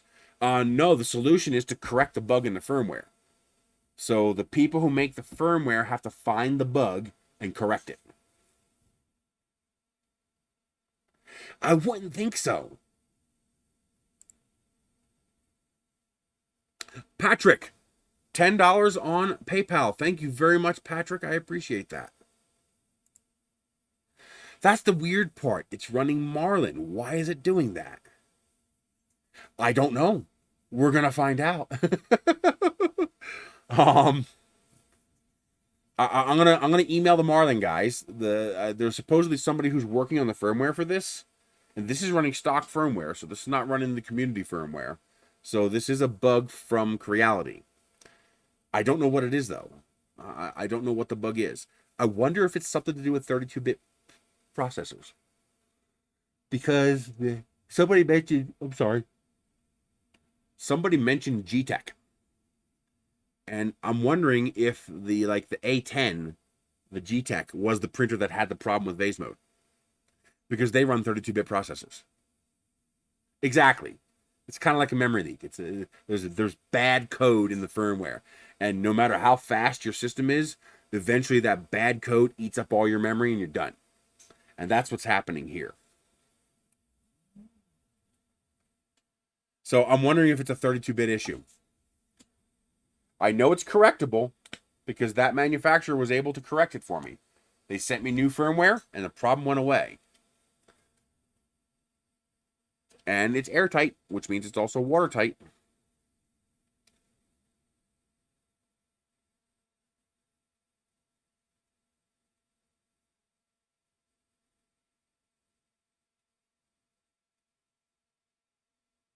Not bad. Not the greatest vase I've ever printed. I got to figure out what's going on here. But definitely not a bad vase. And of course, once I'm going too fast here at the neck, you can see it destroys it.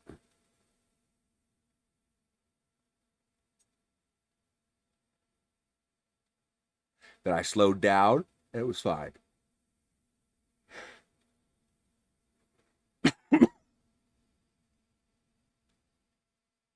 Yeah, I'm still too close. I gotta bump it away a little bit more. Yeah, for real. Or a bunch of skin tags like those. Very annoying things.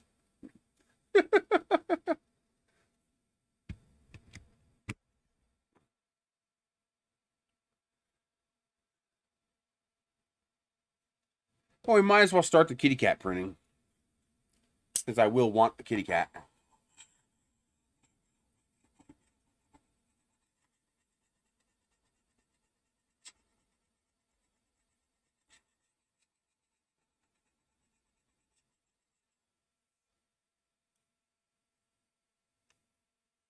Yeah, I have a feeling it's a G-Tech. So I'm going to go look at my old G-Tech. Let's print a MiG-29, because that'll print pretty fast. Yes, slowing down fixes the problem. So looks like, well, see, the problem is the speed is variable. So while it was printing the big part of the vase at 60 millimeters per second, which is really, what is 80% of 60? 8, 16, 24? No. 48. So 48 millimeters per second it was running. So that was fine. But when it got to the neck where it's smaller, so it started going faster. Well, it's not the speed the nozzle's moving. It's how frequently direction changes occur, because that's where it's doing the math. So what was getting it was this.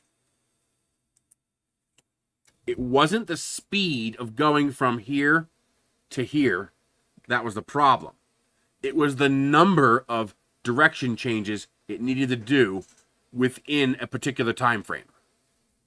So it's that's why a large vase works fine, but the small vase pukes because of the number of direction changes within a specific period of time. So as the vase got smaller, the number of times it had to change direction increased in frequency, and that's when it overloaded the buffer. Yes, they fixed it that same night. About 8 o'clock that night, they fixed it. So down here, you have a certain number of direction changes, a certain number of polygon segments, and then it takes a certain amount of time to complete that certain number of segments. So I'm going to make up numbers out of my ass. These aren't real numbers. I'm just making them up for the description's sake. So let's say you have 5 direction changes per second. Well, as you get thinner, 10 direction changes per second, 20 direction changes per second, 25 direction changes per second. Oops, can't handle it. Too many direction changes because it has to do math for each one on 3 dimensions instead of on 2 dimensions. And so I slowed it down, which reduced the number of direction changes per second. So a smooth vase will probably have less of a problem or maybe more of a problem. I'll have to test that. I'll print my little vase at about the same size and see if the smoothness matters. But it's the number of instructions per second that gets clogged up. So a bigger vase will have a less problem.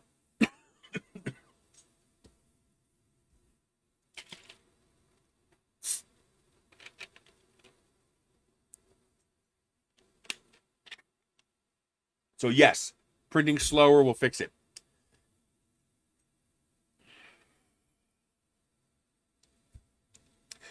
Oh my God, they have this bread at the grocery store. You guys know that King's Hawaiian brand? Every now and then it's on clearance and I grab it. Well, I got this loaf. It's a loaf of bread. So it's normal sliced bread, but it's the King's Hawaiian sweetbread. They had a roll on clearance. I grabbed it. The most delicious bread. I made a Miracle Whip and tomato and onion sandwich. Oh my God. It was so good. So yeah, now I'm gonna buy like 1 loaf a month because it's like $4.50 a loaf, regular price. It's very expensive, but it's so delicious. Oh my God. I don't know. I have no idea how that works. Oh, we're still running at 30%, I think.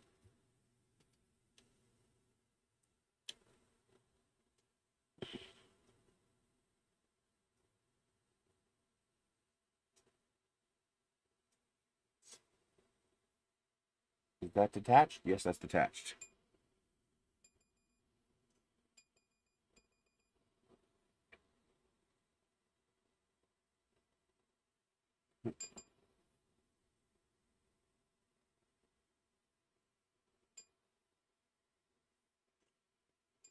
The reason I have to adjust this is because this is a pre-sliced file, so it has different first layer defaults. That's the only reason I need to adjust this.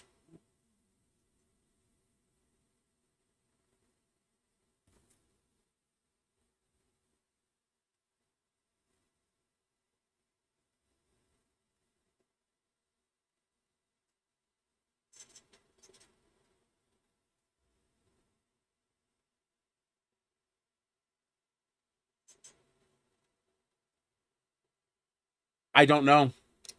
It'd be pretty hard to figure that out. But now that I know this, I could just tell it to slow down for that section. Like when it gets to halfway, I can just tell it to go to 30 millimeters per second, which will be 24 millimeters per second, which should be okay. Because I ran 30% of 48.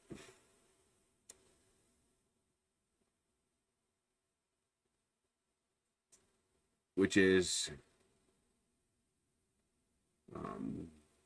that's 51. That's more like 8. No. It's like 16. Yeah, 16 millimeters per second is what I slowed it down to. I could probably have gone a little bit faster. So probably need to bring it down to 20 millimeters per second, which would be a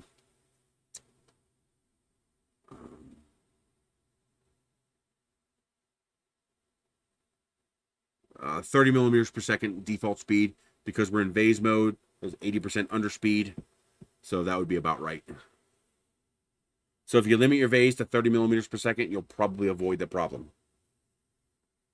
But if your vase is bigger, then you probably don't have to worry about that. I'll have to test it. I'll print just this section at 200% and see what that does.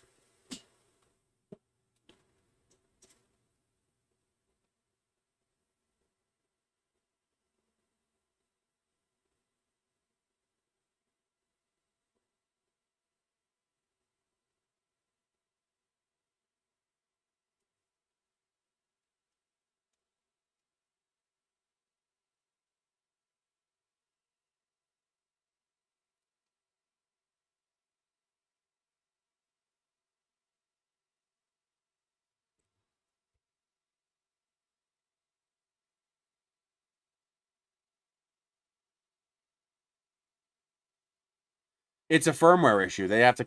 They basically, from what I understand, they screwed up the firmware, and that has to be corrected at that end. If I could find the original video that might allow us to get a hold of the manufacturer, and maybe if they're willing to share, provide the solution.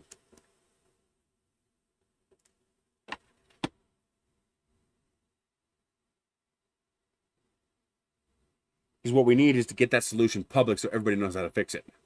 Because this probably affects all these printers.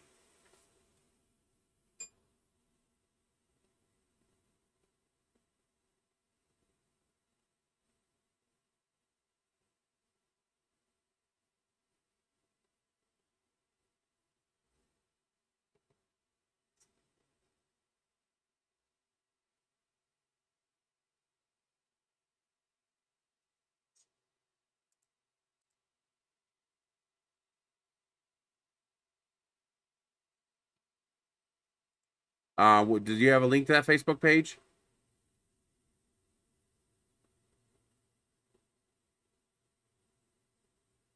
Oh, that's nice.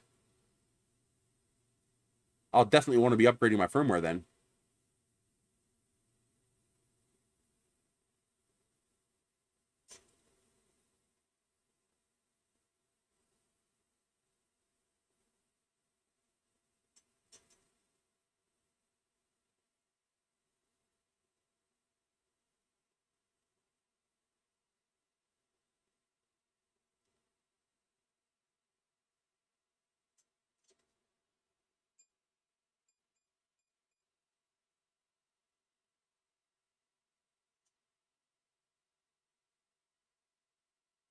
Screensaver blanks screen every 30 seconds.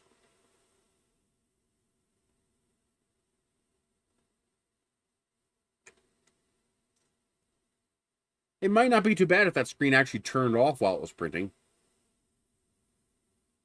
Or at least turn off the backlight.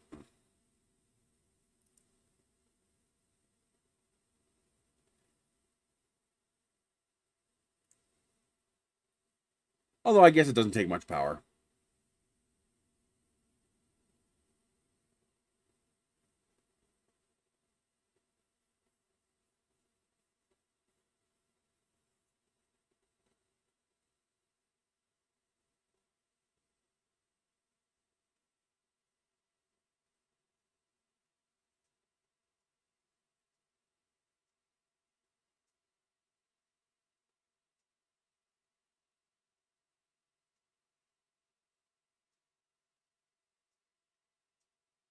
Now, one thing I noticed is that when I put the pellet stove in temperature mode, where it turns on and off to keep the house at temperature, it uses a lot more electricity because it has to use that igniter to start the fire each time it does that.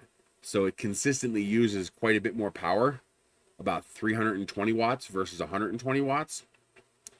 I've noticed that it seems to basically double the power consumption of the pellet stove to do that. Now, it's still a pretty low amount of power, but it's not insignificant. It's 3 kilowatts a day. So that's 90 kilowatts a month versus 100 versus 20 or 30 kilowatts a month. So I got to figure out, does the increased cost of electricity cost more than the slight increase in pellet usage running at 24/7?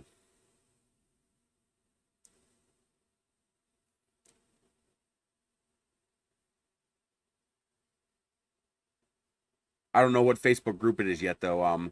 I think Chris Richardson's trying to get me a link to the Facebook group.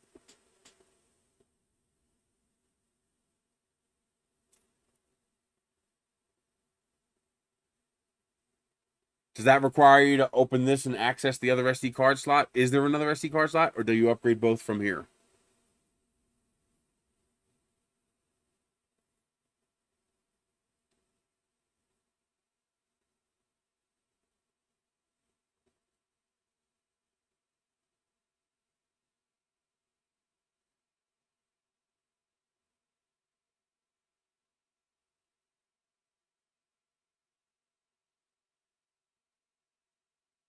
That's annoying.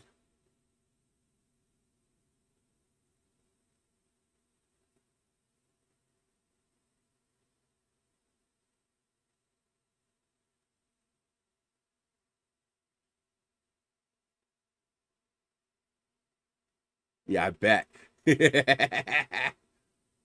Or a really nice pair of new nose pliers.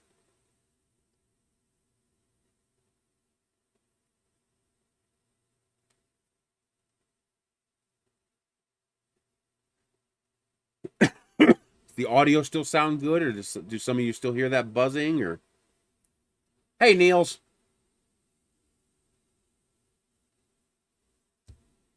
how are you doing today?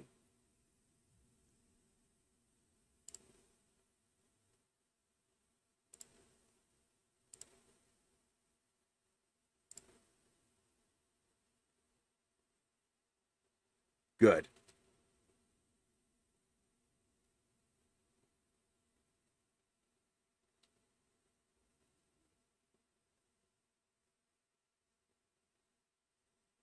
What does that mean?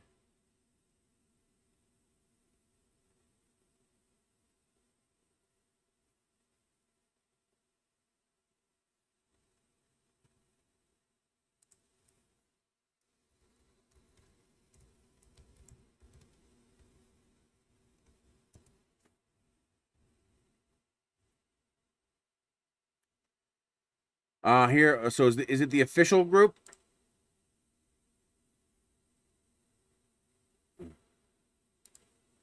So is it this group here? No, I'm not seeing links. Is it that one?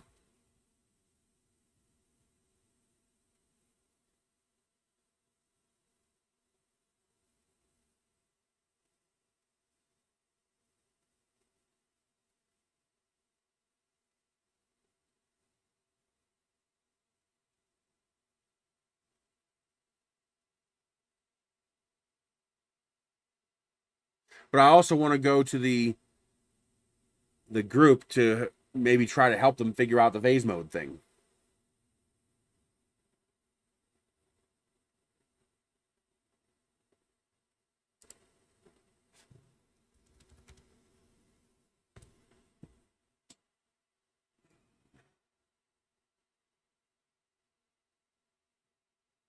Is that the correct group though? The one I linked?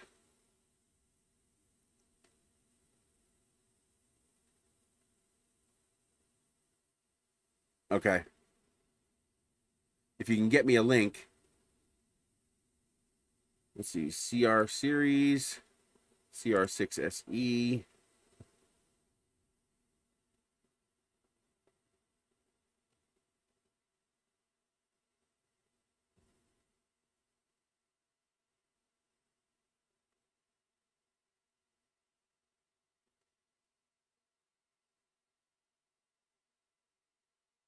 Yeah, YouTube is hard filtering them because it's not even giving me the option to approve it. So send it by email, 3dprinting@Nerys.com.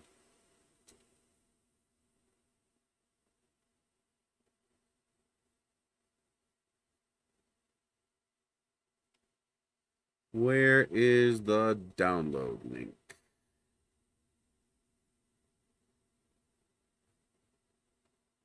Firmware download. CR series. CR10, CR20. There's no download link for firmware from the official site.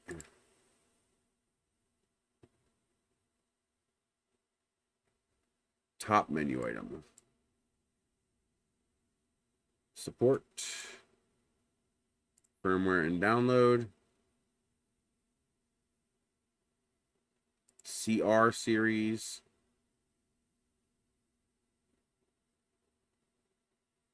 CR6-SE. Here we go.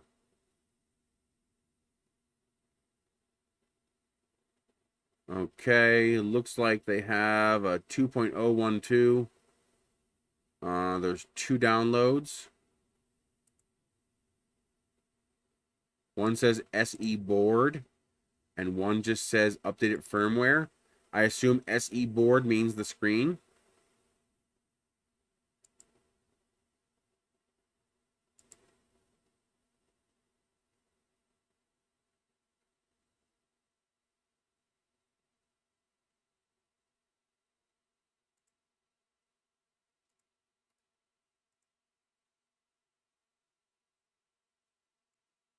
Interesting. They didn't download to the right place. Wonder why I did that. Because it was probably trying to open it instead of just download it like I told it to. There we go.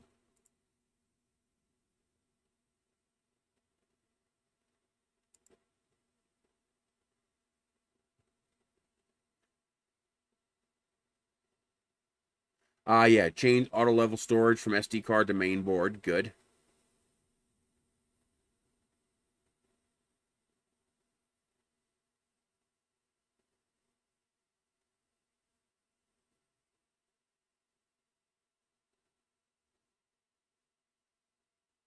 They added support for M600. Nice.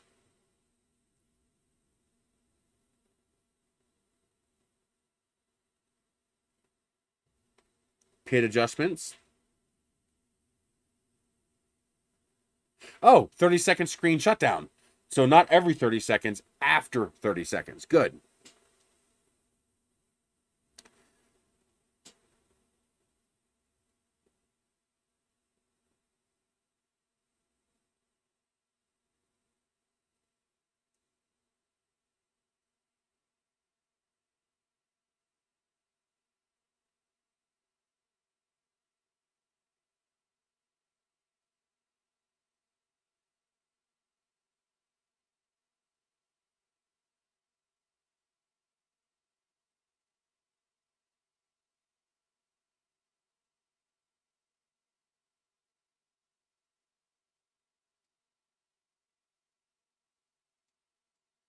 Can we customize the boot up screen? That'd be fun.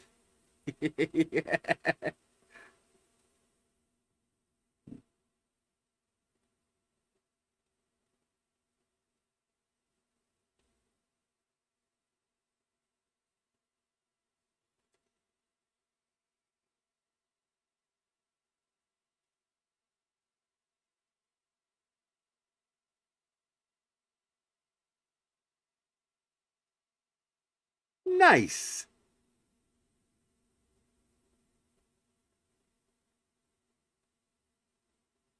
Yeah, here's the video for.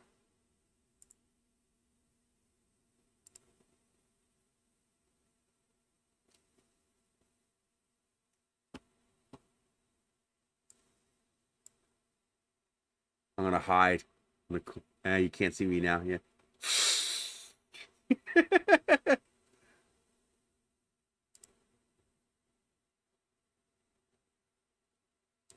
Oh, the audio is not gonna work anyway because I'm plugged into the mic.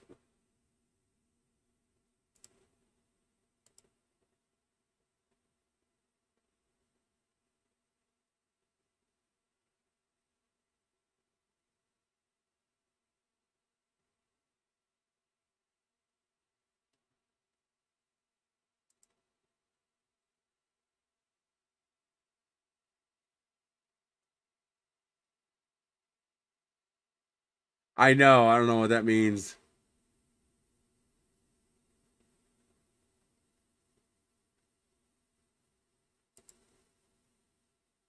Got it, Chris. Thank you.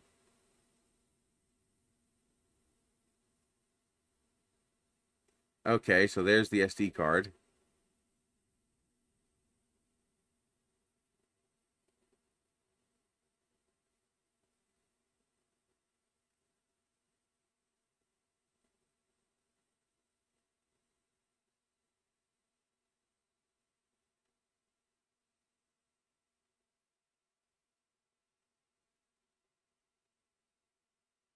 So I wonder what the translation error is for brush.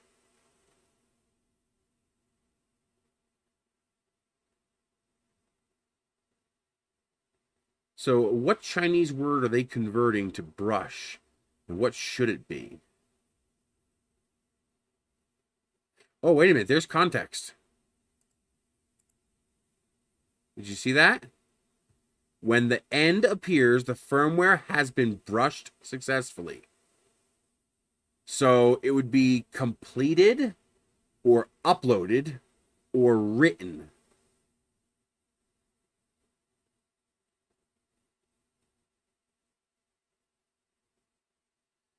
So the flashed. Okay, flashed successfully. That would make sense as well. Well, you got to remember, English speaking and translating are two different things. You know, there's translating from Chinese to English, and then there's fluent enough in English to understand that's the wrong word.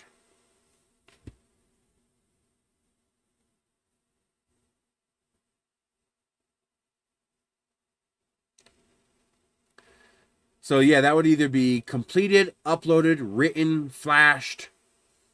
Um, Interesting.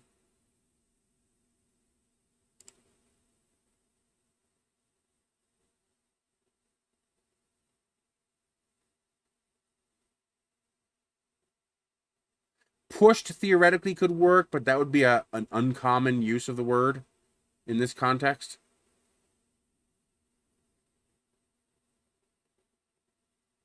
So basically, if you're going to do a lot of flashing, get an SD to SD card extension.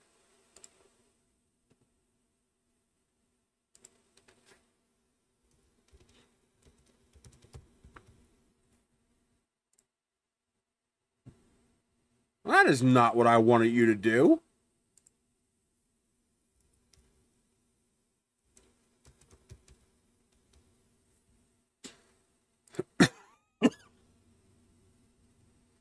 So you're going to want something like this for $7.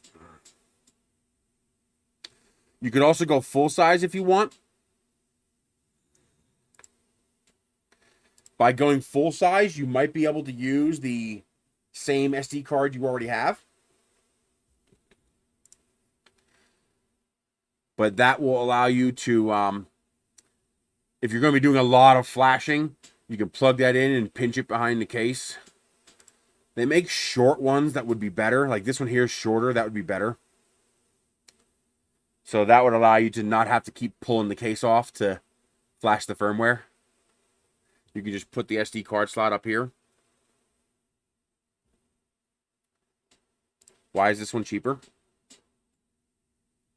Just because it's white? I'll take that. Save $1.65 just because it's a different color? Sure, why not?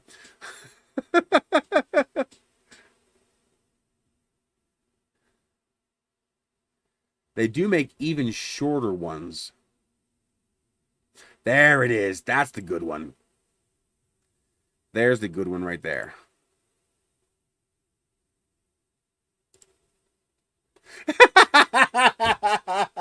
That's funny. It shouldn't be funny, but it is. uh.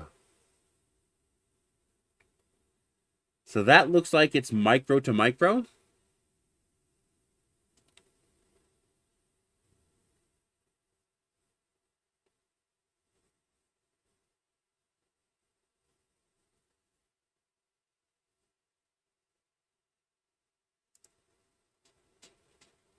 Although it's that annoying pinch out style, which I don't prefer.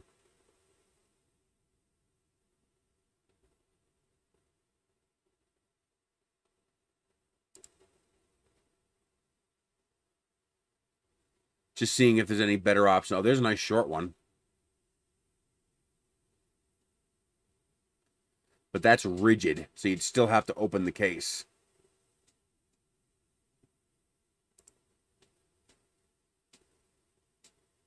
Yeah, that's rigid.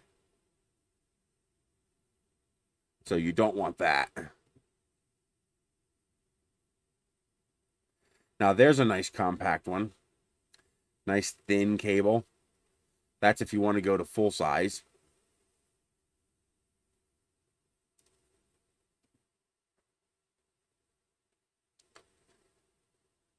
There's another rigid micro to full.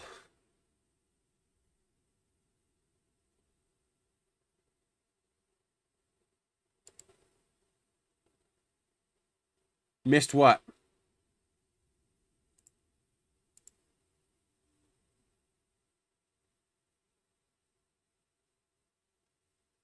I already got this one loaded. See, right there.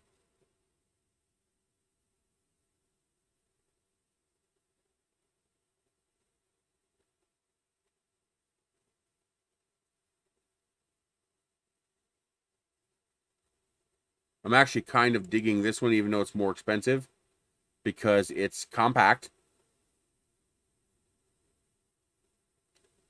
But see, I want one like the yellow one. See, I want this nice thin cable here. What's the difference here? Oh, there's micro to micro, micro to full size. What's the difference here?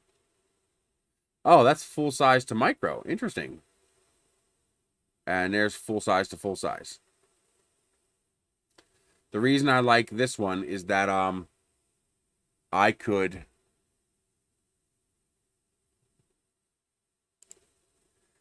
mount that right here. Just double stick tape it right there and have the cable run back behind and inside the box. And that would allow me to use the existing memory card that comes with the printer. Just pop it out and put it in here instead.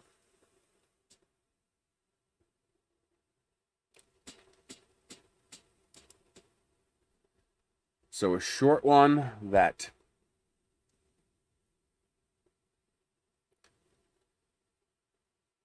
like this one here. The problem is it's got a big fat cable. But yeah, that could work too.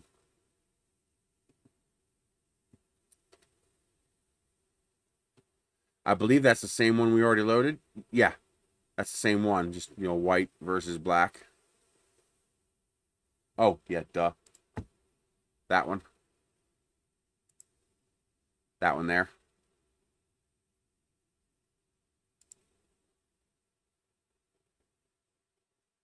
So this one you're not going to be able to move sideways, and that could be an issue. This one, you'll be able to move that one sideways.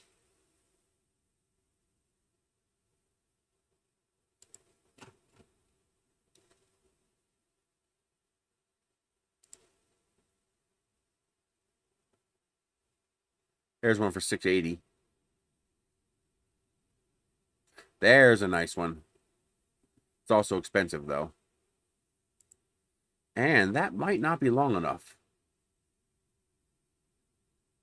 Because it would have to go from here, out, down, and around, and come back out here.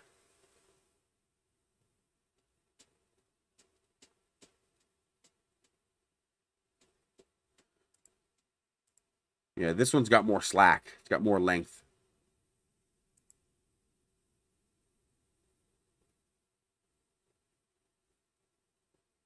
One terabyte, baby.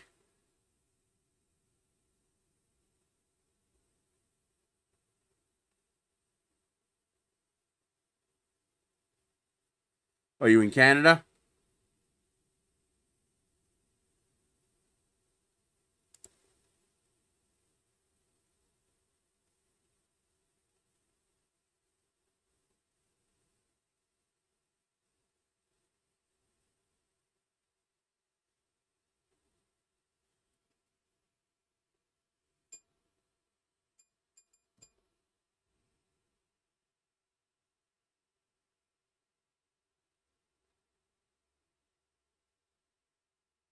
Oh, remember mini STs? That one didn't last long.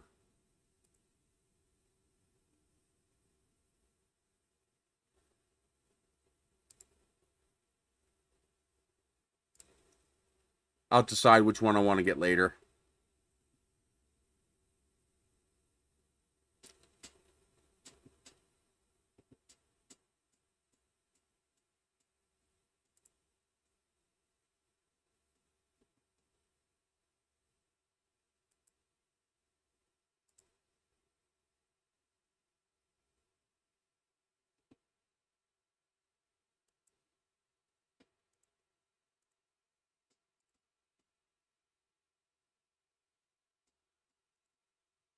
So, should I just put all of them?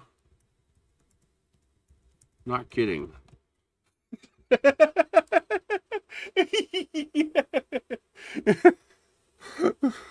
We'll see what they think of that.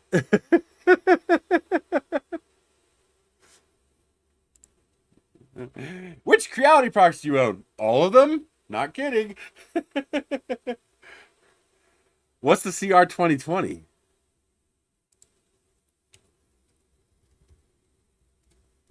And I don't have the Ender 4 either.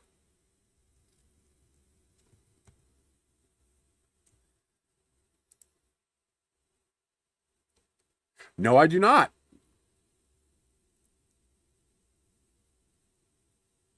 But it's not available either. Did they ever actually make it?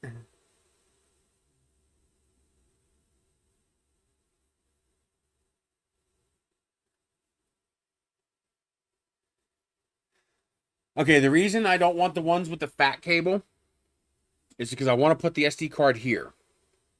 So I want to double stick tape that little SD card holder right here. And just be able to stick the SD card in like that. The problem with the fat cable is that the extrusion here goes out to about here. Yeah, it goes out to here. Which means when that cable comes out of it right here, you're going to have to make that cable go sideways somehow to get past this extrusion. And that's going to be hard to do with the fat cable. The thin cable will very easily just flex out of the way and allow you to bring it over here. So I'm afraid the fat cable, I'll be stuck having to have the SD card back here. While with the thin cable, I should be able to put the SD card right here.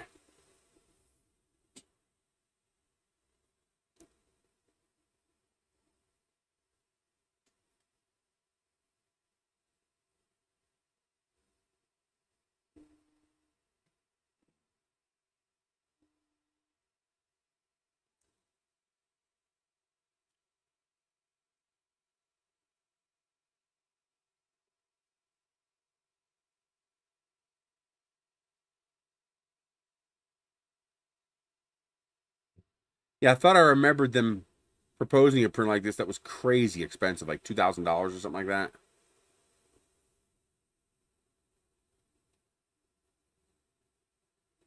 That may have been a bigger one. I'm not sure. Yeah, and I also don't have the Ender 4. And do they have any other weird printers on here? No, I got all those. And I don't have the Ender 5 Pro yet. I really want to get an Ender 5 Pro. Ender 6 is not showing on here, so is that even out yet? What is the Ender 6?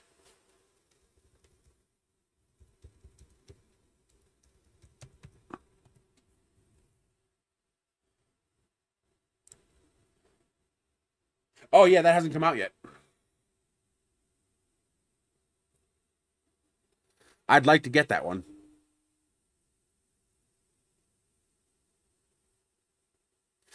It'll be their first Core XY. Cool. Yeah, especially the enclosures. Oh, yeah. That'd be nice. I won't threaten to eat them if I don't get that one. I'm happy I'm getting the belt printer.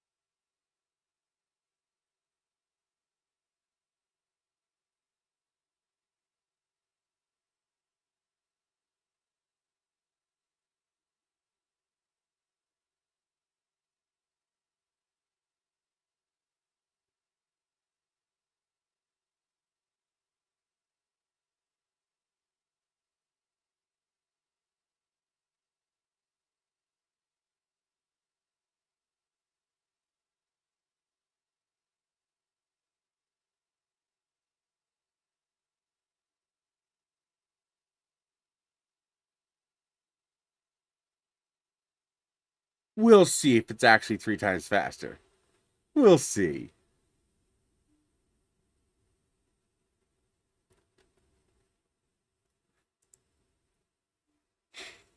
Won't hold my breath on that claim.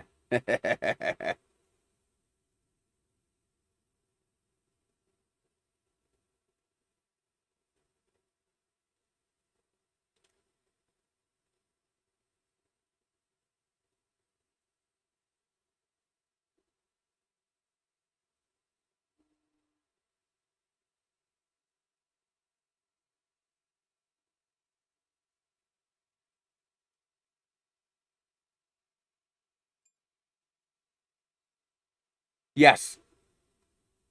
Well, the cat's a 3.5 hour print. This might actually finish printing before we're done here. The cat definitely won't finish before we're done here.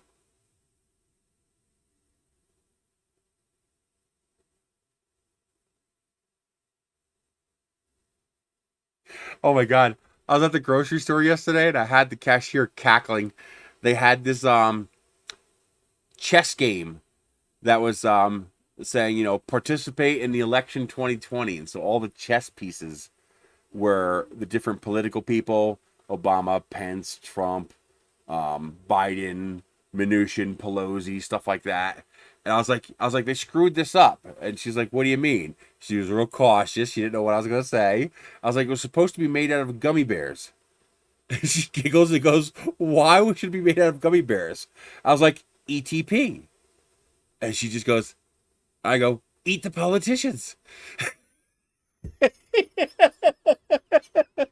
that was hilarious. She just starts cackling right there on the register.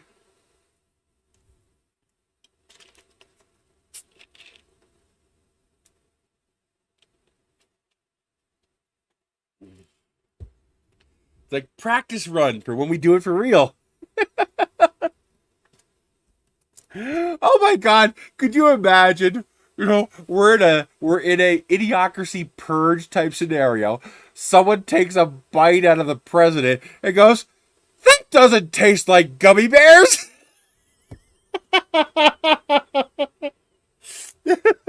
They lied. Oh my god, that would be so funny.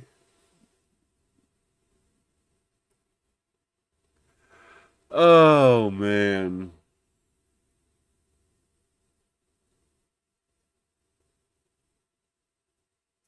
I used to think Trump was a bit nuts when you hear him speak. He's kind of a bit wacky when he talks. And then I heard Pelosi talk, and I realized they're all crazy. She's just as crazy as he is. Oh my god.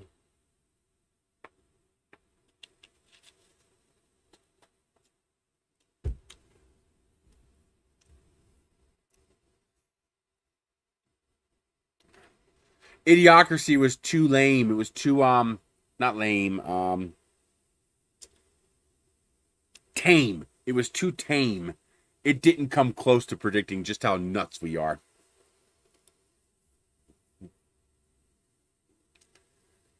The whole world's crazy.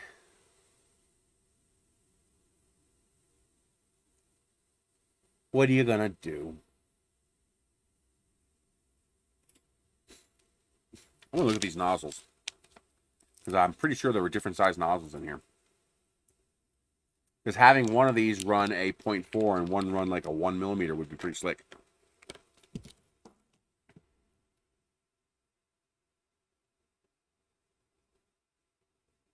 And it is not marked. How the hell are you supposed to know what it is?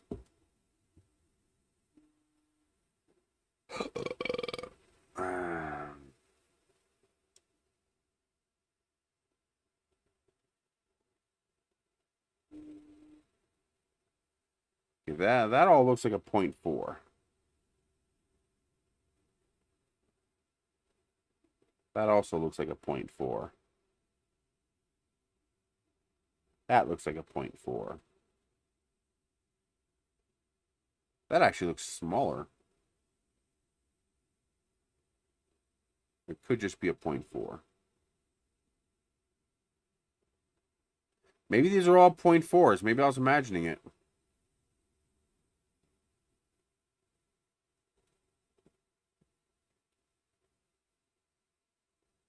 Yeah, I think I was imagining it. I think they're all 0.4s. Yeah, none of these are a different size. Oh, why would you send me a bag of nozzles? Who needs nozzles? Like, why would you have to replace a nozzle? I've never had to replace a nozzle. Except when I wanted to change the size of the nozzle. Like, literally, I've never had to change the nozzle.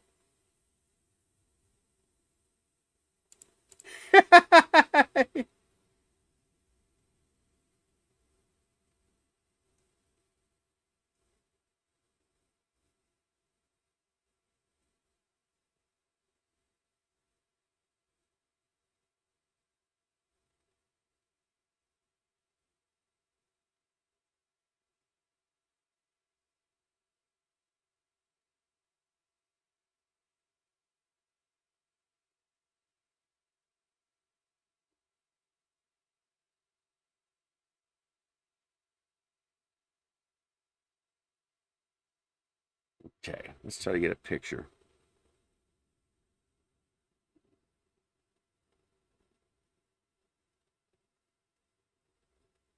You gonna focus or not?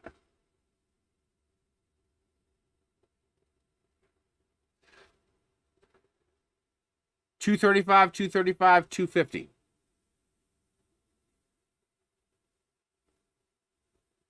Yeah, they're all the same. They're all 0.4s. Boo! Oh, I guess I could drill one out.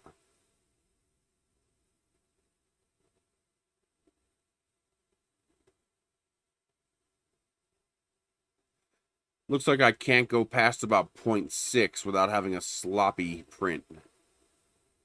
Because 0.8 would be about the same diameter as the flat part. And if you go any bigger than that, you're going to have a problem. This is more like a... I guess I would call it an Ender 3 Pro Polished Advanced. So it's like everybody wants to say Ender 3 because it's that size. But you got to remember all these printers are that size. It's got all of their... It's like when you go buy a Ford truck and you want the King Ranch. You know, the King Ranch has got all the bells and whistles. It's got the leather seats. It's got the nice two-tone paint. Or if you go get a Demon Edition, you know, car. So it's like they took the Ender 3 and they added all of the wish list items to it. Okay, so you know they even have speed holes in the brackets. They made them lighter by putting holes in it. It's got the tensioners built in. It's got the hard mount built in. It's got the strain gauge built in. It's got the breakout board unified cable set up. It's got their new feeder unit. It's got the filament runout. It's got the drawer. It's got the 40 by 40 rigid frame that we want. Actually, this is this looks like a well, it might be an 80 by 60. Or 80 by 40. It's either a 60-40 or an 80-40. But so it's got an even beefier bed channel. It's got the color touch screen. It's got the silent board. I assume it has a Meanwell power supply. It's got the new filament holder. It's got the handle on the top. It's got the clean faces with the Creality name built into it. All the faces are clean instead of being open track extrusion. That costs extra. So I'm surprised they didn't make this a closed face. This should be a closed face too. There's no reason to have these tracks. But you know they basically it's got everything plus the kitchen sink. It's got all the features. It's got the nice paint job. It's got the trim package. You know, it's got the removable glass plate. You know, they basically took everything and put it all into one advanced printer. And they didn't do too bad a job on it either. If you're a beginner and you're buying one printer, not a bad printer to buy. I mean, you're going to have in general, you're going to have a pretty good experience in the long run with this printer. That's all right, Colin. And the Ender 3 is the DIY version of this. You don't get the color screen, you don't get the silent board, you don't get all the pretty extrusion.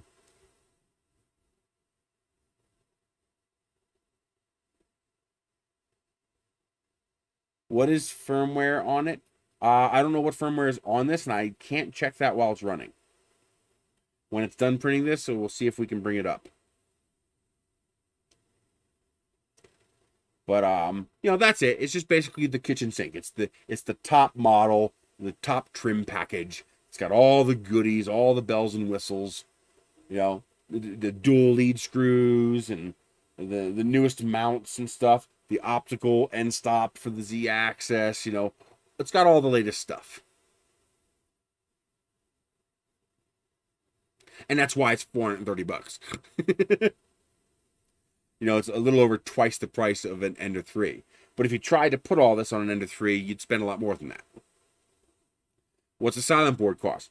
$50. You know, what would those breakout boards cost? You know, what would the removable glass plate cost? What would these larger extrusions cost? What would the color screen cost? You know, and you add all that up.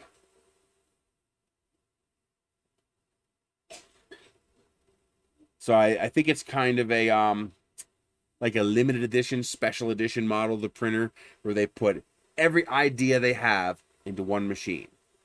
And most likely, whichever of these ideas end up being the best, work the best, that people like the best, I would think they would begin to integrate those into future printers. I would hope.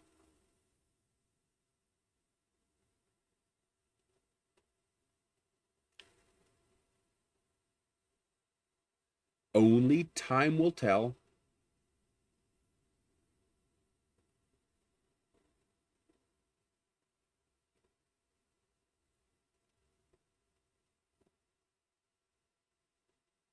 Hello, Peter. We got the Wham Bam sheet on the CR6-SE. Hey, you actually, Peter, you might want to see this. Creality sent me something.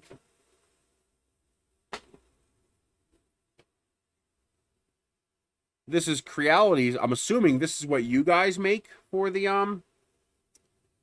I assume this is just like what you guys make for the resin printers, but Creality sent me this for their resin printer. Well, not really a knockoff. It's just a magnet and a steel plate. But Creality sent me this. Oh, really? They copied your text and marketing material? Oh, that's pretty low. That's pretty low. They shouldn't do that. Come on. Good. That's a low blow. Come on. You're gonna knock off someone's product. Don't copy all their shit too. That's just cheesy. Ouch. I tell you, strong freaking magnet, man. Jesus. This is as good as your guy's magnet. I mean, that's a real, it really snatches it. Which is probably a good thing because resin can pull pretty hard. Oh, really? This is going to dissolve in the alcohol? Well, you shouldn't be putting alcohol on this. But, yeah, this is the 3M9448A. I don't know what this is for, though. I don't know if this is for the H or the R. Because I think they have different build plates. Nice to see it has a little texture. Because oddly enough, you want texture on this. You don't want it super smooth.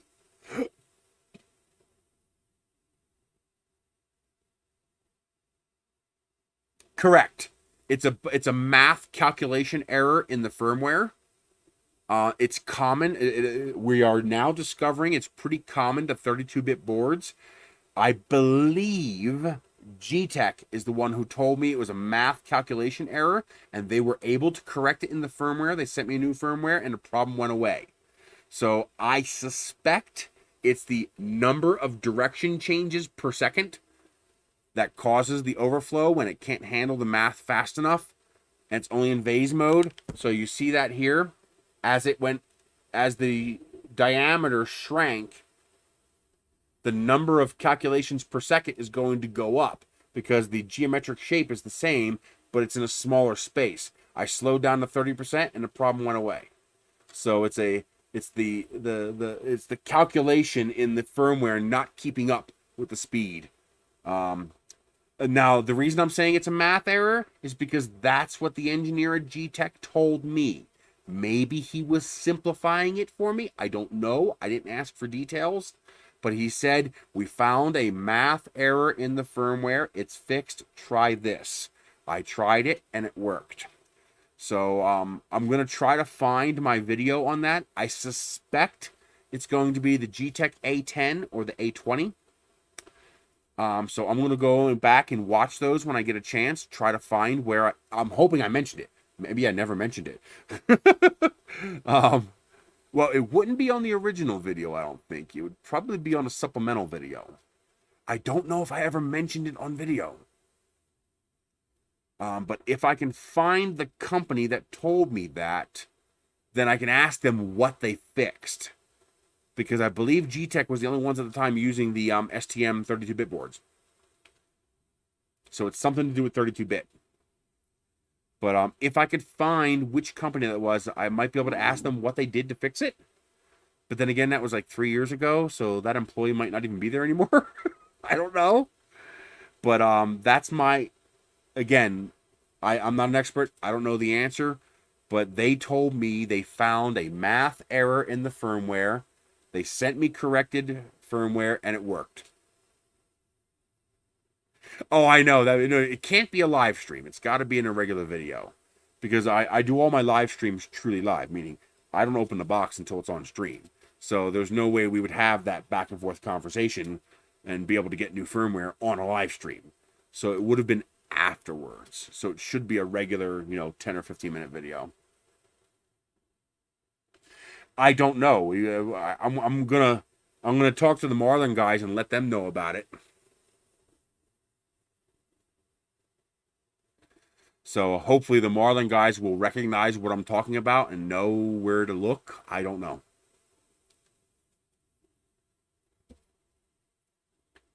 Yeah, that's pretty shitty, Peter, that they copied all your shit like that. That's pretty rotten. That's just lazy. Like, oh, just take all his shit. That's not how it's supposed to work.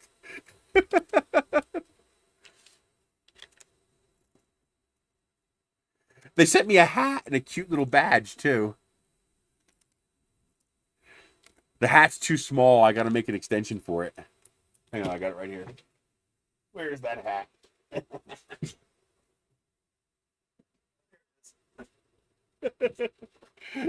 They sent me a Creality hat.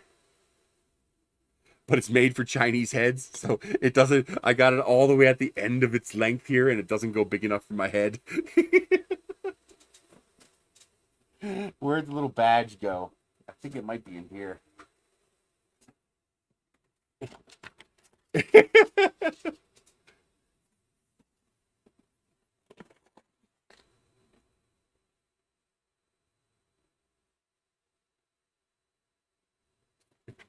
Yeah, that's pretty shitty, dude. That's the nature of this industry, though.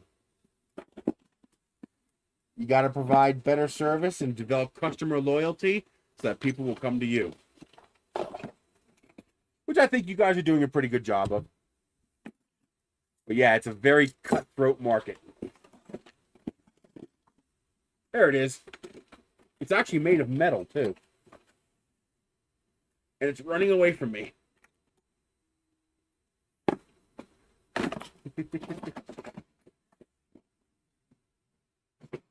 I was actually expecting a better quality hat. Well, I didn't know I was getting the hat, but I would have expected better quality from them.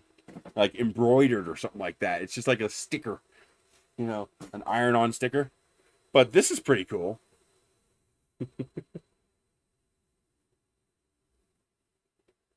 That's actually metal. That's actually cast. I thought that was kind of cute. You can't get on Wham Bam's website? Yeah, it says appreciate all your love and support. Creality. So it's actually pretty nice. I'm guessing this is an off-the-shelf thing that they just silk screen. So they buy a bunch and silk screen it. Let's see. Where is my Wham Bam link? There's Wham Bam link. Come on, let me get just the link, please.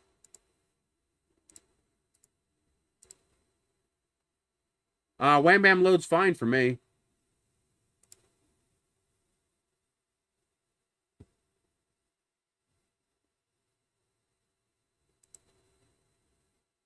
Yeah, it loads fine.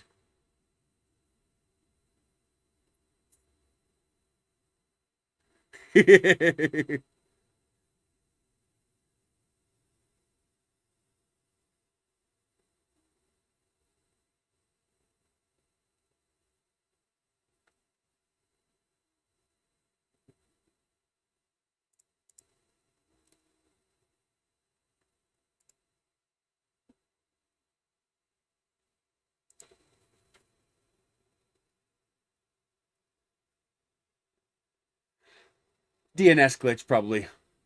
Somewhere in between your server, something like that.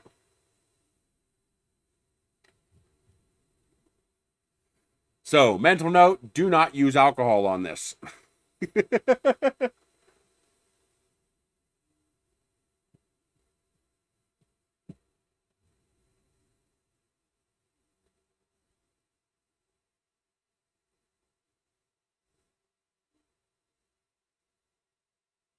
Well, here's the direct link.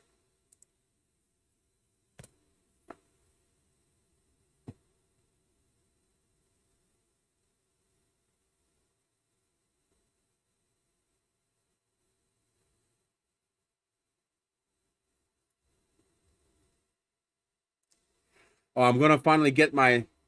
I'm hopefully going to get my desktop computer set up again so I don't have this laptop in my way. I got the... I'm going to set my 55-inch screen up again back here on that review site that you guys know about. I got a rolling monitor mount. Really slick. It's like $219. Not something I would ever buy. But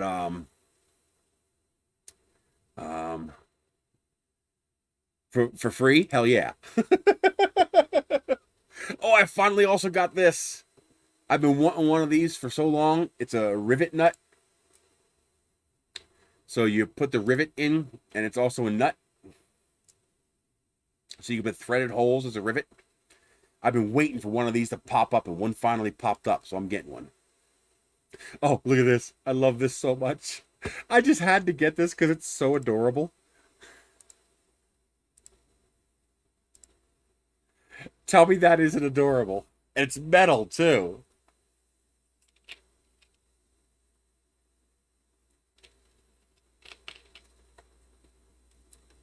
I don't think this is about cheaper. I think it's about lack of knowledge. They didn't know better because they didn't do all the R&D that Peter did. Okay? So they just, oh, 3M, stick some 3M on there. But they didn't do the R&D Peter did to know that, wait a minute, you shouldn't use that one.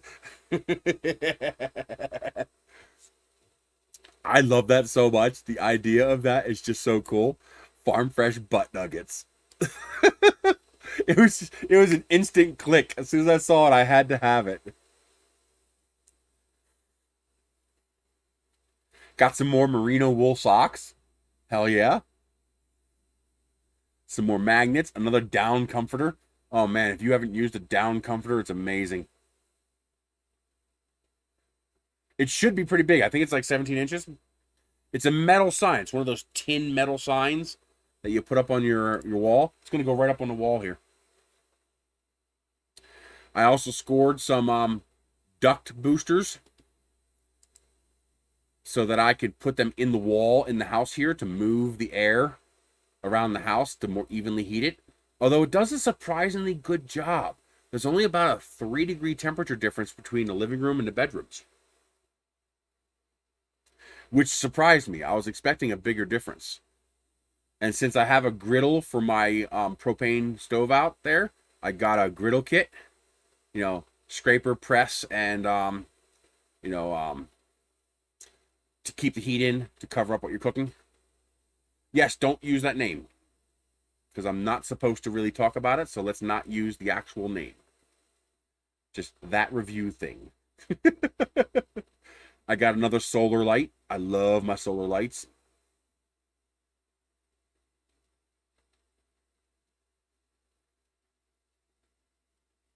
Got more free trash bags. Hell yeah.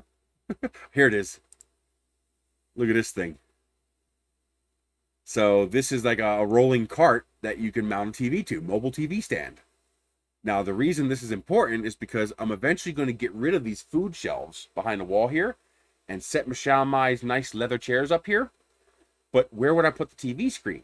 Well, this will be my monitor while I'm doing streaming and playing on the computer. And then because it's on wheels, I can just rotate it 90 degrees so we can sit down in the chairs and watch a movie.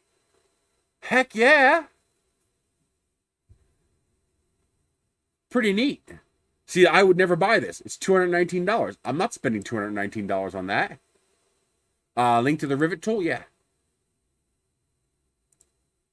And I've seen rivet nut kits on there too, so super stoked about that.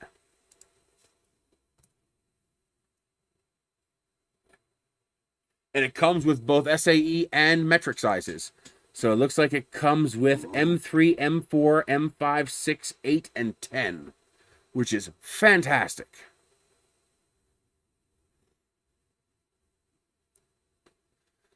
So, because this will make putting up my lights on my carports and stuff a lot easier.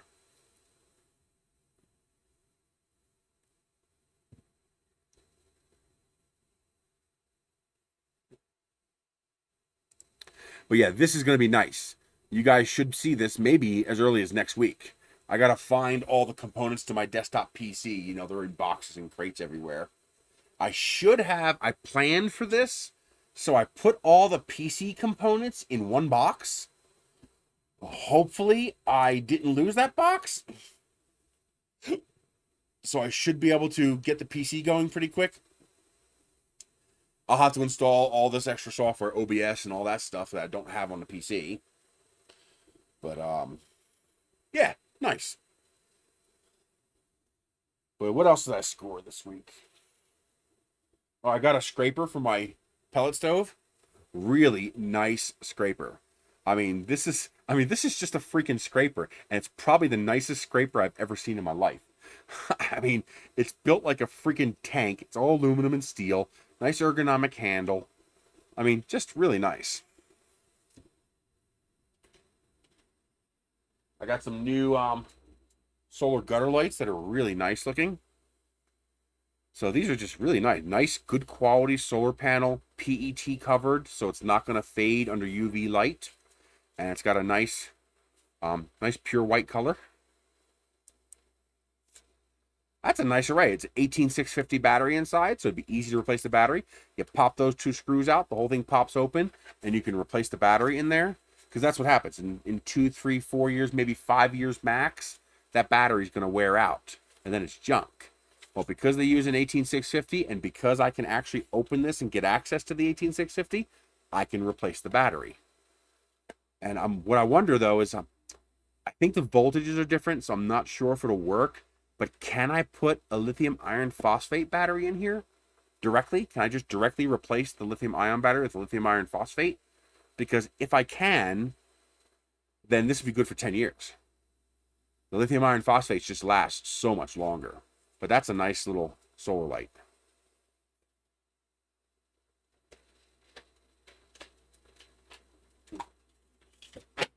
Then I got this for the back porch. So this will be a decoration for my movie theater out back. So the cool thing about this is it's that LED neon stuff. So that'll be a nice decoration. Except they put this one has USB or battery box, but they put the damn battery box right in the middle of the freaking cable. Why would you do that? Put the battery box down here by the plug, not in the middle of the cable. sloppy design. Then these are pretty slick. Oh, I figured out what I'm going to do with some of this stuff. I figured out, instead of trying to sell it after 6 months, because after 6 months I'm allowed to sell it, because I don't need all this crap. I do it to make review videos. I'm going to do raffles. Right here on the channel, I'm going to do a raffles, you know, like a buck each. And everybody goes into the raffle, and the winner gets the item. I think that'd be pretty neat. So these are sunglasses that are Bluetooth speakers. So they actually have speakers built into them. They use the true wireless setup. So these are actually two independent electronic devices that are connected together wirelessly. And you got little magnetic charging sockets. And they actually work. I mean, of course, there's no bass. It's an open air speaker, but it actually works. You can the music doesn't sound all that bad, and making calls doesn't sound all that bad. The only problem is they're a little too short for me. My ear sits about here. Oh, I'm sorry, about here. So I need that arm to be a little longer. And unlike most cases, I can't actually change the length of this because it's full of batteries and electronics. I tried taking the screw out here to see if I can get the arm to pop off, but it must be glued or pinched on. I can't get it to come off, and I don't want to break them because I want to see if I can extend this arm a little bit. Because I need them to be about an inch longer so that my ear will sit here instead of here.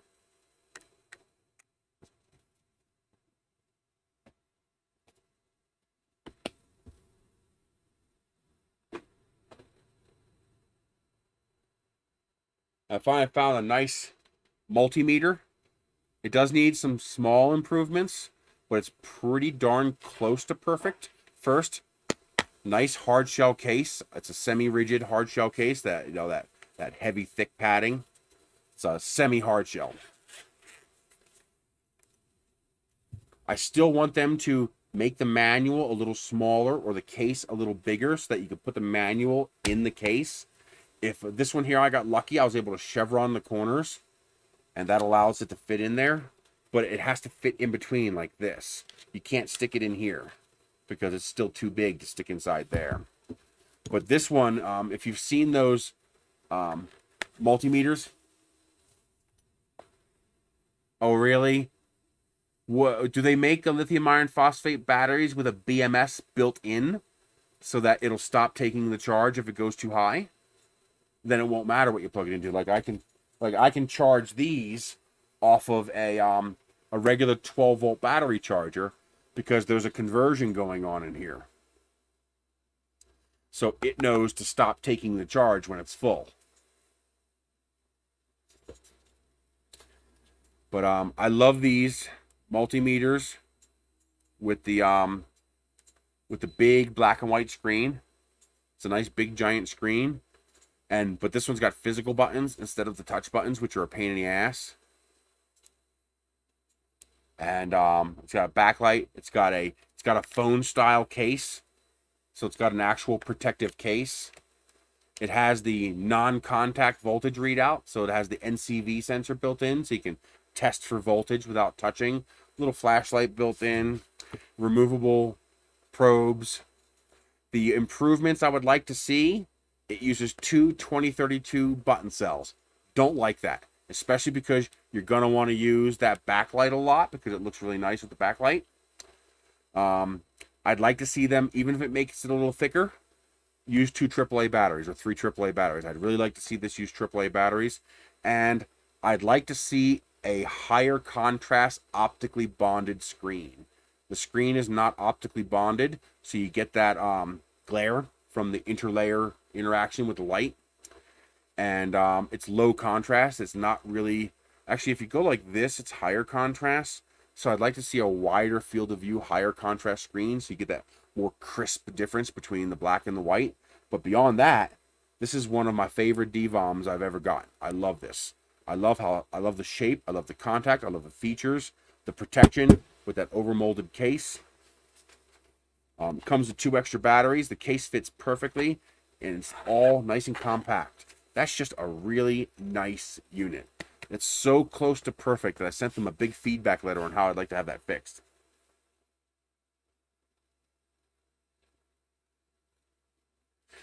It depends on the circuitry. Most of these lights, I don't know if they so much cut out or if they just keep working until they're dead. But you're right, there is a cutoff. But if the battery has enough capacity, that shouldn't matter. I don't know. It'd be interesting to test because some of my lights use lithium iron phosphate, which I love because they last so much longer. They can handle more charge cycles.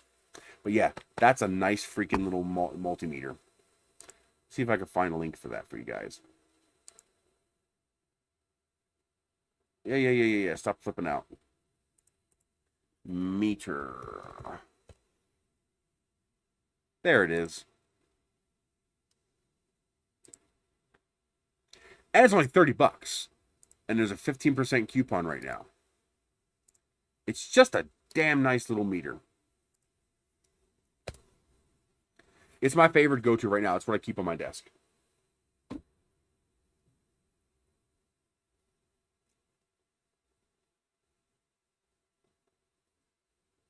And I got this neat little work light.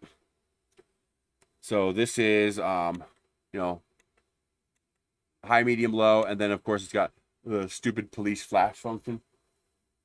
Like, why they even bother to include that, I don't know. But what's neat about this is that it's micro USB rechargeable, and it also has a USB port so you can use it as a battery bank.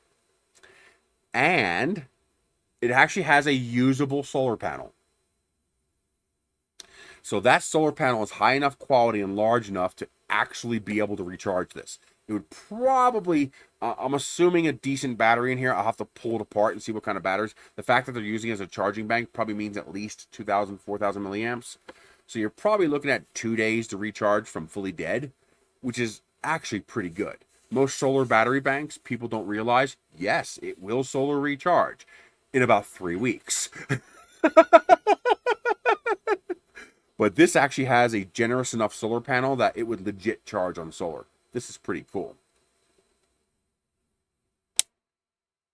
But yeah, this is actually a pretty nice work light. I like that. And when it's charging, can you see it? There it goes. It lights up to indicate it's charging. That's actually pretty nice.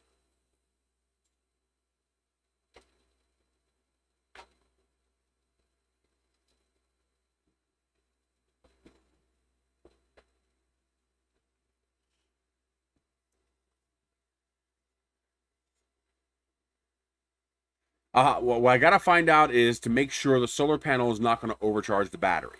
If the solar panel is not going to overcharge the battery, then I'll give it a shot and see what happens. Hell, if the light runs 3/4 of the night, I'm happy with that. That'd be enough. I'd be pleased. Yeah, the solar power battery banks are a gimmick. Yes, technically the solar panel will charge the battery pack, but if you do the math on the output of the solar panel, assuming optimal light and assuming 8 hours a day, you're looking at like 1.5 to 3.5 weeks to recharge the solar battery pack. That's why a good one looks like this. I'll be right back. I gotta go to the bathroom real quick.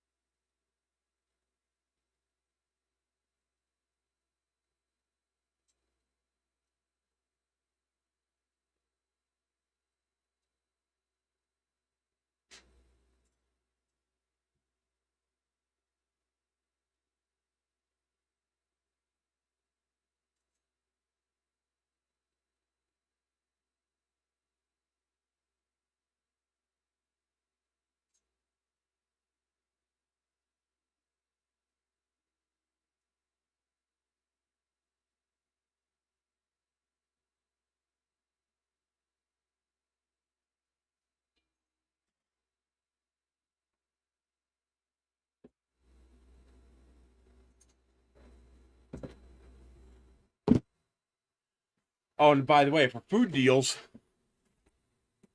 12 packs of Pop-Tarts pumpkin pie, $1.50. Bought every damn one they had. So that's like a 3-year supply of pumpkin pie flavored Pop-Tarts.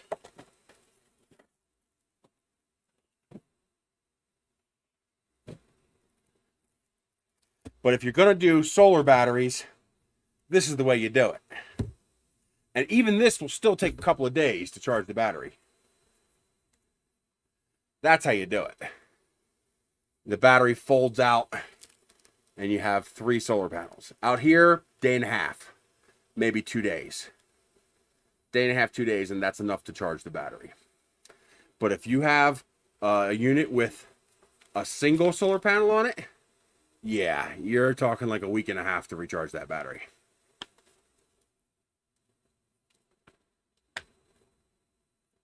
Did I do this wrong? Yes, I did. There we go. These will actually generate a usable amount of solar power. Are you serious? They don't even hook them up? It's probably a fake solar panel. It's probably a print of a solar panel with a epoxy over it. I've seen those fake solar panels where the solar panel's not even real. Forget about being hooked up. It's just not even real. Those work, though. I've used them. I just stick them out back and they charge up in a day or two.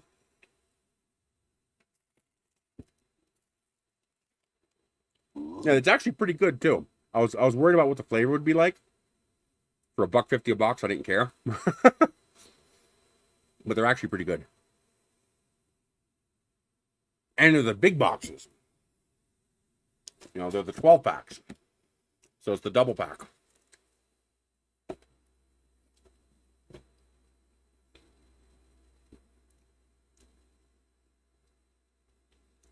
Almost all of my outside lights are solar. Let me show you an example. Where is that one I was just messing with? Here it is. These are the kind of lights that I get. So they come at remotes. Big giant solar array. Big giant LED array with a big giant solar panel. These are between 60 and 200 bucks. And I'm just going to bolt it right to the carport using those rib nuts. But yeah, these are the kind of things that I use. So almost all of my exterior lighting is solar powered. And we're not talking solar decorative lights. We're talking legit solar lights. Thank you, Amazon. Couldn't do it without you.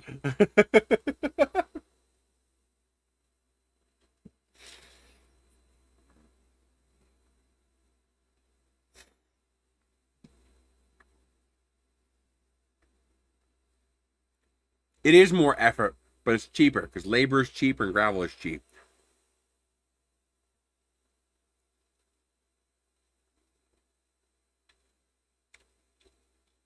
I wish I can go completely solar, but I just can't afford it. It's like $16,000, $17,000. I just don't have the money. And the ROI would be huge. Let's see.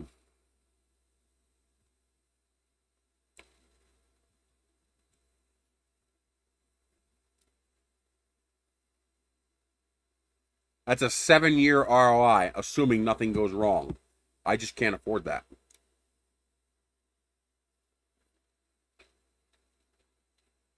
There might be a way for me to afford it. What's his name? Biden is talking about some 0% interest loans. If I could get like a 10-year 0% interest loan, I could do that. Because I would be replacing my electric bill with a loan bill. And as long as the loan bill is equal to or cheaper than the electric bill, I can afford that. I mean, obviously, if I can afford my electricity, I can afford to do that. But that's the only way I could possibly afford that.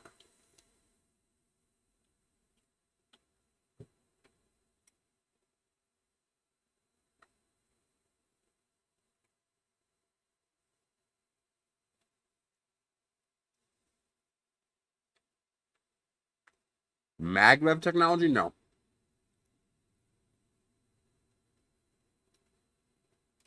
Ouch. You have a great day, Izmir.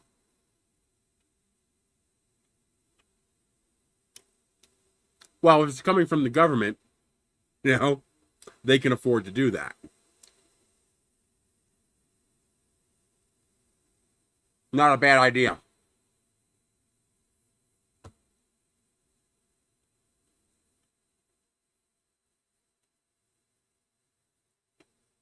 But as long as I can keep the monthly payment lower than my electric bill or equal to my electric bill, then I'm good. I'm golden.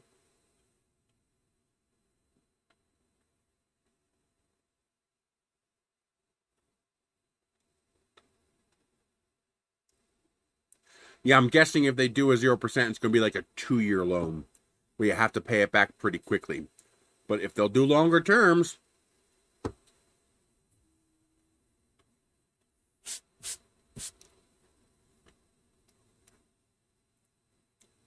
it's all pipe dreams right now.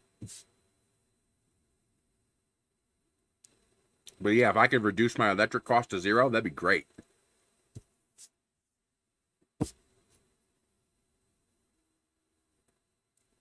Yeah, it is. It's overall pretty thin.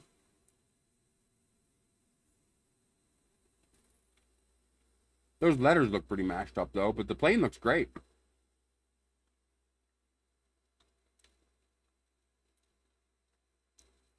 Well, it's a COVID thing. It's a coronavirus thing that he wants to do, so it's not for solar. I would just be using it for solar. If I could, if it's permissible.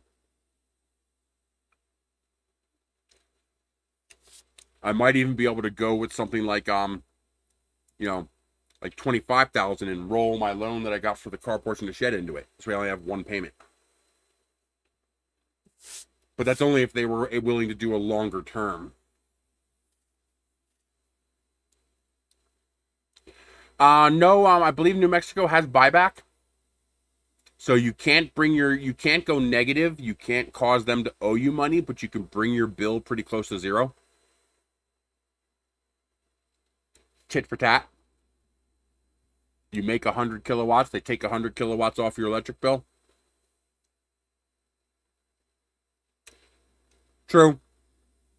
Well, it depends on how Georgia goes. God help us.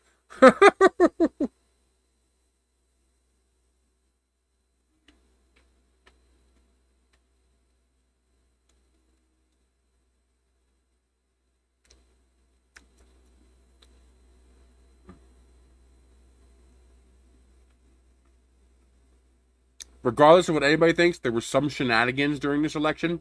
Enough to change the election? I don't know. But something was definitely fishy.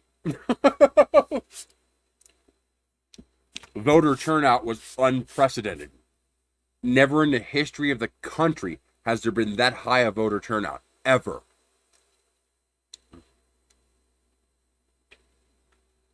I hope it's true, because we need more people to vote.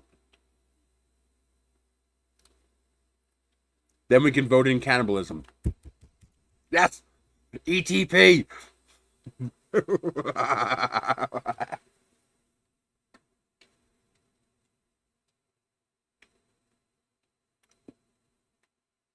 I'll run for president under the brand new invented cannibalism party.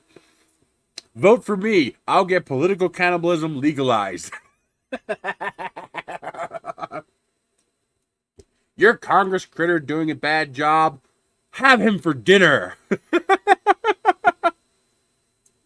Exactly. Kilowatt for kilowatt. That's why they charge that $21.75 monthly fee. Because no matter how many kilowatts you make, you still got to pay the $21.75. I have no idea.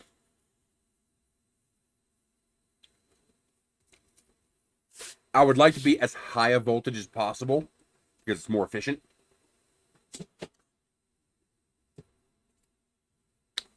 But I don't know nearly enough about it. I tend to run silks at 225 to 230. Silk filament tends to like hot. And don't go too fast. You got to give those layers a chance to bond. The elastomers they use to make silk are very poor at bonding.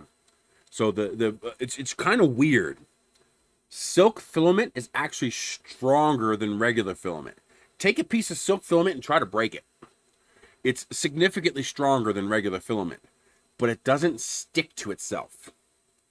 So it's like trying to print with PTFE. It just wants to come apart. Now, I do get pretty strong prints when I use the 1.2 millimeter nozzle because I'm increasing the surface area of the bond. But yeah, don't go fast. 50 millimeters a second or slower. Take it easy. Don't rush it. Plus, when you print a little hotter, you get a little shinier. Now, that does give you the ability to create an interesting effect. If you want a slightly more satin frosty effect, print faster at a lower temperature. And the silk will have a more frosty color. Not all film, maybe not all of them do this, I don't know, but in my experience, you get that frosty effect. But if you want the shiny, slow and hot. And if you want as strong a bond as possible, slow and hot. Hey, 3D I stream all day, dude. We started at 10:30. So we've been going for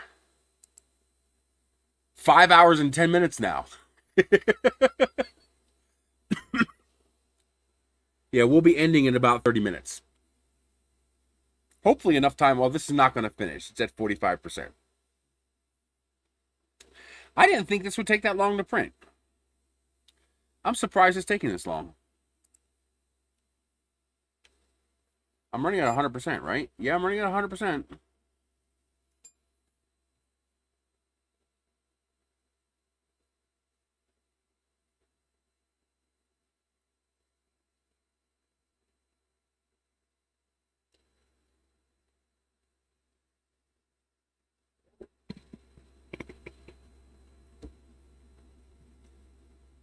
You need 2 screens, dude. 2 screens.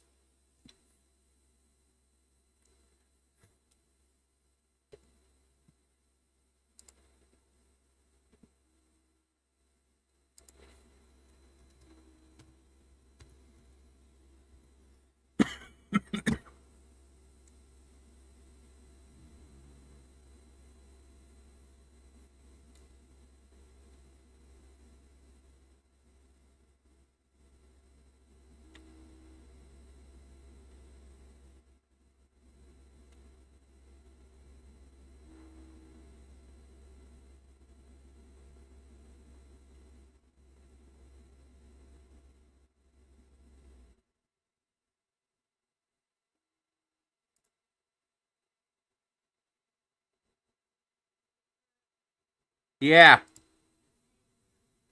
What? Hey. About half hour.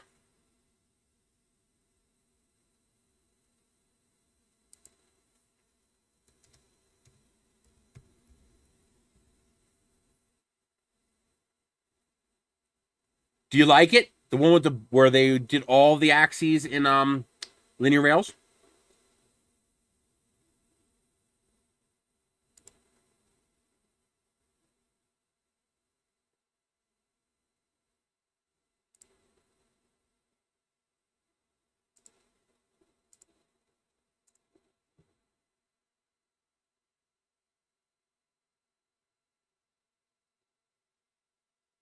Oh, really? Well, I'm not wrong. I told you I don't know anything about solar panels. I just know higher voltage transmits over wire easier. I didn't know running too many in series reduced their lifespan. That I didn't know.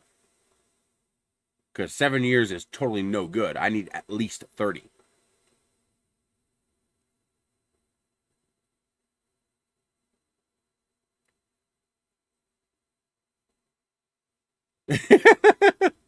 Well, it didn't tell you about it, huh?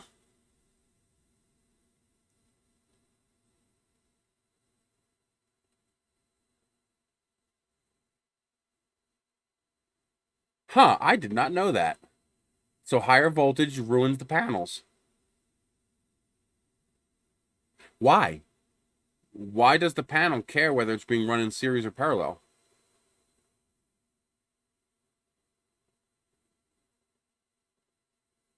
Like, what happens to the panel itself that degrades it so quickly?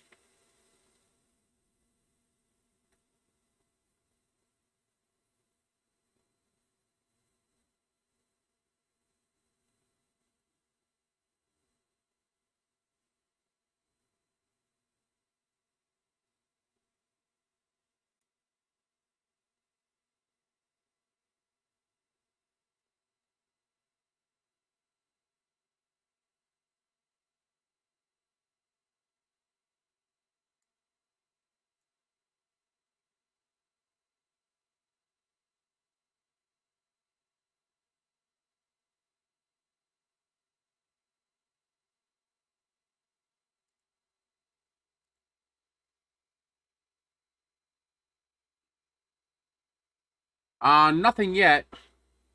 I mean, we'll see what happens. It depends on if any of the printers that are incoming arrive by then.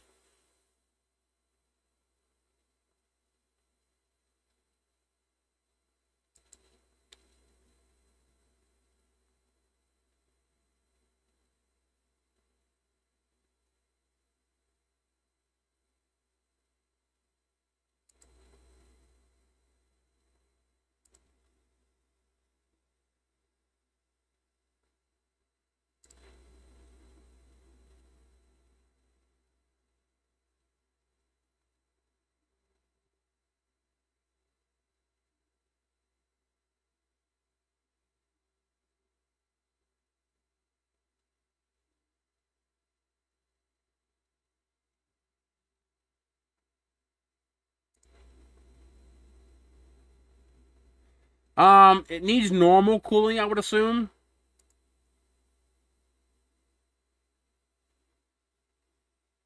Skip to 108.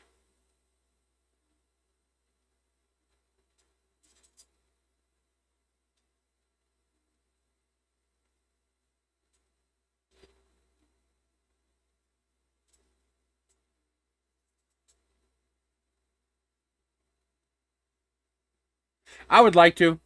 It's a matter of timing, but yes, I would like to work on those projects. Abnormal cooling is the best.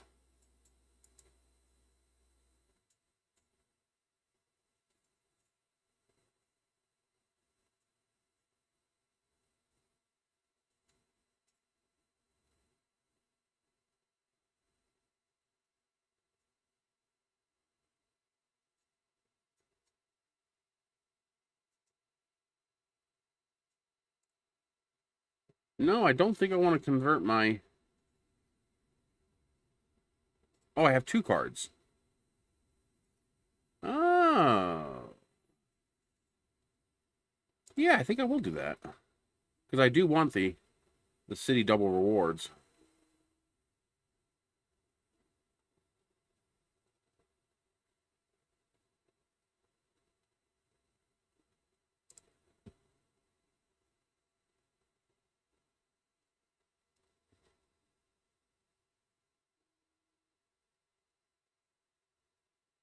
They are.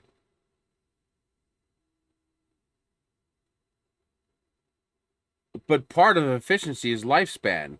If running them at 100 volts cuts their lifespan to a sixth, that's not very efficient. Obviously, you just mean electrical efficiency.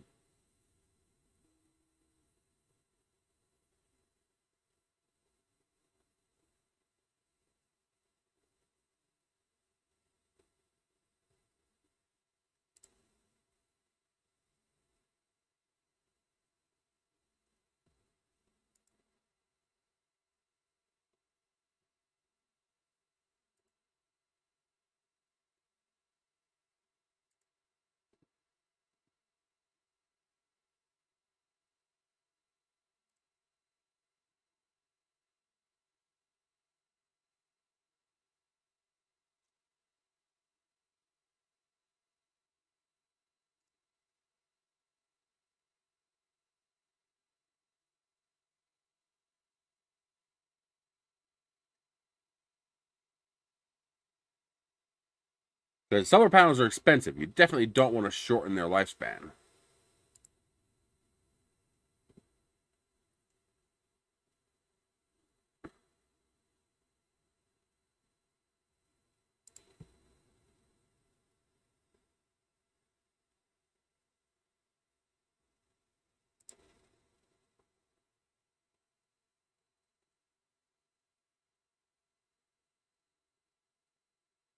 This is so broken.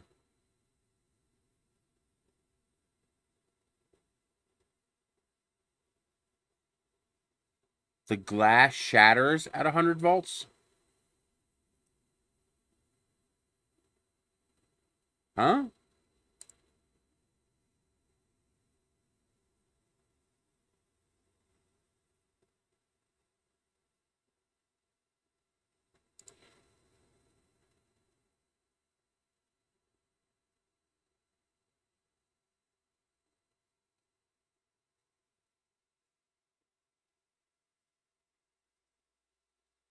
That is not what I clicked on.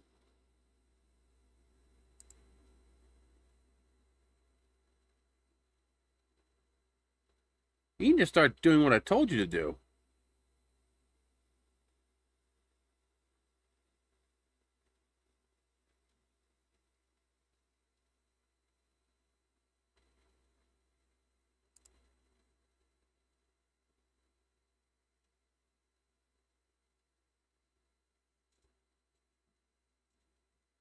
Oh, it went away.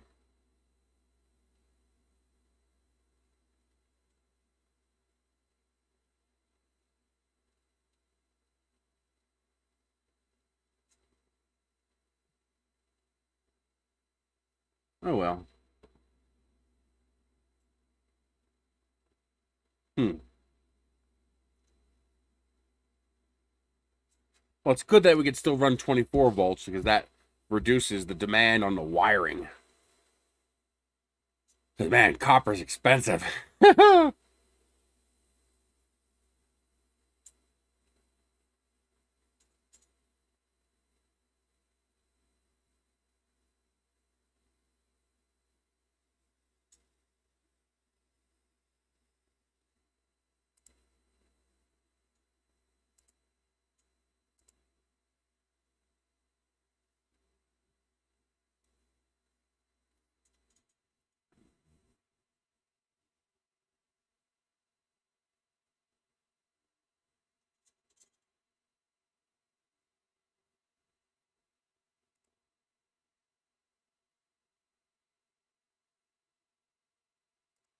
I gotta start shopping around for car insurance, too.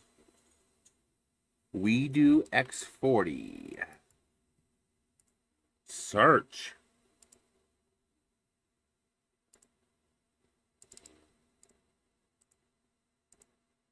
Because right now I'm paying $1,356 a year. I've got to try to get that down. Oh, it's probably a copy of the Artist D. Yeah. Yeah, it's a copy of the Artist D. It's a clone. So probably from the same people. Yep. Hey, RC Voodoo. Good, I'll stick with 24 volts. Yeah, this looks like the exact same machine as the Artist D. Oh, you're right. Is it no? Oh, it's Bowden. Okay.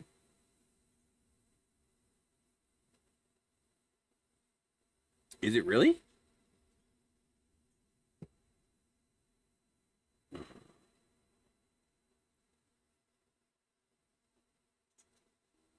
Yeah, I guess it. I can't tell. There's no backside pictures of it.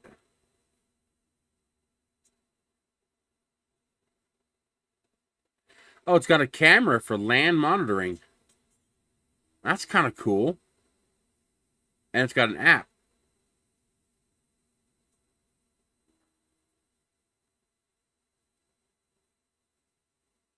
Cool. A big color screen, too. I think that one does too. Yeah, this got a big color screen. Oh, very cool.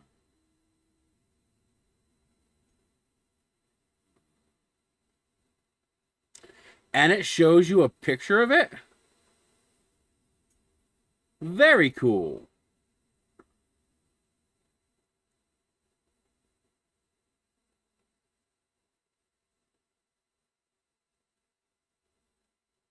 That's pretty slick.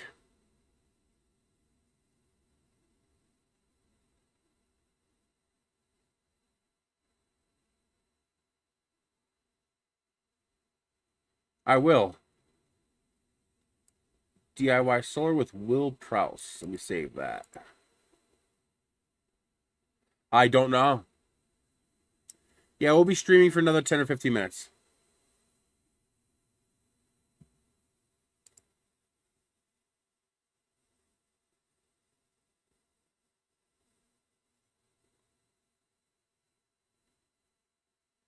Ooh, $428. Can't buy that.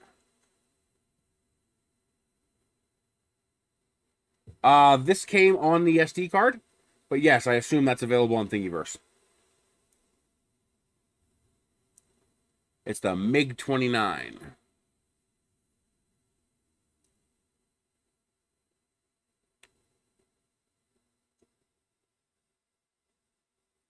Yeah, I see the step. Nope.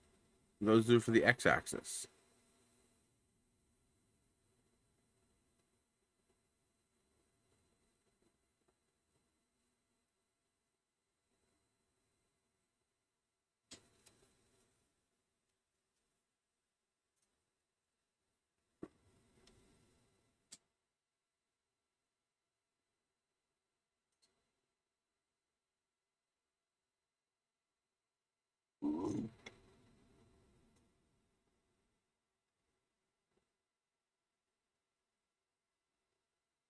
Cool.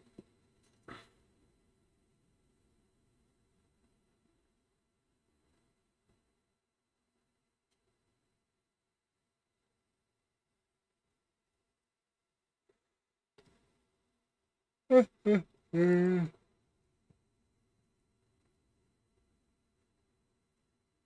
there's a whole bunch of this kind of models on Thingiverse. I want to grab the X29 and the SR-71 as well.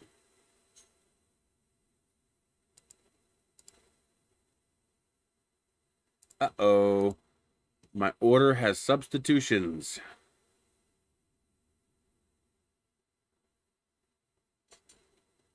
All right.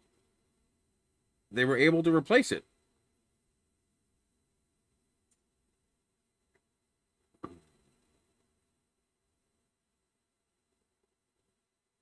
But, oh, they're out of the whipped cream. And they're out of the frostbite. And they're out of strawberry again.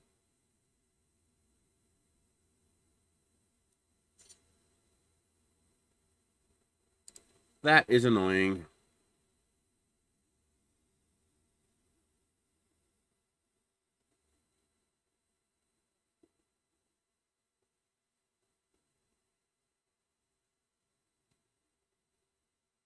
That is an okay replacement. I'll approve that.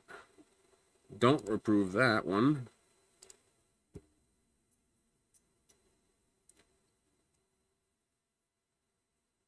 I got plenty of huckleberry. I don't want any more of that one. So what's the difference between these two? Boneless turkey breast roast with gravy packet. Butterball ready to roast. Boneless turkey breast frozen. I wonder what the difference is.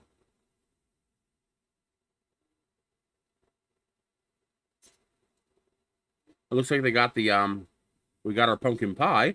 What the hell's the point of pumpkin pie with no whipped cream? Wankers.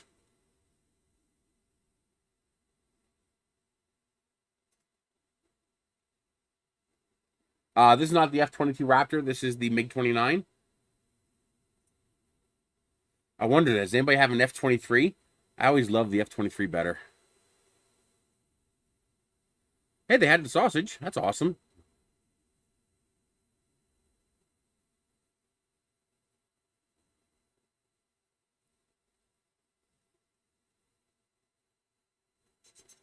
Oh, that sounds good. Well, I already got a 3 pound or 4 pound turkey breast.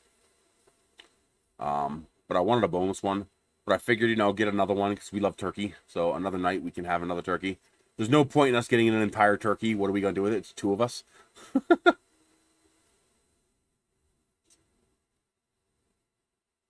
It's not cheaper. No, it is not. Not even close. I've done the math on making whipped cream and it's expensive as hell.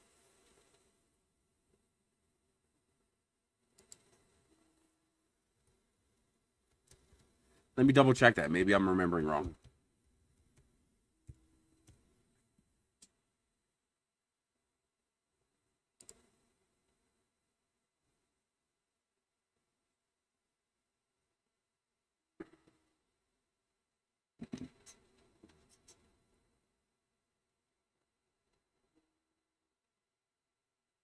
Yeah, you got to use heavy cream or heavy whipping cream. And that costs significantly more than just buying a can of whipped cream. Maybe where you are, you can get whipping cream cheap, but around here, whipping cream is very expensive.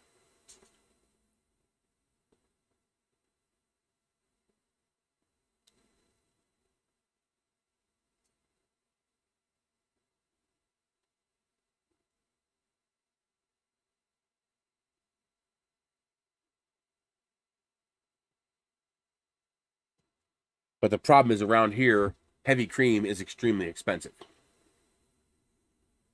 relative to the amount you get. And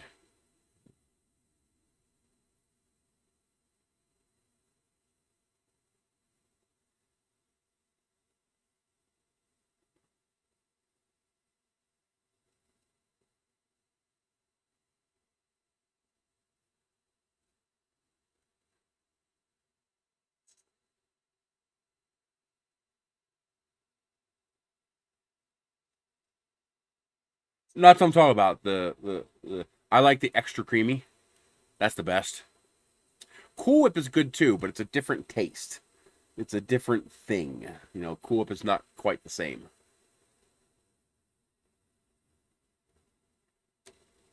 It's almost too sweet.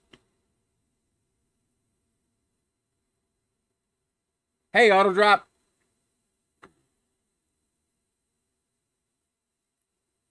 Is it really? Cool Whip is vegetable oil? Ew. That kind of changes my attitude toward Cool Whip. I haven't had Cool Whip in like 20 years, but I thought I used to remember liking it.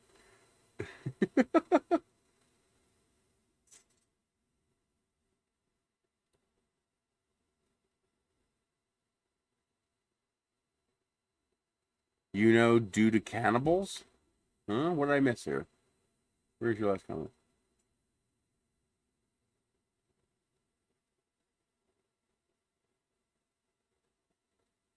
Well, I only buy either the Walmart brand or the name brand. I tried the dollar store whipped cream once. I thought I was gonna vomit. That stuff is freaking nasty. Oh, you're the one I need to get the measurements of the Ender 5 Pro or Plus. Hang on.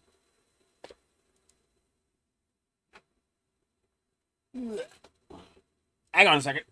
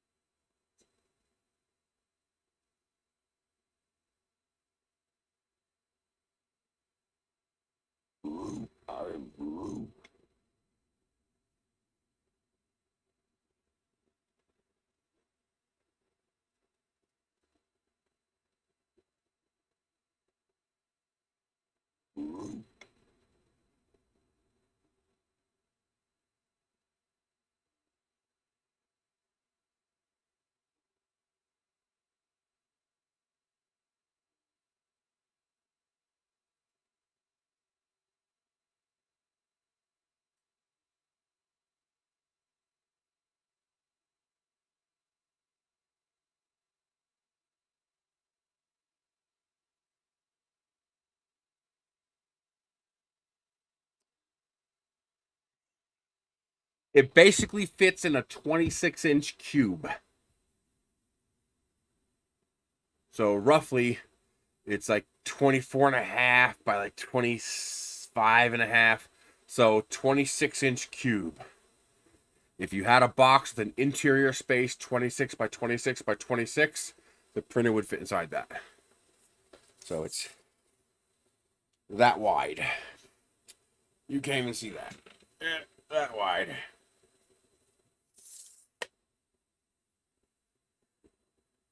Yeah, I tried the dollar store whipped cream in a can. The most disgusting stuff. I threw the can away. I went. I just threw the can away. It was horrible. It was just so nasty.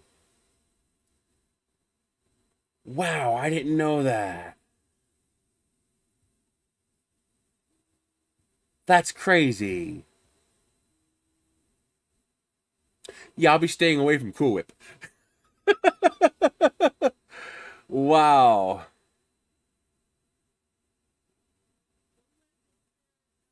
Mounting holes for the plate. Oh, you mean the build plate? This part? So the 4 mounting holes for the build plate?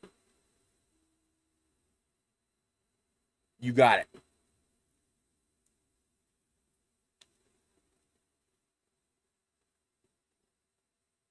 I'll take a Sharpie to the actual aluminum plate and mark out all the measurements and then just take a picture of the whole thing.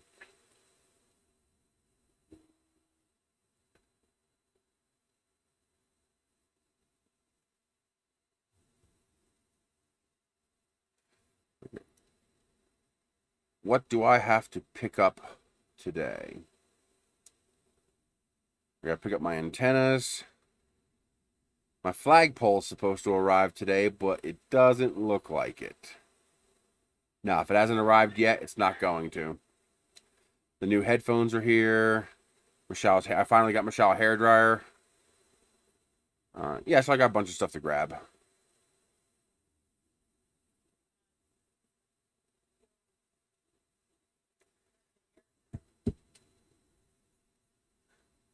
See you there, Baccadragus.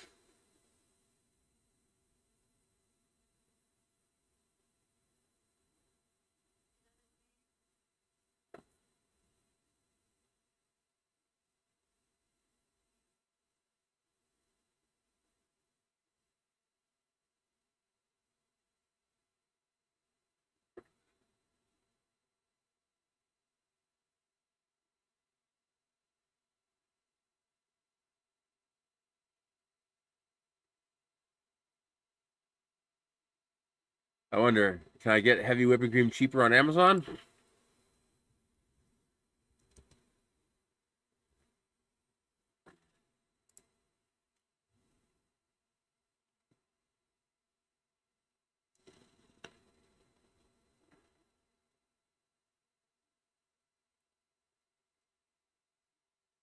Yeah, that stuff's expensive, man. Jeez.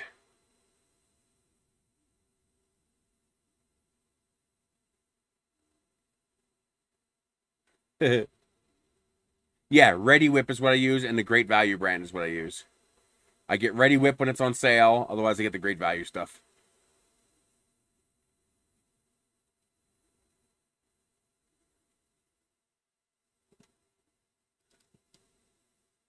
So it looks like they had everything except the frost, which is annoying because I got a coupon to make it free.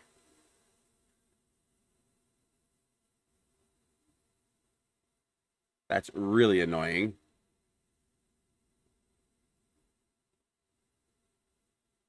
Someone needs to be bitten.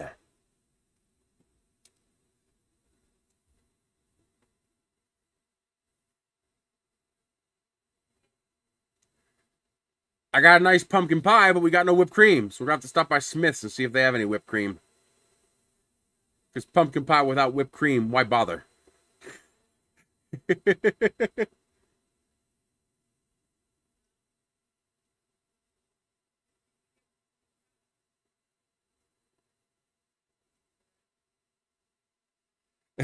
You only buy it for the NOS.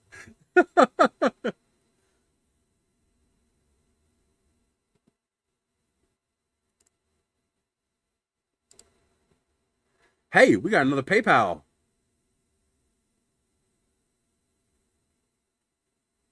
SMBI, $20. You rock, dude.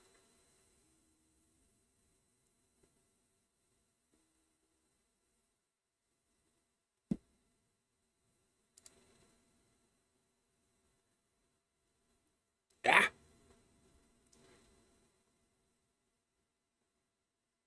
You gotta try the extra creamy stuff. It's good.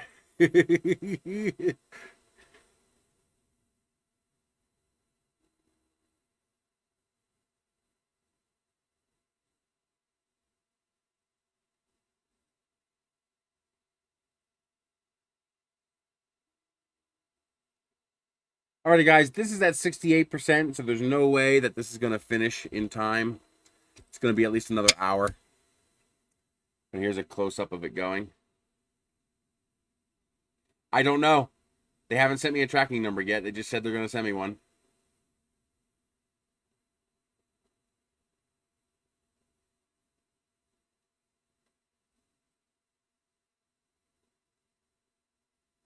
Well, pumpkin pie can be a little bit dry, so it just tastes better with whipped cream. Also, whipped cream is wonderful with Jell-O.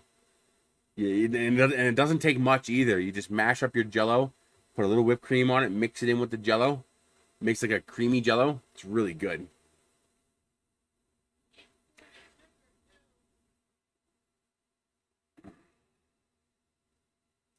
Have you tried to print with the speed turned up all the way? What do you mean speed turned up all the way? I have this. I don't know what this is, a pre-sliced file, so I don't know what they're programmed for. It looks to me like 40 or 50 millimeters per second. This is actually pretty slow. I was expecting it to be quite a bit faster.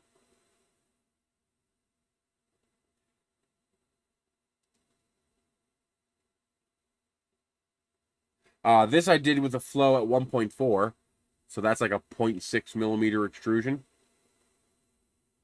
And it came out fine. I see no issues. Oh, feed rate? Well, I mean, the feed rate is just a multiple of whatever your defined speed is. So if this is printing at 40 millimeters per second and I make the feed rate 200%, that'll be approximately 80 millimeters per second. Now, it's definitely covering more than 15.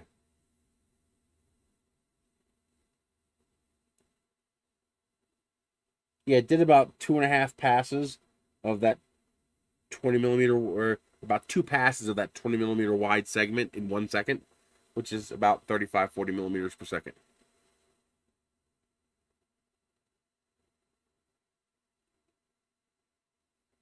I wonder why they made it print so slow. Yeah, it's printing at about 40 millimeters per second. I wonder why they told it to print that slow. Probably to increase the reliability for new users to make sure it worked. Well, we could make the feed rate 300 and see what happens.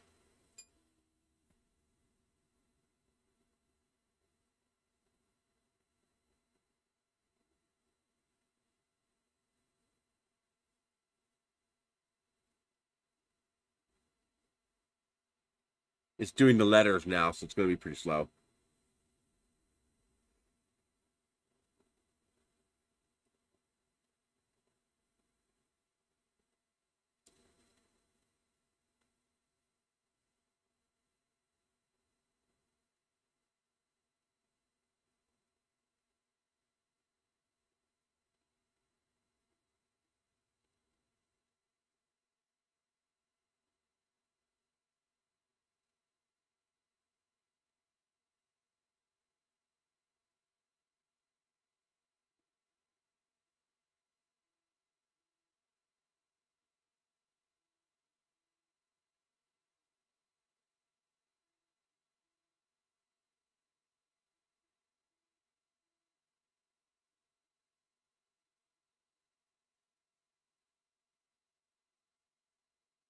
Yeah, now it's moving at like 60, maybe 70 tops.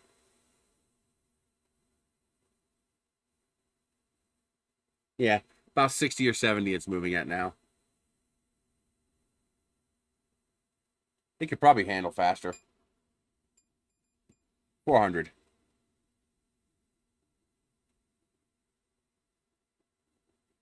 All right, I can work on that. Your biggest issue with cranking up the feed rate is going to be your jerk and acceleration. So I could do 3 models. I could do a quality optimized model, feed rate 400, and then try to optimize a approximate feed rate 400 in the slicer for quality and see if you can match it. I'm at 210. That's still plenty enough for, because it's not extruding that much plastic.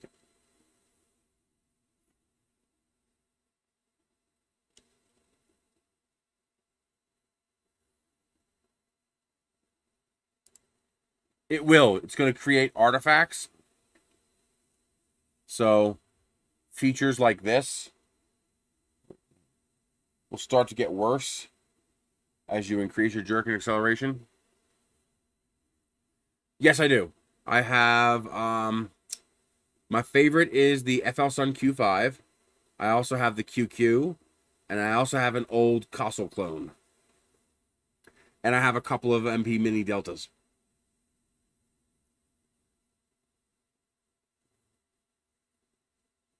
I think that's all the deltas I have.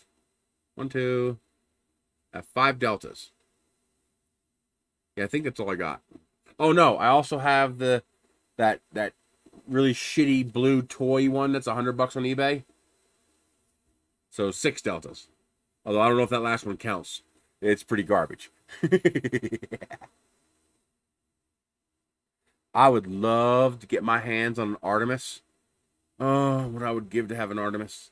That thing is like sex out of extruded aluminum. It's a really nice printer. The 101 Hero, that's it. What we like to call the 101 Zero.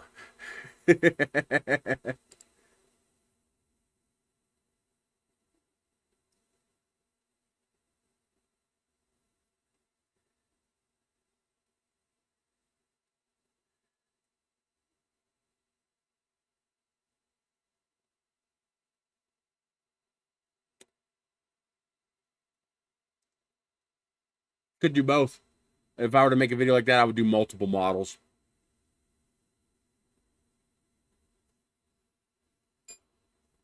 This would have been done now if I'd have done it 400 earlier.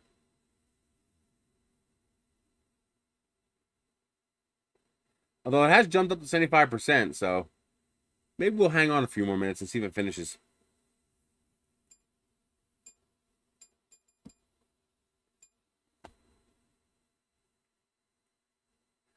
Cranked it up to 500. 500. You're not going to see much of a difference on a model like this because it's so small. It doesn't really have enough time to accelerate to maximum speed in most cases.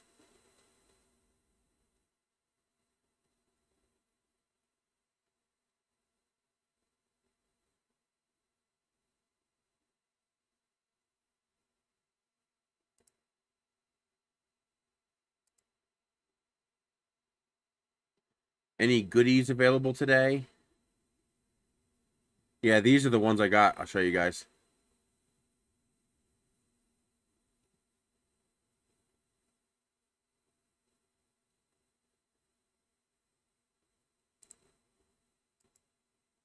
So that's 0.3 pounds of sterling silver. That's I think it's about half a pound. It says package weight 1 pound, but I think it's about half a pound. That's 0.35 pounds of sterling silver. SC10's a pretty good machine. They did a nice job on that. And there's another 1/3 pound. You can see the price. It's real silver.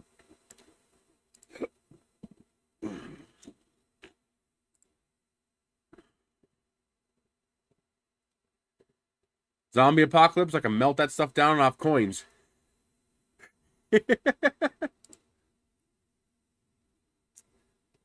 Let's see what we got today.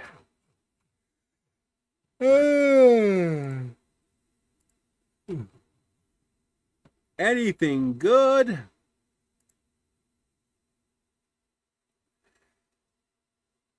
I don't know. I like the direct drive, and I like the fact that a novice user can set up the the Artist D without having to know how to really do it. But I can't decide on the WeDo without having it. I don't know enough about it.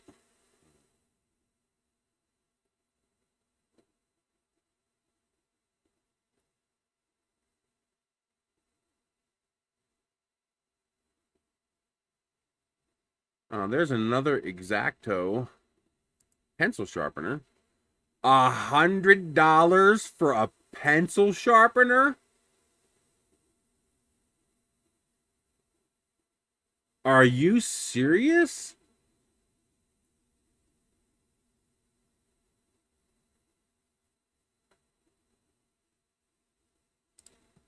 You're saying that's a good deal?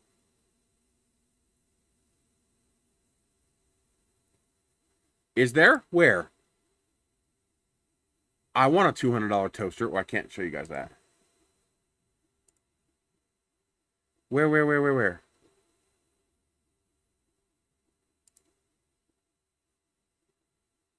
If you know what I'm talking about, Matt B, what page is it on?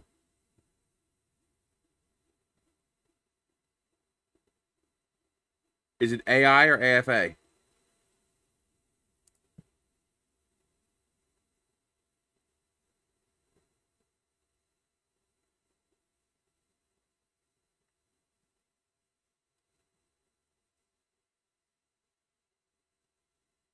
No, not. Okay, okay, never mind. I thought you were in the same thing I'm in. I'm not interested in paying for it. No. I don't want to pay for it.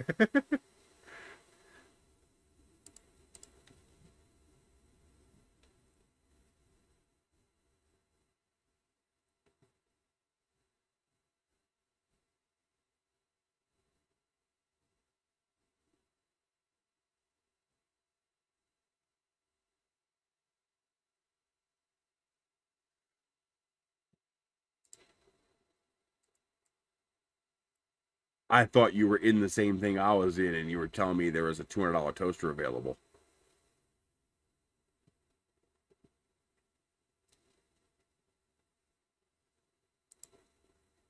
How about this?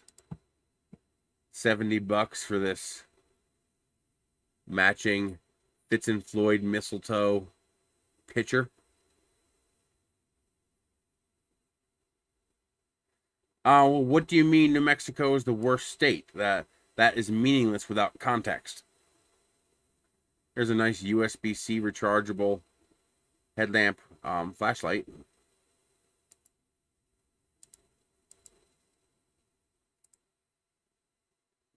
So, worst state in what regard?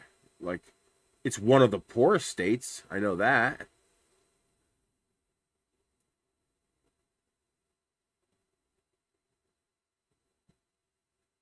Nothing new there.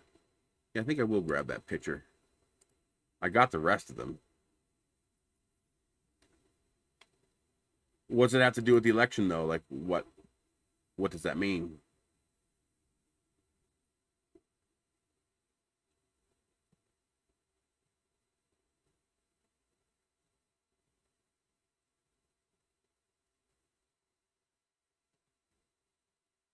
I think I'm going to nab that pencil sharpener just to compare it with the other one and see if there's any relevant difference between them. That's just so crazy. $100 for a pencil sharpener.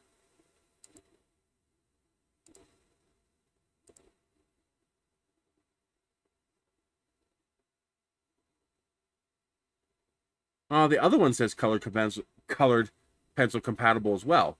And that actually would justify the cost. I mean, some coloring pencils are incredibly expensive.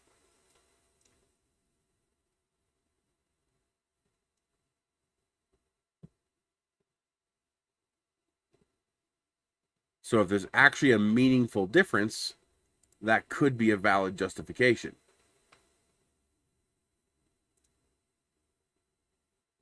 Sharpened pens. It probably can.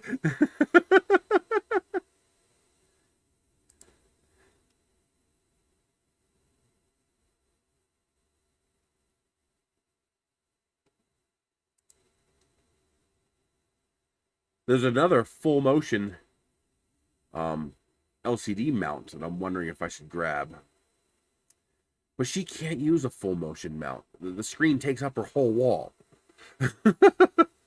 Like literally, it takes up her whole wall. And if you play D&D, this is pretty nice. Dungeon Master bag.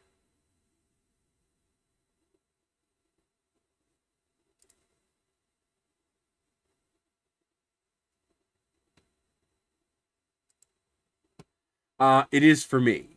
It's not for you, but it is for me. Oh, maybe not, actually. It's broken. Yeah, they've been posting stuff lately that's broken. So I can't even see any information on it. Yeah, it's broken. Bad listing. I was thinking about this. The problem is it's very small.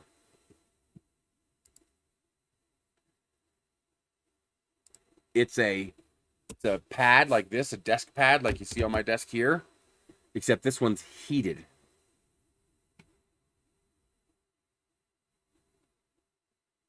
That's pretty slick, though.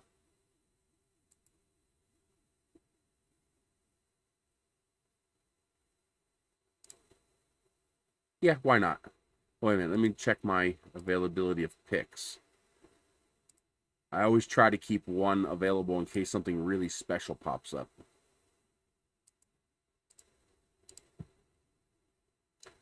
Let's see, 25. 1, 2, 3. Ooh, I'm already at 6. Ooh. Oh, that's right. Butt Nuggets was after midnight.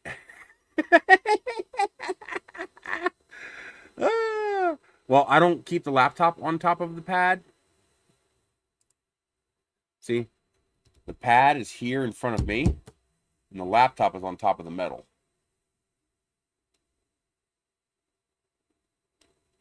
So, especially with me going to switching back to my desktop.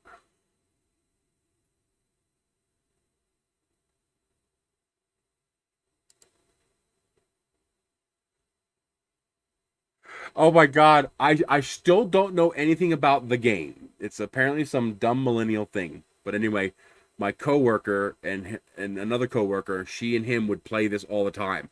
They would leave, you know, the game stickers and notes all over the store for the other one to find. So that's been like 4 or 5 years. So someone made a TikTok that goes on and on and on with nothing and says, you know, if you watch this to the end, you'll have lost. And once you get to the end, you'll know why you have lost. And it says, welcome to the game. I said that to him. Oh my god. He replied and says, that was dirty. Oh. Tippy tree? What is the tippy tree?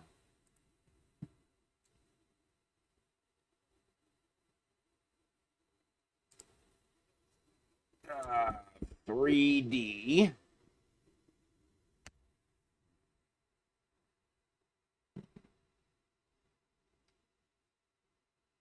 Make anything? Make anything.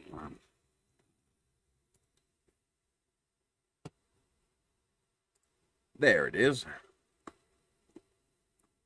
Oh.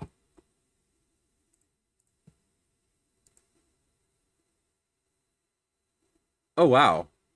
Like, they made that full scale, or is that...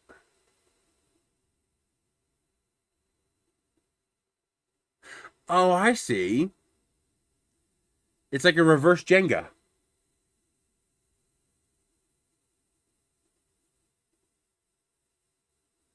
I see. It's a reverse Jenga. Interesting. He's great. By the way, if you guys are not subscribed to Make Anything, what the hell's wrong with you? I mean, seriously. I mean, he makes great stuff. His content is so good. Why doesn't he have a... Oh, there it is. Why doesn't he have a link to his channel? Dude, why don't you have a link to your channel? Are you crazy?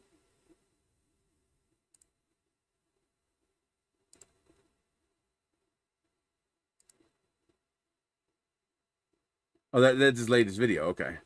But still, on his about page, there's no link to his channel. Yeah, it'd be crazy not to link to your channel. There, if you guys aren't subscribed to Devin Montez, I mean, he doesn't make many videos. He doesn't put out regular videos like frequently like we do. But every video he puts out is fantastic. Every single one. I mean, to me, it's a mandatory must subscribe. I mean, he's a genius. I mean, this guy's great. He's a definite must watch.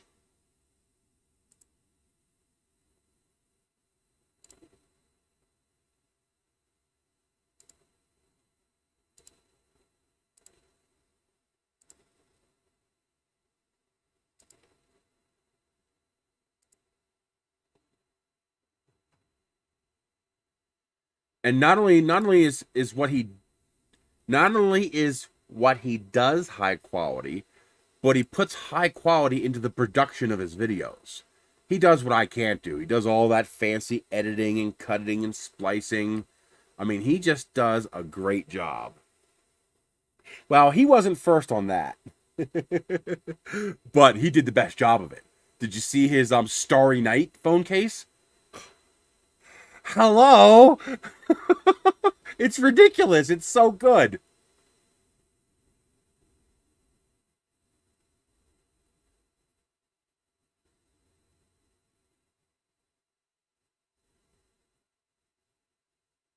Anything on here? Nothing useful. Nah.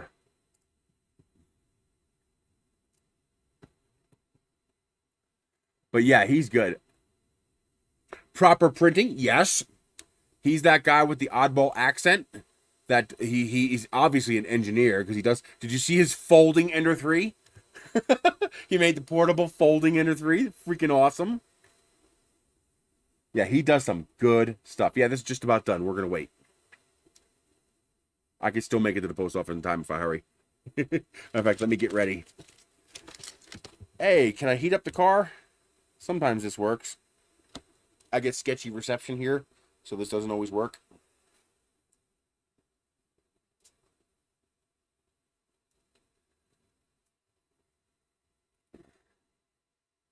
And that's not working. Let me try this one.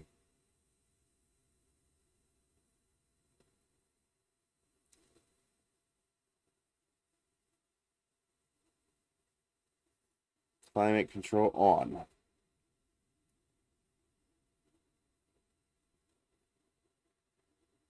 When it works, I could turn on the heater from in here so the car's nice and warm when I get out there. But lately, it hasn't been working. I don't know why. There it goes. It says it worked, so we'll see if it works. Yeah, I know. I should be getting it. It should be on its way to me. I can't wait. There it goes.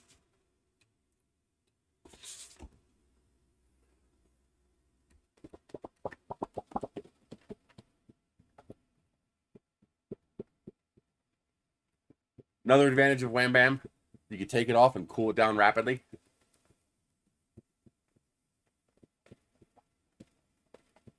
You do not want to pull PLA off hot.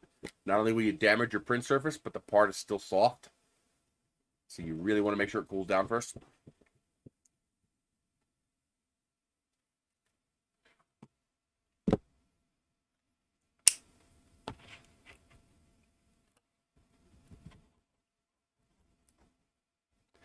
Yeah, it's still soft. Let it cool down a little more.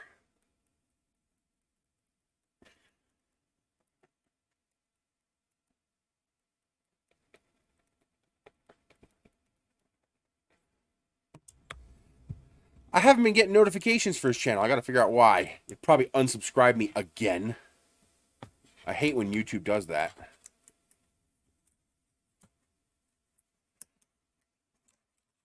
There we go.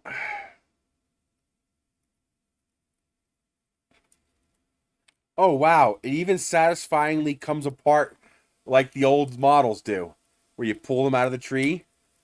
Oh, that's cool.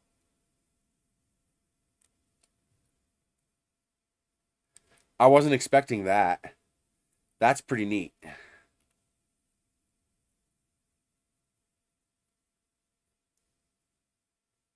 That can work. Although PLA would probably work better. PLA is quite a bit stronger than ABS. The issue you have, though, is temperature. Wheels can actually get pretty hot.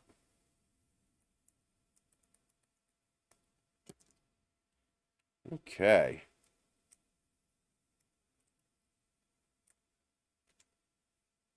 Nice.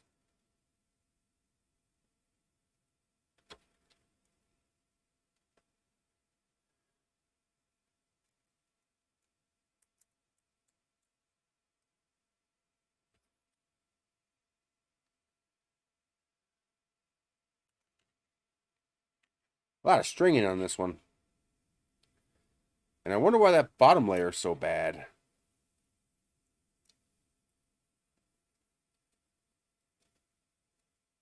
There we go. MiG-29. It's even got a little hooky part so you can hang it. That is cool. I'm gonna have to giant size one of these. And of course, your nippers will come in handy. For it even has the little flashing from the peeling it off the tree. Absolutely. Well, maybe if I glue it together, because the cats like trying to eat everything I put on the tree. And the last thing I want them to do is eating this. In fact, this little dickhead here keeps puking up hairballs all over my freaking house, staining my carpet, because he's eating everything he can put in his mouth. He's always hungry. Look at that. Look at my kids. They are so adorable. Usually they fight over this bed, but they're being nice today. They love this cardboard bed so much they fight over it.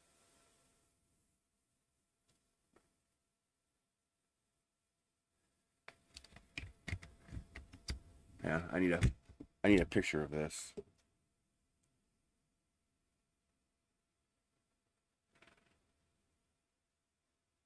That is so adorable. Oh yeah. They are such good cats. I got so lucky with these cats. Alrighty, guys. I got 23 minutes to run to the post office. I'm going to go grab my goodies. But there you go. Marvin. Vase. MiG-29. I might as well start a cat. Let it print.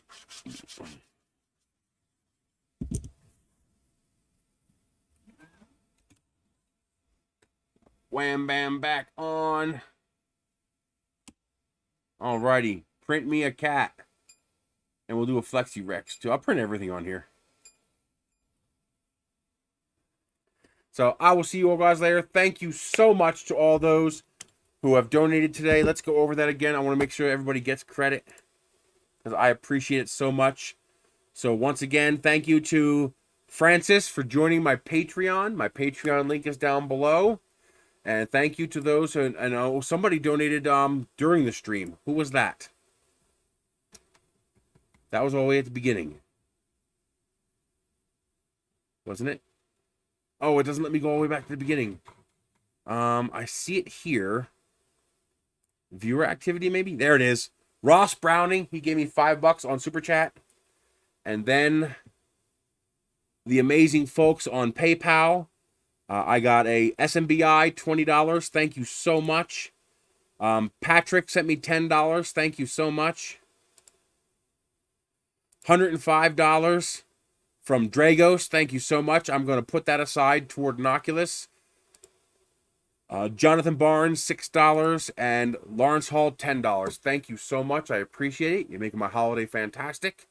Don't forget, if you haven't signed up for Fetch or Ibotta, sign up for those. They're free apps. They cost nothing. Sign up. Use the app one time. I get money that you don't have to pay for. and delete it when you're done. But don't forget the affiliate links down below when you're doing your holiday shopping. That is how I earn from qualifying purchases on this channel. By you using those affiliate links, I earn. And for the Amazon links, as an Amazon associate, I earn from qualifying purchases as per Amazon agreements. Those are the words I need to use. I do not want to make the Amazon gods angry. I will see you guys later. We will be back next week.